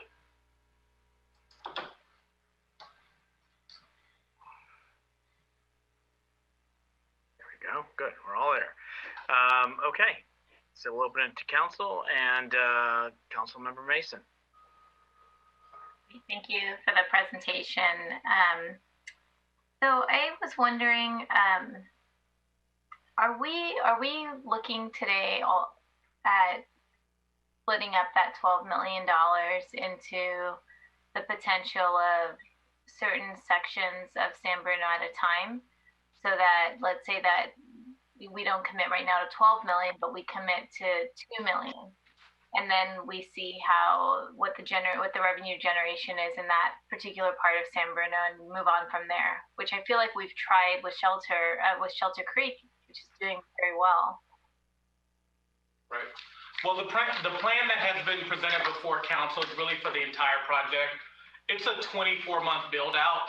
And essentially, while you're doing phase 1, you're planning phase 2. While you're doing phase 2, you're planning phase 3. And the plan involves actually bringing on to the city staff consultants and employees versus hiring a construction firm to do it. And so when we bring that staff on, we really want to roll from phase 1 to phase 2 to phase 3 throughout the 7 phases. And to truly upgrade the infrastructure, because we're talking about single family homes, you really need to do it all at once. And so what we would want to do is embark on a plan knowing that we are doing the entire enterprise and increasing and essentially reinvesting in the infrastructure that Pike's sitting at. Mm-hmm. Okay. So the other question I had is, should we take from the Measure G as a loan? You mentioned that was an option. Can that loan come with, so I know the rate right now that Director DeMartini mentioned was 2.5 to 3%. So it's historically low, but if we were to do an agreement really with ourselves, could we also make sure that there's a payback? So it would be like a 1% return on the investment that the taxpayers have agreed to entrust us with. Absolutely. You can Measure G is general fund money, and the city council, if they wanted to structure a loan to the CityNet fund, can structure terms surrounding that loan. What's also an option available to council is to embark with debt financing, but then pay that back over time with community benefits. I don't want council to take my prior comments that we can't wait on community benefits to mean that community benefit money can't repay back the loan, but essentially to wait to start for almost 2 years will be a challenge. Right. The debt financing for when you refer to debt financing, is that an umbrella term that could include the Measure G as well? Because I would rather not borrow from an outside source when we can borrow and repay ourselves with an interest rate paid back to ourselves. Sure. So how it's structured, you actually have to do both. So Measure G is an annual source of money that we just started receiving, and so there is not a $12 million pot of Measure G. And so we would see outside debt funds with, let's say, if we did the entire amount for 30 years, roughly a $600,000 annual debt service payment, and we can pay that back. We can pay that with Measure G money on an annual basis. But each sort of year of $600,000 we take from Measure G is what we would structure as a loan to the cable fund that they would have to pay back, or pay back from community benefits or another source. Okay. I mean, I have a lot of discomfort around it because that's not what was proposed, as has been kind of my broken record. But again, I'd prefer to borrow from ourselves and pay ourselves back that interest as much as possible. And then the last comment that I'll make for now is just I would not support the UUT. I just think we've been raising rates already. We raised our cable earlier this year. We've been raising water for 8 years. I just don't think it's the time to consider it. I do appreciate that was laid out as an option, but I don't think now's the right time for that option. Thank you. Other colleagues? Through the chair. I guess there was a lot said, so I guess we'll stick to the most recent part of the presentation, which is the financing part. I hear what Councilmember Mason's saying, so I have to ditto and echo those comments. When I first heard the mention of Measure G, I'm like, kind of cringe. But I understand as a payback and to earn a percentage, so I think that's a fair statement. I'm also not concerned. I'm also very concerned about raising taxes, because once you implement them, they don't go away, and we all know that works. I'd say increasing fees as long as we can be competitive. We do a lot of surcharges in the water utility business that I'm in, and they are things that kind of have a start and an end date, so they do it for so many months, so maybe there's something there. So I guess it's really a combination of things. I think the UUT doesn't sound like a good option. It's a 2-year implementation, and there's a lot of, I think, negative things to that as well. I'd like to see maybe some of the community benefits from development impact fees, sort of a whole host of things, but I think we need to be careful about raising taxes and not being competitive. With all of that said, this is a tough decision. We are at a very serious crossroads when it comes to making this decision going forward. Sandeep's presentation is very well thought out, very well presented. I think we have the ability to really be successful, not in the cable business, but in the broadband business, if we do it right. Some of the things that concern me are simply customer service. We got to be able to do that right, and we have to be able to do that in a way that we can be competitive with others. So although we're talking about the financing piece, I don't even know if we've made a decision to think we can go that direction, and is it even plausible or doable, and can we sustain it? Can we maintain it? There's a lot of concerns. So I'll let my other colleagues speak. Vice Mayor Salazar. Thank you. Yeah, I agree with Laura on the fact that, talking about the financing is sort of a secondary conversation, and we do need to decide what the decision is. Are we going to invest in it, or at what point do we cut bait? In terms of what we're going to do going forward. So say, for example, that we do decide that we want to make this investment. Are there other decision points farther downstream where we can stop and reassess and say, okay, the investment is paying off the way we thought, or is it going in the wrong direction? And do we turn around and decide that we're going to sell the enterprise at that point? And what happens to our investment? Do we get our money back? Or is this a sunk cost that we anticipate we won't be able to recover because there's no market for it, or because competitors are already putting their own infrastructure in place? So I think understanding those decision points as we move forward is important. And if there's only one decision point, and that's if we decide we're going forward and then we're all in regardless, I think that puts a lot more risk on that one decision, and it'll be something we'll have to consider a lot more carefully. And just in terms of all the financing options, Keith, one of the things I'm going to miss most about you is just your straight talk, and I really appreciate the comments you made there at the end about whatever we decide to do, that means there's something else that we won't be able to do. And all of these options that you've laid out are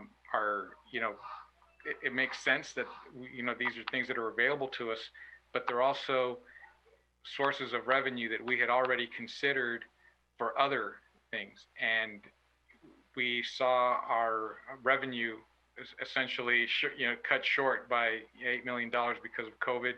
We don't know when that's going to end. And knowing that these projects are in the pipeline, at least in my mind, I saw these as our safety net for just doing everything else that we need to do. And so committing these funds to this project, which is, I do believe it's important, but I don't think it's as essential as some of the other services that we have to provide. And so I'm not comfortable in saying that, the community benefit will be committed to this only. And even though we're going to see a return on this, hopefully, if everything goes the way it's supposed to, that these funds could be tied up for 10 to 20 years before we're able to bring them back out and do some of the other things that we've committed to the community, especially around Measure G and the community benefits that I think the community's been waiting for a long time to implement some of these programs, and tying it up in this may not seem fair, especially when we're anticipating that market share is only going to grow to the 50-ish percentage of residents. That means that half of our residents are doing without, so that the 50% that do partake will have this benefit. So I don't know if there's real equity there, and that word equity has been thrown around a lot. And if we talk about the type of household that will be able to afford fiber at a competitive rate, that's probably not everybody in San Bruno. And so some people will be left out.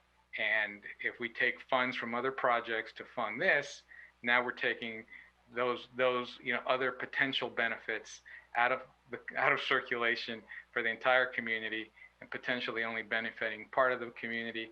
So I've got some issues with that as well. Again, I I think, Sandeep, you've done an amazing job in turning the enterprise around. I'm not inclined to want to pull the plug on it, but it doesn't look like we have a lot of really good options here.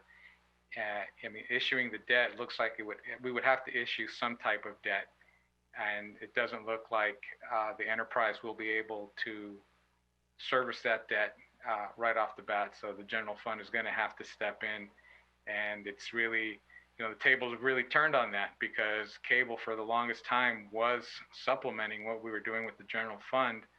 Now it needs the general fund's help, but it's coming at a time when the general fund really doesn't have a lot of help to offer. So those are my comments for now. Thank you.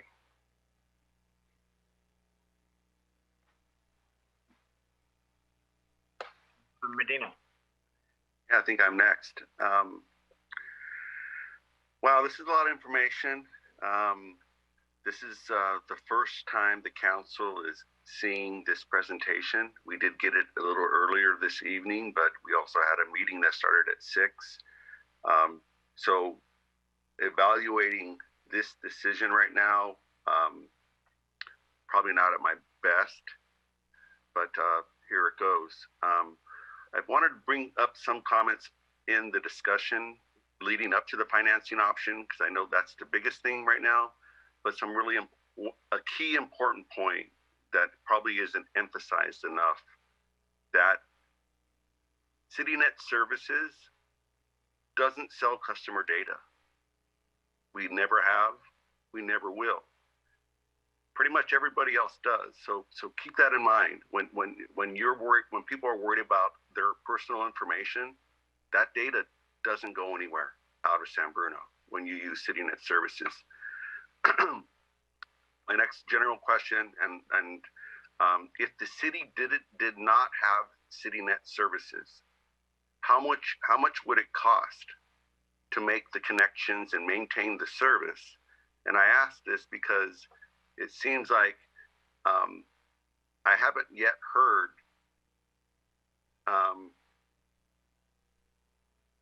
does the city pay CityNet Services for its services, or it's kind of like, oh yeah, we're just going to take it? So that's another question, and I'll take those answers now, Mayor, please, and then because my next round of questions are financing. Sure. City manager. So if does the city pay for CityNet Services, and what is that estimated cost if we didn't have CityNet Services? Right. All right. So that's a two-part question. The first part is, does the city pay CityNet for its internet and telephone service? Right. In part, Director DeMartini can answer that question. Yeah. So yes. So we do budget the internet cost for the departments that use internet, for example, as a line item in the expenditure budget for that department. And then there's a corresponding additional revenue amount in CityNet Services for the services they provide to the city departments, just like they're providing service to a household. Right. However, we have not gone out and compared, oh, well, if we weren't paying CityNet, how much would AT&T or Comcast or Wave charge us? That could very be higher, right? Right. So I think that's kind of important when we're looking at that we're running at a negative, that it's a cost that the general fund has. CityNet Services owes the general fund money, and well, it's because it's also that amount should be actually less, but I don't want to get lost in that. I was just curious because I haven't asked that question before. And so we do charge, but we don't know if it's a good rate or a bad rate. Well, we know that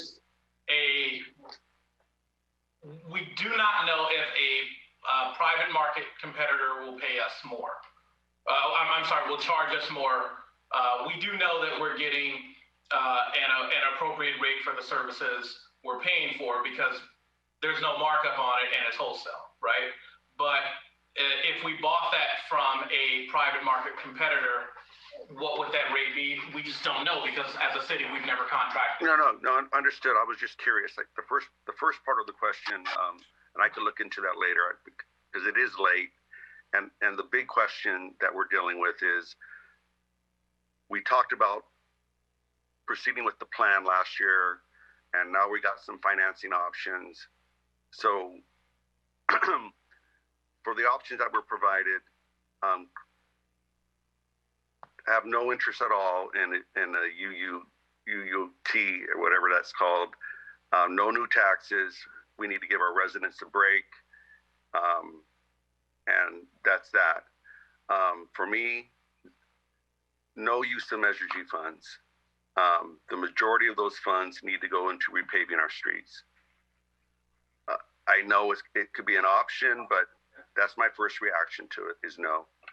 It seems like the remaining options involve development impact fees. Okay, we can look at that. Debt issuance rates are really reasonable right now. Community benefits, that's an option. A blend of I don't know how many million from here or million from there or that bucket. But what I haven't heard yet is I'm interested in asking the San Bruno Community Foundation for a grant or a loan, because when we borrow from the San Bruno Community Foundation, we pay ourselves back. And I'm looking at the mission statement from San Bruno Community Foundation, and it says, the San Bruno Community Foundation serves the San Bruno community by investing in projects, programs, services, and facilities that have significant and lasting benefits. So if fiber doesn't fit that, who can say that it doesn't? I mean, it absolutely does. So get $3 million from San Bruno Community Foundation to kickstart this job because we need to move. We know that we have to invest in this, and blending the possibility blending the options that I've stated, I think is what I would like to suggest the council look into, and also look into the possibility of the sale of the cable building and relocating that building so that we could have a development there to assist with our housing and provide a better return on an asset that we have out there.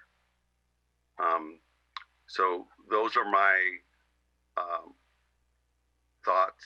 I also want to thank Keith, because I don't know, I'll probably forget later on, because it already is 11:23 and we have one more thing to get into. But Keith, I just want to let you know that I have been so impressed with your presentations and your wealth of knowledge, and it's wishing you the best, but I kind of wish you were here a little longer. So thank you. Thank you very much. I see we have somebody in the audience, so I want to get to them because obviously it is getting late.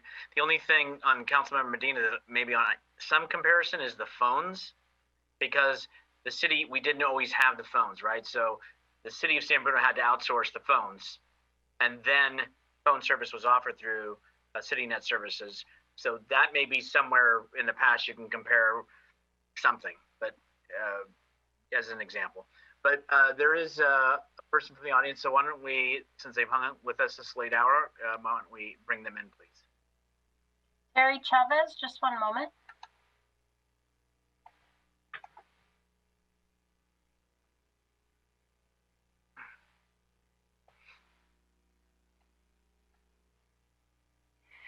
Thank you, Melissa.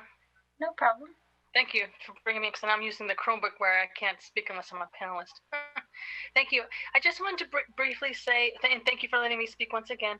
I want to briefly say that, as most of you know, I actually work at PG&E, and the department I'm in, I prepare reports that show UUT rates for 71 towns and territories.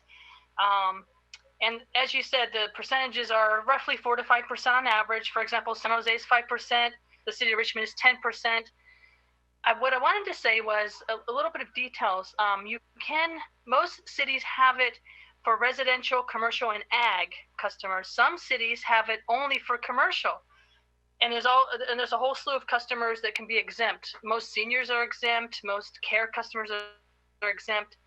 I just wanted to mention that. So if the city council is interested in having, for example, UUT on PG&E electric billing statements, that's an option to think about. You can also select what type of customer between commercial, ag, and industrial, and residential. So if you didn't want to, because I know, as you guys have already mentioned, it's hard to pass another tax on to the residents, because residents are feeling already taxed.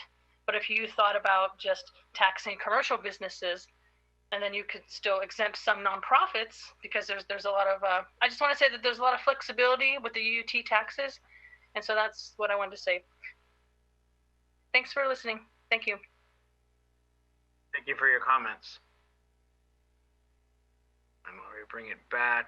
I just wanted to make sure. I've not seen anybody else in the audience at this time. So, you know, just for some of my comments as well is that I think we're all in kind of a concurrence about the tax, but however, Ms. Chavez brought up an element I hadn't thought about is, okay, we know the residents have been burdened and what have you. Do you do something commercial? So maybe there is an option, but I kind of have that same thing. So a lot of what has been said is already there as far as the debt services, using community benefits or a combination of things, but we kind of are at that point. It is a true crossroads that, you know, I think we need to realize too, if the answer is we're not prepared to invest in the enterprise, then we can't sustain it, right? Let's just be candid. And I know it's not a conversation anybody likes, and it's not one that you could ever think of with its history. But I think it's about, in order to stay in the game, you're going to have to play, and you're going to have to find a means in which to fund it. But I would like to see more of a multi-pronged approach, but I'm also with the no on the tax, with the caveat now that Ms. Chavez just brought up. Does staff have anything they want to add to the commentary or thoughts from council that you've heard so far? Sure. Mr. Mayor, if I can. So if we step up on the balcony a little bit, tonight was talking about the fiber to the home project and providing council with financing options. As we've talked about a year ago, we're at a crossroads as an enterprise. If we do not invest in our infrastructure, our customer base will slowly erode away, and our ability to continue to deliver services will erode. That's not going to happen overnight, and what's on the council's agenda tonight is not sort of investing into the fiber to the home project or starting the process to think about winding down the enterprise. That's not before you tonight. What's before you tonight is a lot of information about the paths forward to start to fund the fiber to the home project. What I've heard from council tonight is a few things. One, a reluctance to look into additional taxes. Two, understanding why Measure G was put forward, but a reluctance to use Measure G for that, given the purpose of Measure G that has largely been talked about, which is roads and infrastructure. We just started to receive those funds, and due to COVID, have not made a major investment in our roads and our infrastructure. Three, what was also talked about is raising fees potentially up to 5% on the enterprise might be viable as long as it did not erode our customer base. And what's interesting about that, and I'll just highlight one of the final slides of the finance director's presentation, is that a 5% increase raises $541,000, and 10-year debt service or 30-year debt service for the project costs about $600,000 a year. Not that far off. And it makes a lot of sense to charge the users of the system for the infrastructure to improve the system.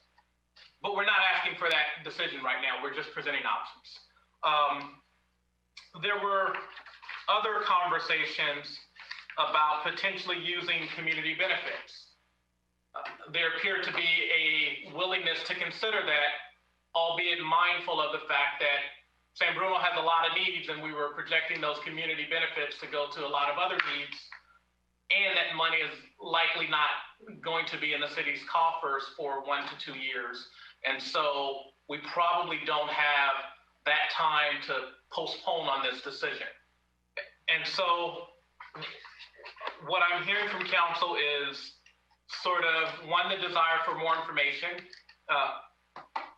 Councilmember Salazar mentioned investment in the fiber to the home. If we, let's say, invest $12 million or half of that, is that a wasted investment if we decide to get out of the business?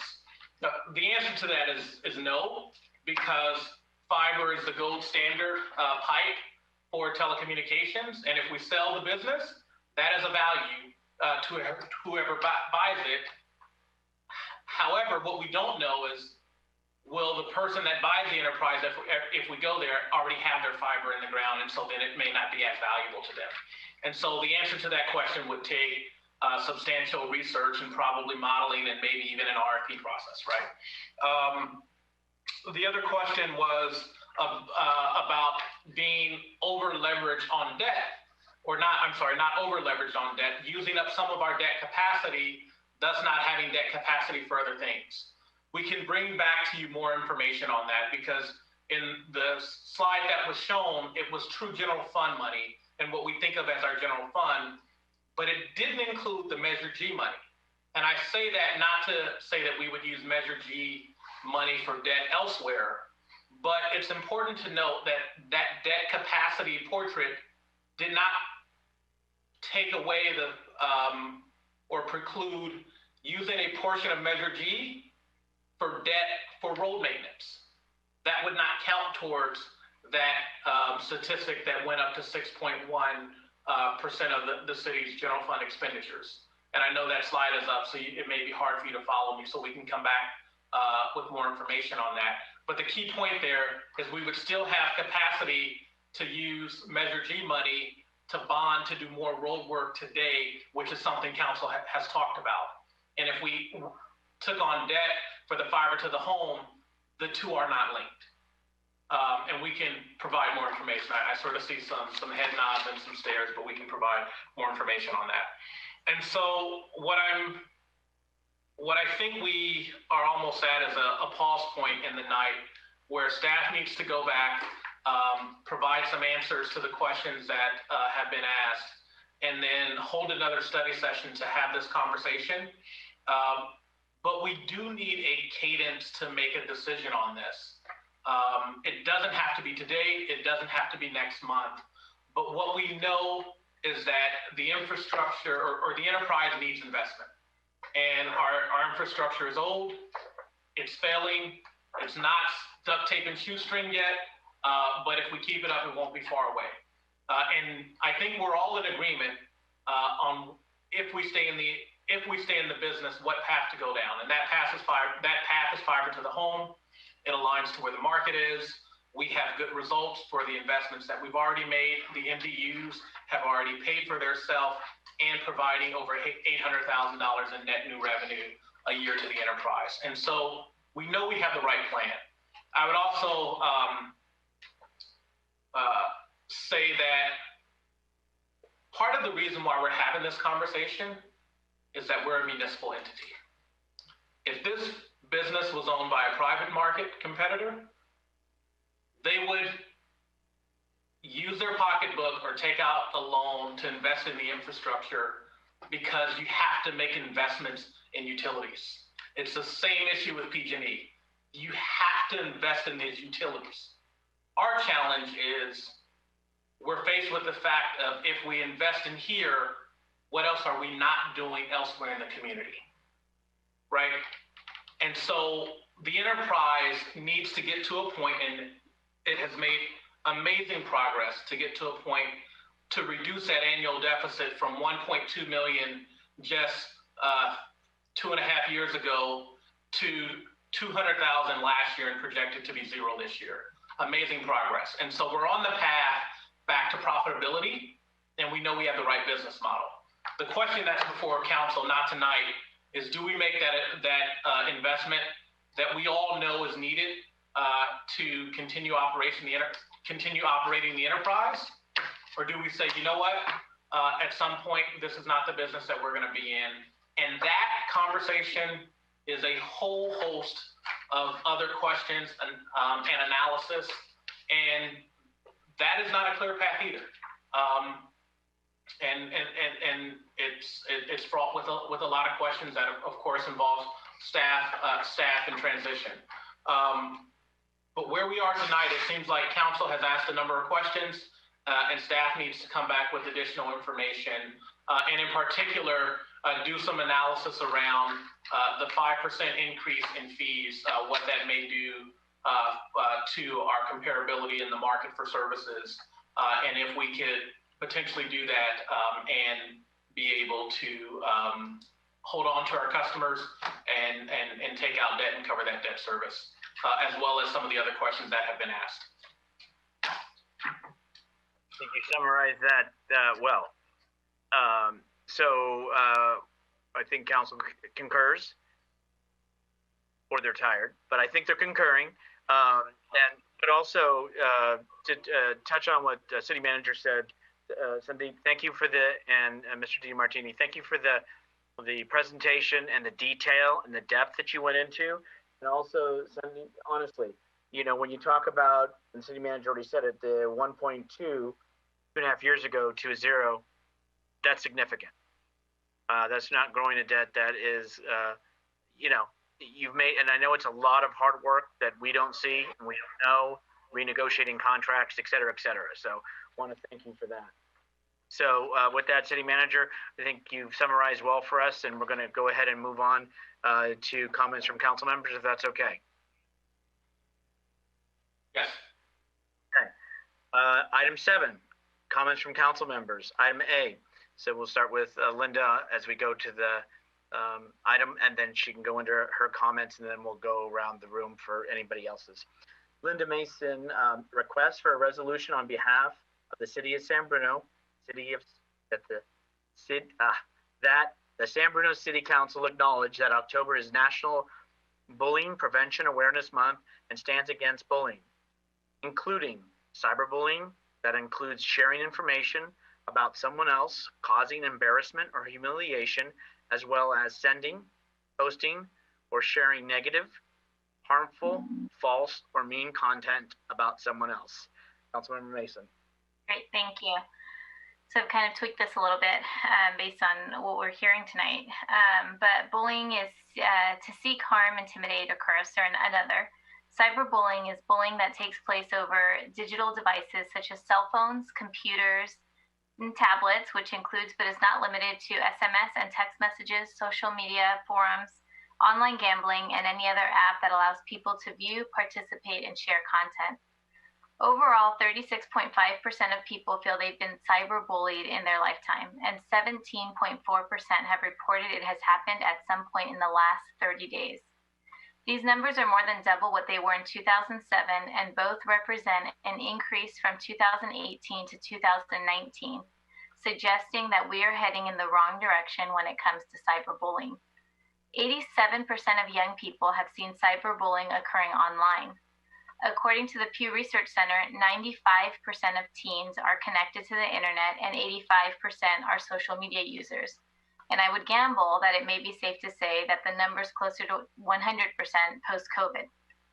In the US, 40% of adults have personally experienced some form of online harassment, and 75% of adults have seen cyberbullying occurring around them. Where are people cyberbullied?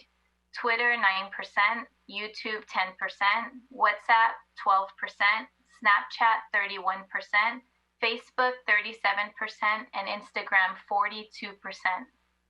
Ditch the Label further found that 69% of people report having done something abusive towards others online, while only 15% of people admit to having cyberbullied someone else online. These statistics are troubling, according to this article, because it suggests a general misunderstanding of exactly what cyberbullying is. More specifically, it's likely these people who have admitted to doing something abusive towards others online actually engaged in cyberbullying themselves, but because of lack of awareness as to what it is, they don't admit it. I asked that this item be agendized tonight because I had enough, and I hope we all agree tonight that we've all had enough. As I researched National Bullying Month, 95% of what I found was around how to help our youth and young children from being bullied. There were tips for schools and PTAs and youth programs. However, we've encountered here in San Bruno, and what's been really eye-opening is that in our world of social media, bullying does come in all shapes, sizes, and ages. Last year, I was asked about social media, and my thoughts about its use for public officials were to communicate. My response then, as it is now, is that we have to meet people where they are. The reality is that San Bruno-specific platforms, when combined, have thousands of San Bruno residents visiting them for various reasons. Some visit for information, some visit to post their thoughts, some visit to relieve their boredom, and let's be honest, some visit for pure gossip. To post on any page could not possibly condone every comment made, every administrator, every moderator. What it does support is that even those residents that support any of these social media platforms, even they have a voice. I don't believe any of us condone bullying or support it. Provided this is an election year and we are at the last few weeks of the election, there's no better time nor any reason we should not be able to unite and agree to celebrate National Bullying Prevention Awareness Month for the first time in San Bruno. These are usually combined with activities, but provided COVID-19, a resolution would be a start for a city along with some social media posts with resources around bullying awareness. What better time than now to approve a resolution uniting against bullying and more timely cyberbullying? So I'm asking my colleagues to support this resolution that I would be happy to either draft or we can have staff assist with the drafting of a resolution. However my colleagues would like to proceed would be great. Thank you, everyone.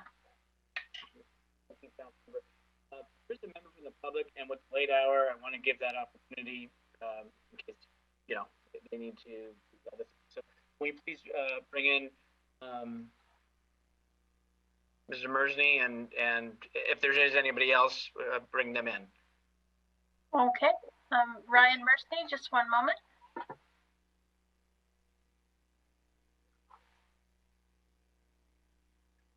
Ryan, can you hear us? Yes, hi, thank you.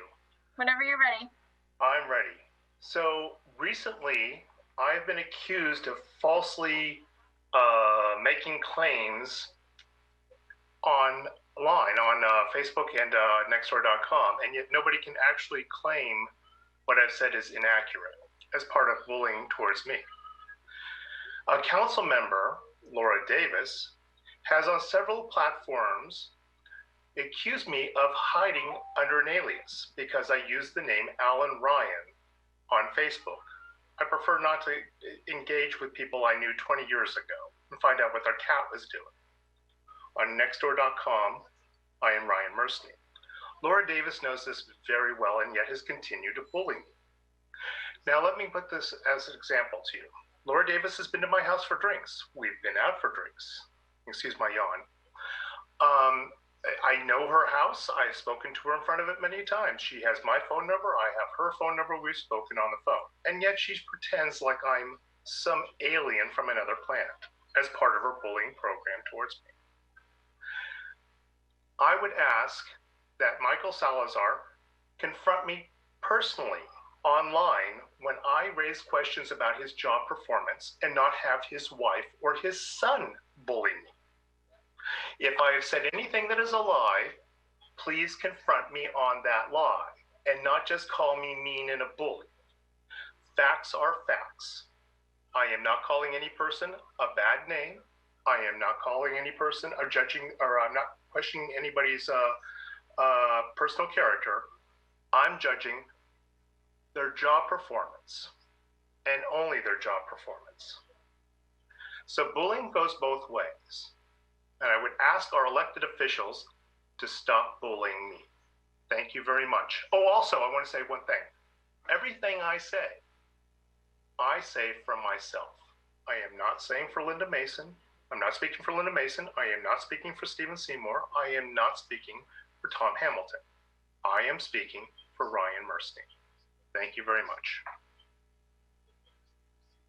Thank you for the comments. Is there anybody else from the audience that wishes to speak on this item? Because once I go away from the audience, we're going to close that portion off, and we're going to keep it with the council. So this is the last call for anybody who is still with us at 11:45 at night, wishes to speak on this item.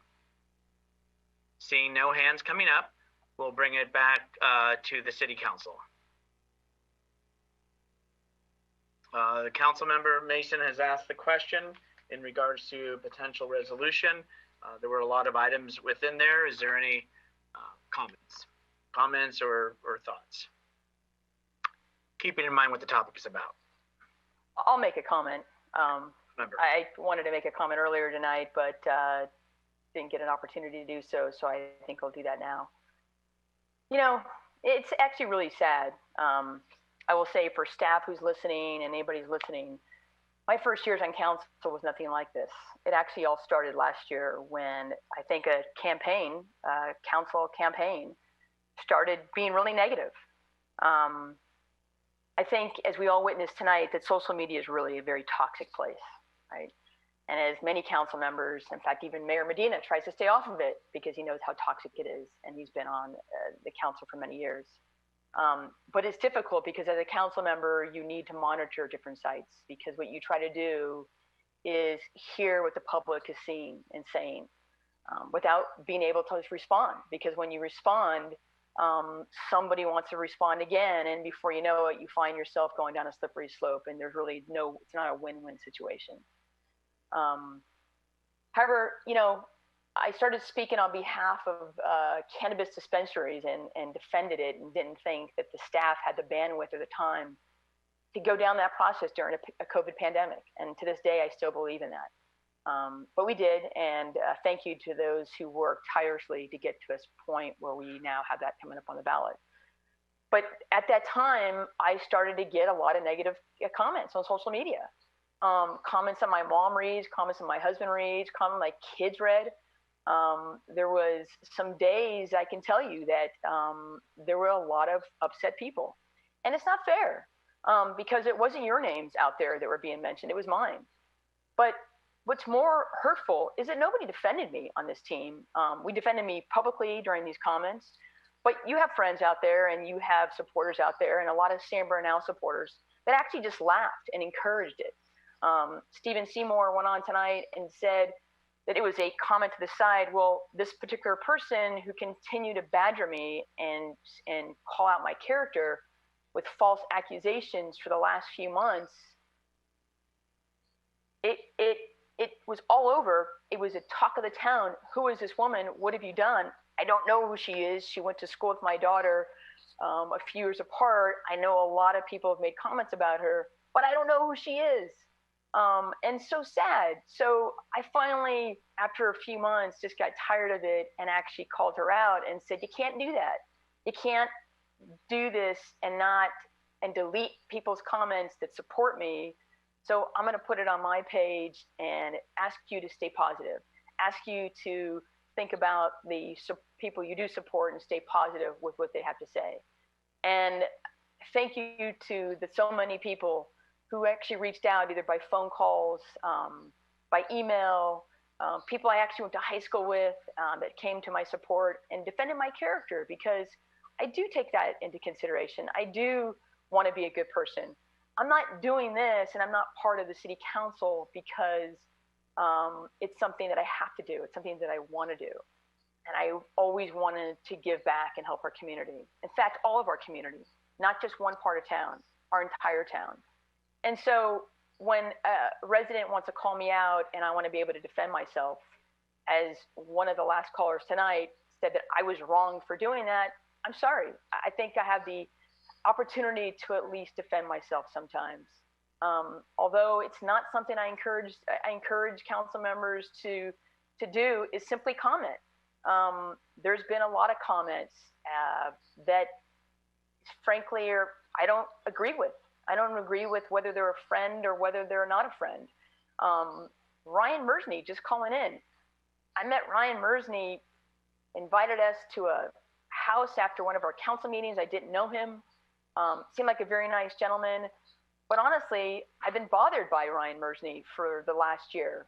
When I have friends who find him taking photos of their homes or taking photos of their kids, and continued comments. He continues to say that Mayor Medina has done nothing for the city. And yet our council has done a lot for the city. We've accomplished so much as a council. And it's not one person, one member of this council that either doesn't do anything or does do something. You know, we've all experienced at one time or another cyberbullying. And it's just frankly not okay. But we have to encourage our teams, our campaign teams that are out there that are calling all of us or any one of us in a negative way. It doesn't do any good. It's a constantly the glass is half empty instead of half full. We have a choice to not join social media, but we have to stay connected. Time and time again, probably one of the most common themes is, where is council? And they're not doing this and they're doing this. And if I didn't pay attention to what was being said on Nextdoor, maybe I wouldn't really have all the truth. And we really have to remember too, is that social media is a very small percentage of our residents. It doesn't define what our residents' opinions are. And I try to tell that to a lot of people. In fact, actually getting out and walking and campaigning this season to support other friends has been an eye-opener, because it just encourages me that there are good people in this world who do see what's going on.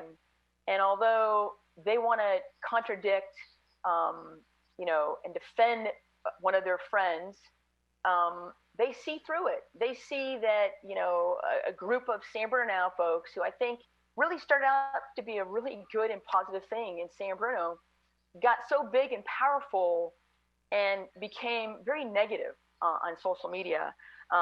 In fact, many people, a woman who called in tonight, Claire, started her own page so that people can speak honest and can make comments without getting badgered. You know, you shouldn't just have to feel like you can go on to and talk about a city issue and have an opinion about a city issue and be afraid of the comments. There are people today that are afraid of putting their lawn signs out on front of somebody's home because Ryan goes around and takes pictures of your home with your lawn signs. So what kind of backlash are we going to get? It's a very sad situation. And so I kind of chuckle, Linda, when you come out with this bullying thing, because you're part of it. You know, you're a big part of San Bruno, and we all know that. And so I say, let's all go back to our core and our friends and our people and knock it off. And let's all be positive. Let's stop the negative comments ourselves and be leaders. I can't actually wait to delete my social media, because when I'm no longer a council member, I don't need to monitor Nextdoor. It's actually really hurtful, and we've been dealing with it for a few years now, and it's just gotten so bad. You know, we all make comments, and if we make a comment that's untruthful because maybe we don't have all the facts, it's tough because you get badgered for what you might say. Linda, if you said that, you know, and I did hear it, you made a comment about not having a council and a San Bruno school board subcommittee, which we've had for years, but maybe how it was taken, it was out of context, or how you meant it is interpreted differently.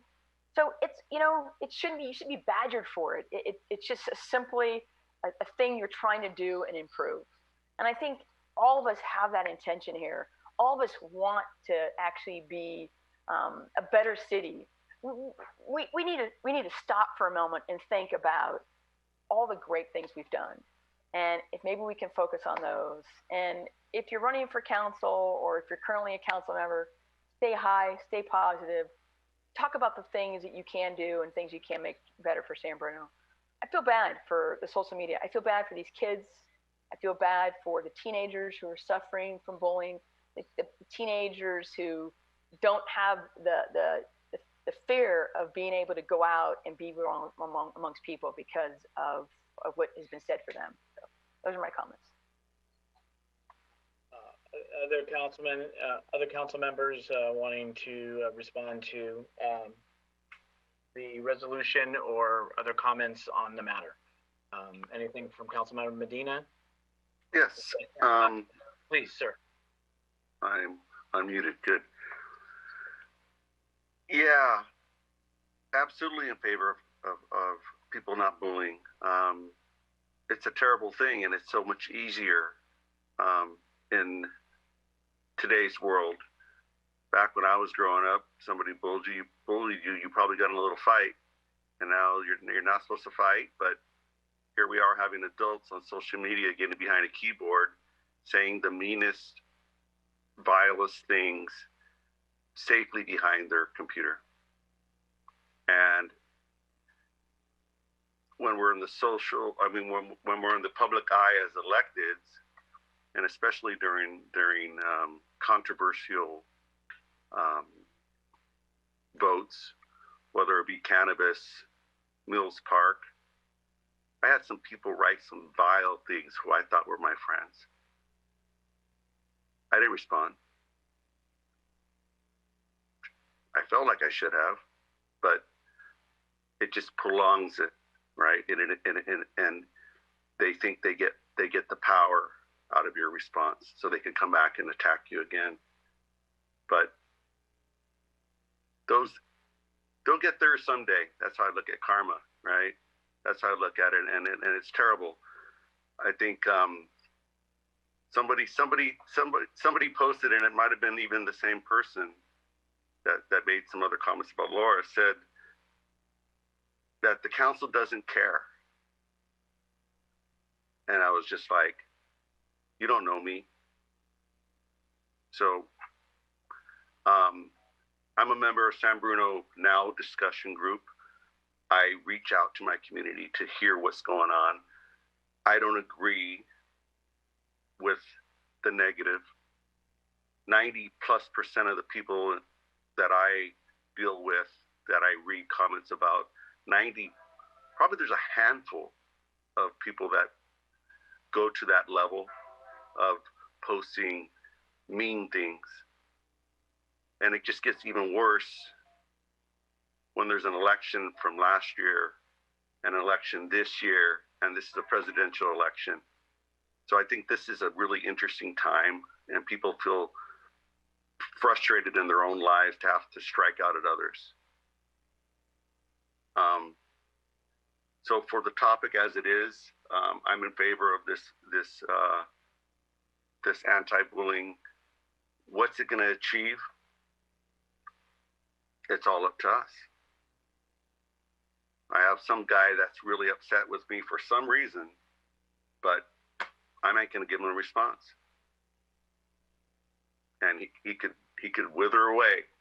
You know, those comments can stay there, but they know who they are. And one day, if you believe in karma or judgment, that's somebody else to decide, not me. So, but I am in favor of this anti-bullying. I'd never even heard about it. I looked it up, and it's, I guess, a national thing now. So we have San Bruno Stands Against Hate. I think that's next month, and then we have anti-bullying this month, and they're good concepts. You know, they sound good, but you got to live it. You got to be an example. I try to keep that in mind, not only as a council member, but as a father. So I'm in favor of this. Thank you. Vice Mayor Salazar. You know, it's a really interesting conversation, and especially in light of all the comments we heard at the very beginning of this meeting. And Laura, I was listening to your comments, and I think you just hit the nail on the head. I mean, there's so much ugliness out there. Definitely not what we signed up for, and it's especially hurtful when we put ourselves out there to try to be better public servants, try to provide information, try to make ourselves accessible. And all we get is, become the targets of this hate. Now, this person will get on this call, on our meeting, and try to goad me on into engaging him because I chose to ignore him. And Marty, I think you're sincere in what you're saying, but honestly, you and Ryan Mersney were going around accusing the council of taking kickbacks from the hotel. And, and then you join the council and it's like, okay, so now let's all get along. But honestly, those words, people remember the things that you say. And, I haven't forgotten that you were part of that. And I know it was Ryan, and you never said it yourself, but both of you would show up at every forum. You would sit right next to each other and you would let him make those claims. And so for him now to say, this is just me, it's not the people I associate with, it's hard to distance that, especially knowing his connection to you and to the other candidates. It's very disingenuous. And for him to say that my family shouldn't be commenting, well, they chose to engage. I don't get into that.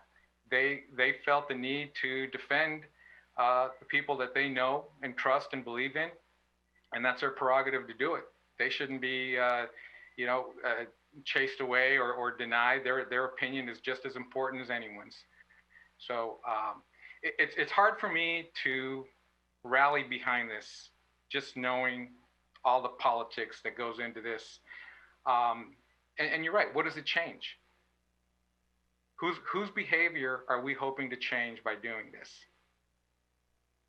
And this really is something that's intended for young people, for teenagers, and there is an epidemic of bullying among them. And for a lot of them, it ends up in suicide because it becomes so bad. We're grown adults, and for us, we should be able to police ourselves. And if we're not doing that, a resolution is not going to change that. And we keep going down the same thing. It's like, let's say this is how it should be. And those of us that have always followed the rules will continue to follow the rules. And those that choose not to will continue not to. So, to me, this just sounds like a political stunt. And especially with all I'm hearing from the public, it's hard to feel good about this because it's supposed to be something that we feel good about, and it's something that's important, but just the way it's coming across, it just doesn't feel good to me. If I may, I've heard a lot of, and this is part of the issue. Hold on, please. Okay. I want to make sure Mr. Sala, I want to make sure first the Vice Mayor is included. I haven't spoken yet, but what I do want to acknowledge is, and I know I've said nobody else from the public, I do see a hand up. It is now Wednesday morning, and I'm wanting to give this person the opportunity because they've held on since 7 o'clock tonight into the next morning. And so unless I have any objection, I'm going to allow one more person to speak, and then I'm truly cutting this off. But I want to be gracious for anyone who has been here this long and feels important about this. Seeing nobody stopping me, okay. No, I'm letting the one person in, and that was it because they've had their hand up for a while. I was going to bypass it, but I'm not going to keep letting it open up. So, no, I guess that's not fair, but folks, I don't want to keep having hands go up. Well, if they spoke is it on the same issue that they spoke on earlier? Because a number of people spoke on this issue. It's correct, but it's in regards to the resolution. Others that I was writing them down, the comments. Well, through the chair, just to clarify, so the resident I think you're speaking of did email council yesterday, and I followed up with a phone call to her because I don't know, but I think she has some good information in terms of a job that she had with her kids or with kids up at Crestmore High School, and I think you really hit home about the whole bullying thing. And I thought she was the one who sort of instigated us adding this to the agenda. So I'm gonna ask my colleagues again, but I want to go back to Councilmember Mason, because you were asking a question about whether to let the person speak. Oh no, I'm fine with whether you open up for public comment or not. I'm just saying that if it's on the same topic that a number of people spoke during general comment on this topic. So that's all I'm saying. Space bar's acting up on me. Okay, and Melissa, and I apologize, it's just getting late. Melissa, can you please let the speaker in, and then we're going to bring it to council and then decide. Okay, Claire Luna. Hi, can you hear me? Yes, we can hear you whenever you're ready. Great. So I actually used to work at Peninsula High School for I worked with the San Mateo Union High School District for about 5 or so years. And I worked with, in Peninsula, I worked with students who had depression and anxiety, and they literally couldn't go to school. So they were so scared to go to school that this program was initiated, and it's a real thing. So when people say you're bullying me or I'm bullying you, everybody has their own definition of bullying, and it's not to say bullying is not I'm going to use profanity or I'm going to use force. Bullying comes in all different sorts of ways, and I do not participate in social media whatsoever. But I looked up something on social media and like a month ago, and I was really shocked because this is devastating for teenagers. And when I went onto a website looking for information about San Bruno, I saw what I witnessed these teenagers going through. And it's valid. It happens with adults, and it's completely unfair. And I was just completely shocked. And then I saw what the funny thing is, and I did this myself that moment, but I saw screenshots, and screenshots are devastating for teenagers. Like, I don't know how many times I saw a screenshot here, a screenshot there, and it started so many arguments with teenagers and fights. And then I was just shocked that we were doing it as adults. Like I was just completely just appalled, because we should be doing better. And to see council members who volunteer their time, like you guys have full-time jobs, or you did, most of you do, and you guys volunteer time. Like, volunteers really mean a lot to me, and to have them attacked when they're trying to do things better for the city, and then watching other council members still comment on these sites, it's really hurtful. And throughout this, I feel so passionate about this that I had to make my own group, because these people were messaging me and telling me that they were afraid, and they're afraid to speak now. So that's why I'm here. That's why I stayed up for 5 hours, because these people are really scared, and it's created by this negativity. Because once people have power, they might not know it, but it gives them power, and then they treat other people unfairly. And it's happened to a lot of residents in San Bruno, and I hope that you guys do take this seriously, especially the members who are associated with that website and post frequently. You might not know it. Other people have definitions of bullying, and it's not fair for anybody. Please stick up. Please lead the example, because we're looking at you guys to lead the example. So where to start? Start with you guys first, please, because you guys are in a higher position, and you guys should be leading by example. Thank you so much for taking my call this time. Thank you.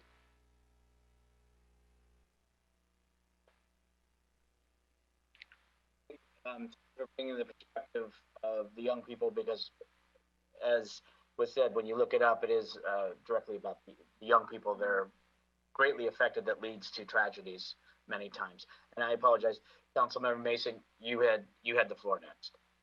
No, I just wanted to say, I think I heard comments from both Councilmember Davis and Salazar, in particular, Councilmember Salazar saying, because some of us follow the rules.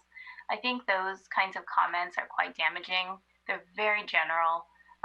They don't point to when the rules weren't followed by Mr. Medina or myself.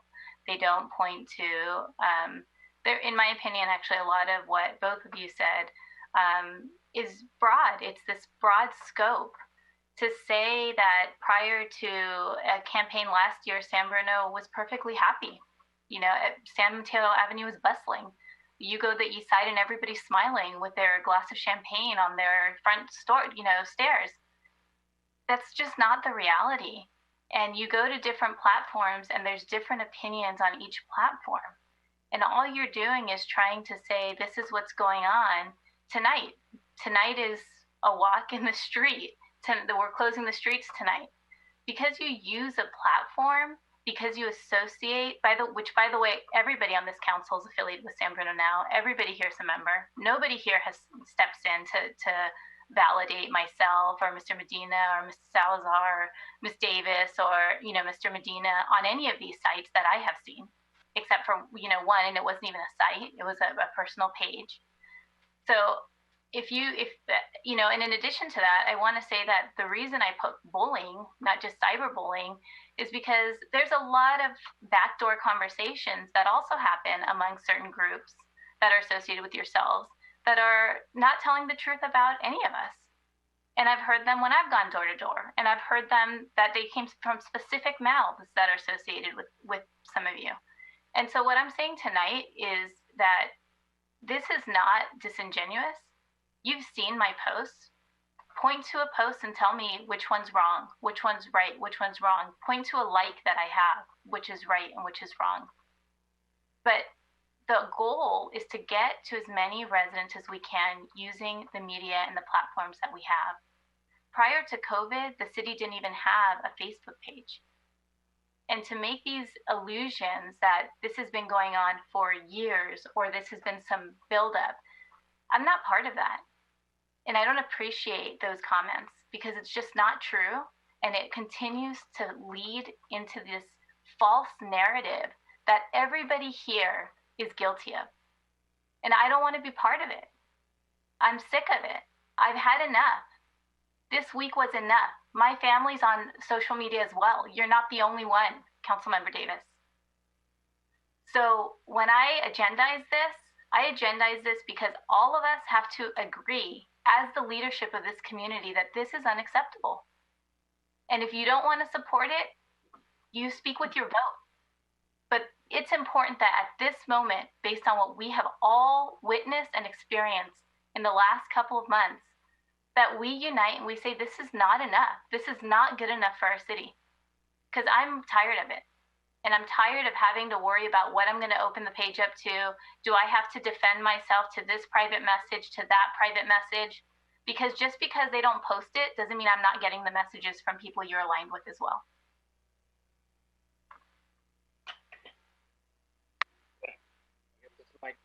And so much for us using generalities, because that was very general and very vague as well.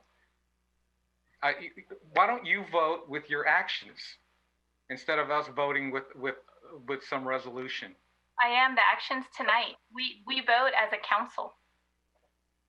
All right, so let's bring it to me. I'm going to be a little candid, and this is a topic that's very sincere, and I understand it because it's next month and it's the anti-bullying. It's asking just for a resolution with a lot of detail, but in all sincerity, with it being at almost 12:15 in the morning, and it has really been from the moment we started this meeting under public comment to now. I don't know that this council doesn't need to. We all need to take a breath and reflect inside, and reflect what is the absolute goal. I mean, honestly, there are resources that I'm sure Facebook or Nextdoor has. Those are the important resources that maybe we need to get out.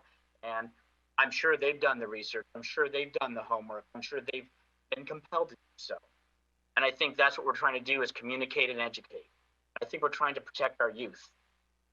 Because obviously, if the youth had watched tonight, I don't know that they'd see an example, because it's gotten a little personal.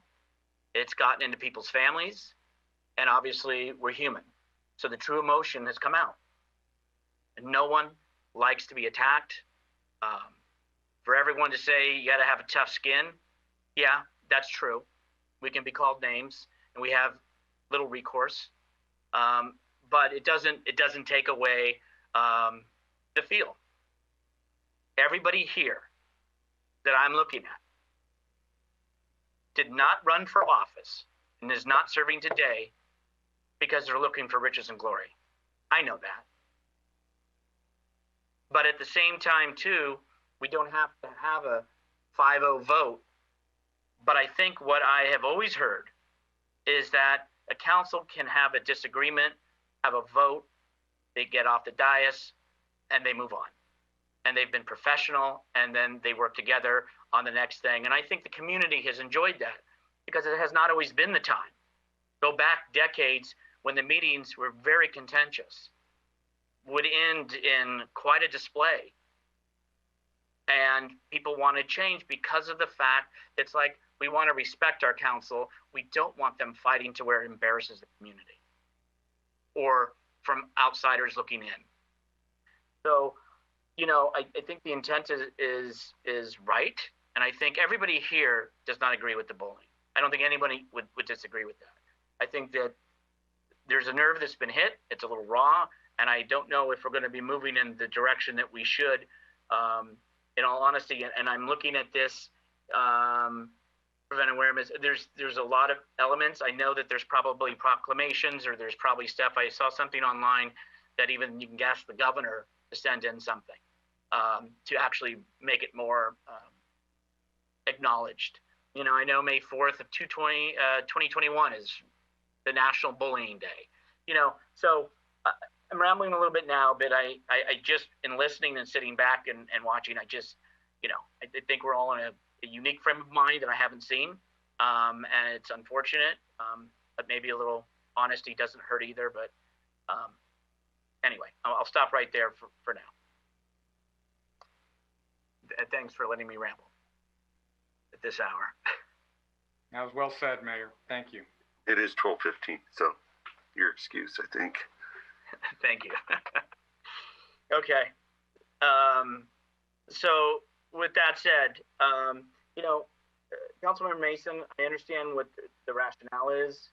And I know it's always about a vote and it's an up and a down and have you on the record, have us on the record or have you on the record. And so I'd like to see us maybe get in a more collective about, like you said, a collaboration, you know, we're all in it to win it, and we're all doing it for the right reasons and with sincerity in our heart and our soul, and with a clear thought of conscience for what we're trying to do, which is right. I really believe the youth are the ones that get affected horribly. And again, when I was growing up, yeah, I'm not young anymore, you know, we didn't have all of this element. It was probably an easier time. Gosh, we didn't have cell phones when I was growing up either. So, you know, look at how times have evolved. But I worry about the youth primarily.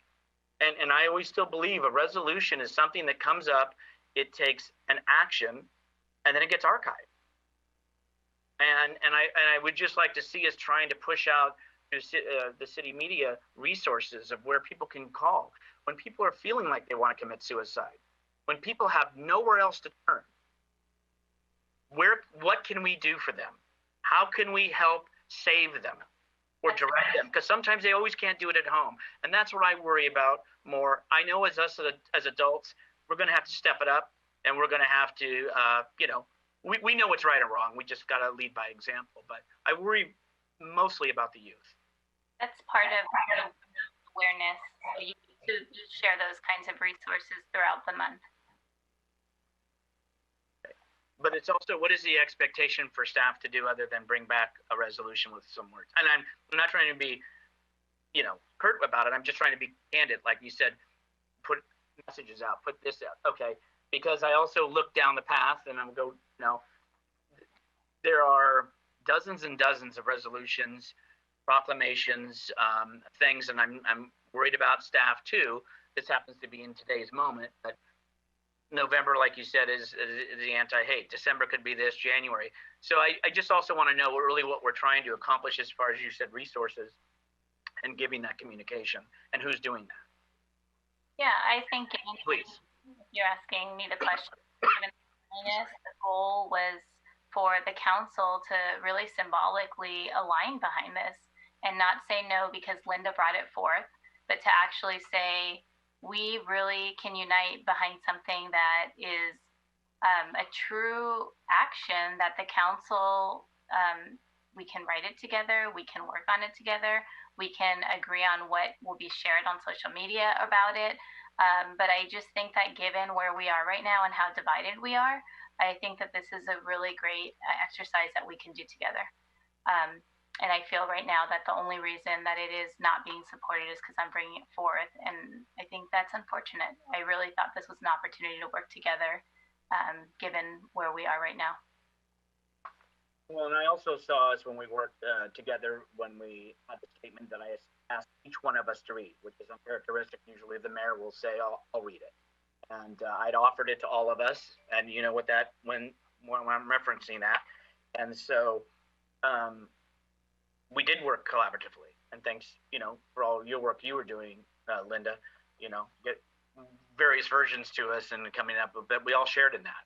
And so, that's, if we're going to do something, let's do it in that vein and not in the vein just to do it because it's politics or because it's, I want us to have it in our heart and soul that this is what we're doing as a team, not because we're doing it. And it's, when I make a decision, I don't, you may not think this, and maybe we don't know each other well enough, but it's not personal when I do those things. I can separate myself, and it's what's best for all of us. But I always want to say, let's do it when we're in the right frame, and I also want to say, let's do it when our intentions are pure. That's just me. Yeah. And this is not political, and this is my first October being on the council. So thank you. I would like to have though an official, I'd like everyone to be clear on whether to move forward or not. And that is why you brought it up, was to see if there was consensus to have direct staff to put in a resolution and bring that forward, which actually would not be until October. So we'd already be in the month. Now that I'm just thinking about it. Took me a minute. Is there a support? Oh, I'm sorry, Councilmember Davies, you had your virtual hand. I apologize. I think I mentioned this to Mayor Medina last year when you brought in the San Bruno Cares, and I forget what month it was, and I kind of said to you at the time, and I had the same comment today, but what does that mean? So we sign a proclamation. What does it mean? What are we committing to tonight? And so I always feel like things get brought to this agenda for us to make a decision with not all the facts. So if we're just to commit to signing a proclamation, okay, I'll sign a proclamation, but that's not enough for me. If we want to make a difference, then I think there needs to be more to it.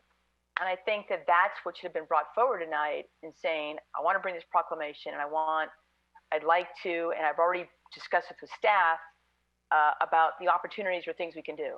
And staff's given us the okay that it's a very small amount of time to put that effort toward doing X, Y, Z. Or it's going to be, we don't have the bandwidth for this, or it's going to take away from something else. So I guess I don't know what I'm saying yes to. Let me ask council, because I'm understanding, because we're asking staff to do something and we don't know what the level is. We don't know it's kind of detailed in that. Let me ask the council a question.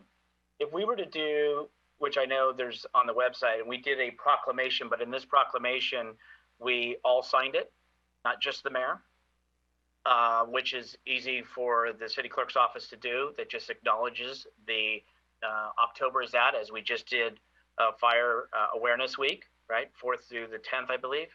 I think that is what I think maybe Councilmember Mason, it's about saying that we don't concur to it. Obviously, we're against it. Each one of the council members, I'm more than happy to have them sign this proclamation. City clerk's office usually facilitates that. They can go into national bullying and find something. Therefore, it's nominal to staff's time. We're not asking extra, but it is sending a message that can be articulated at next meeting. What are the thoughts on that?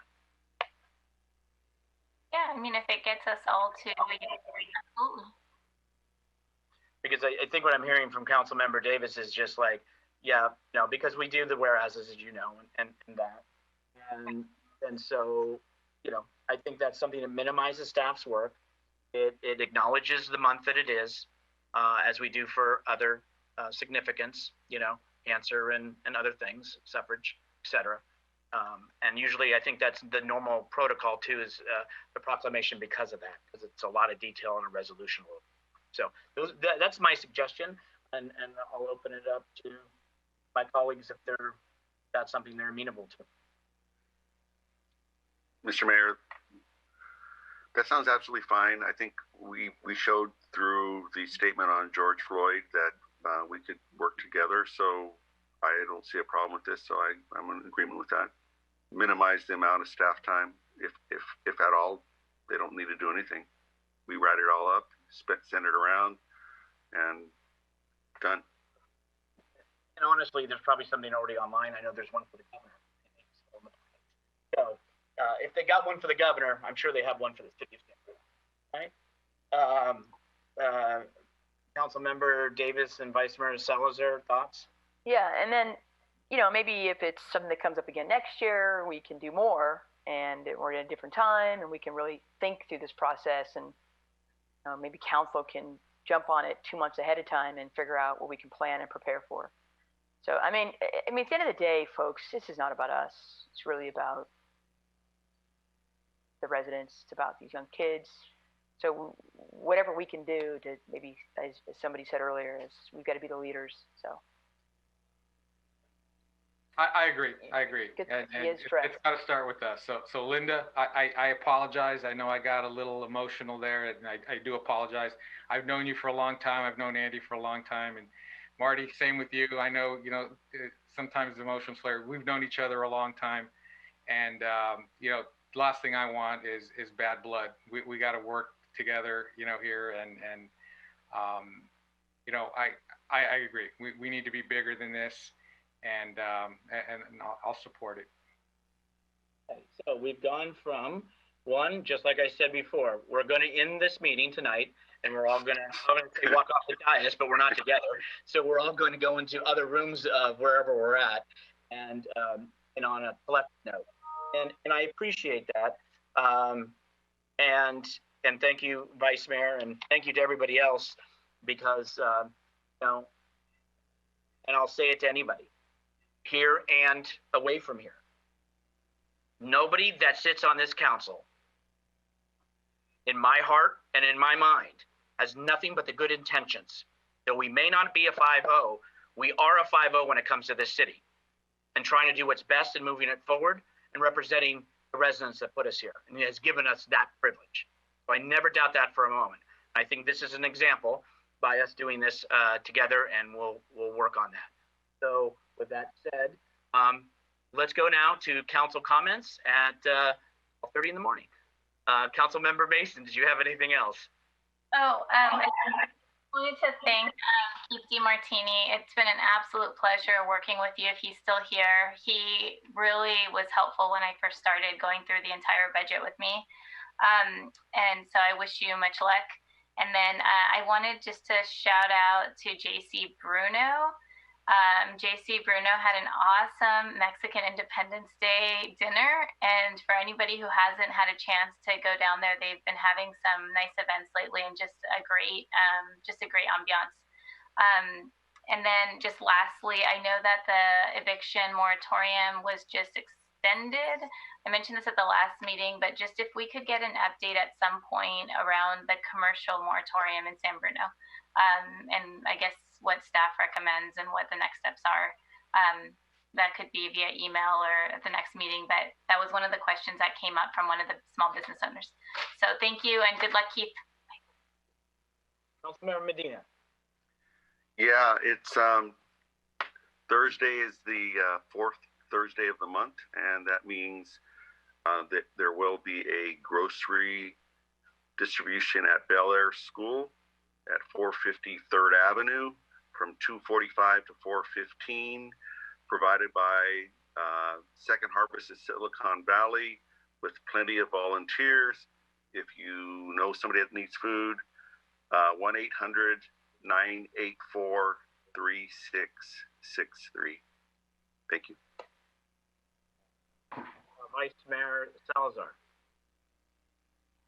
And to follow up on Marty's announcement about the food distribution, anybody who's bilingual, if you speak Spanish, there's a need for Spanish-speaking folks to help volunteer. I was down there for the last one and spent the entire time registering people, and definitely speaking Spanish was a big advantage. So, and I also wanted to give my thanks to Keith for what he's done for us. He's definitely elevated what we do with finance. He was a huge asset to the city. He will be very much missed, and I want to add my voice to those wishing him the best of luck in his next adventure. And we'll be watching you and expecting great things from you. Thank you, Keith. I also wanted to, one other thing, when I was looking online, I saw a suggestion that somebody had about the council organizing walkthroughs of downtown to sort of get a first, hand look at everything that's going on. And I know when we were on Parks and Rec, we had a similar program there where we would inspect parks on a regular basis. And I can't remember if we decided to change to doing it individually because of Brown Act concerns, or, and so I wanted to throw that out to staff. If it's something that the council wanted to do, would it be something that we would have to agendize, and would it be possible for us to do something like that as a council? Okay. I'm sorry, Vice Mayor, are you concluded? That was my last comment. Yeah, and I can get that answer to that question offline. Thank you, sir. Councilmember Davis.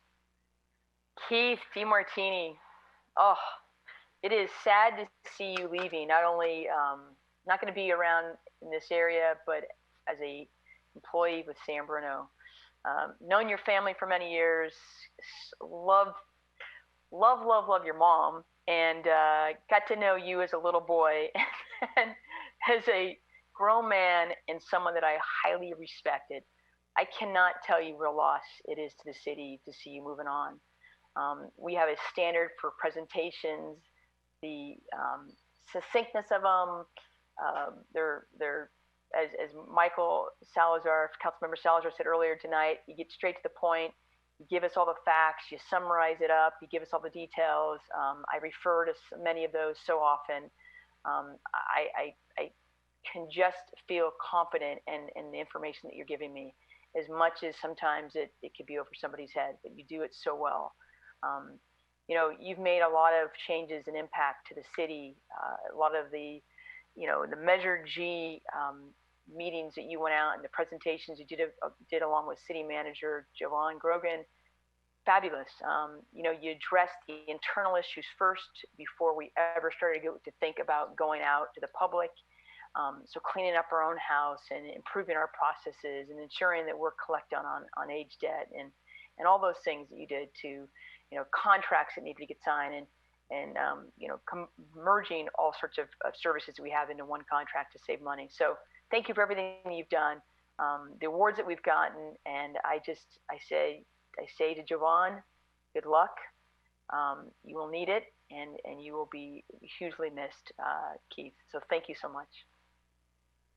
For me, finishing out, I will say we have had a walking tour before on Cemetery Avenue, and it was just agendized. Therefore, we all could be there and talk, and and then we could stop off in a certain shop for coffee or a dessert or something. I also to Mr. DeMartini, Director DeMartini, there is first of all, not many study sessions get moved up because somebody is departing, and so you may have made history, but as you should, because you already have. I feel that this city and our community have been blessed to have you in City Hall the time that you are. And I know the move and the transition, and again, you're not just leaving the area. I mean, meaning another job, you're leaving the area with your family. And I know that's difficult. A move is not easy with the kids and all, but I think people need to realize too that a lot of processes, segregations of duties, checks and balances, awards, an award that we had never received, continuing an award that we had received. You also went and said, okay, let's audit things. Let's, with council, supporting you.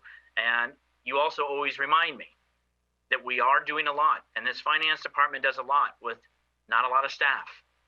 So it's also, he'll always remind me, it's the dedication of the team that takes it serious and does their job. You have brought a great spirit, great determination, great energy to this team, to this department, to the senior leadership. And you're always able to make it easy for us to understand. And I've heard the rumor that people might start to miss your PowerPoint presentations, but with your talent and finesse. So really, from seeing and dealing, I mean, you even changed the budget process. And I know when we talked and it was like, Rico, can we try a different budget? Because the rumor was that I was like this very strict person when it came to how the budget has to be done. And Keith was just amazed that I said, sure, well, let's try it. If we don't like it, we'll go back to the old way. But it was efficiency that you created and saved staff time. So really, Keith, on behalf of all the council, and we don't need a proclamation or resolution for this, you have a 5-0 vote that we have been blessed, and we thank you for what you have given and what you have done and what you are leaving us in, which is better hands. You, my friend, have made a difference, and you are leaving things better than you found it when you walked in. Thank you. So with that, I will say, Javon, I'm just going to say to the staff that is still on, and they're still with us, they need to sleep in. Hence, they should not be reporting to work not too early because it's 12:40 in the morning. So sleep in per the city council who just passed their resolution. And to my colleagues, thank you. And to everyone left, good morning. We're going to go ahead and adjourn this to the next regular city council meeting that will be held on October 13th, 2020 at 7 o'clock. Good night. Good morning. Thank you. Be safe and take care of yourselves. Good night all.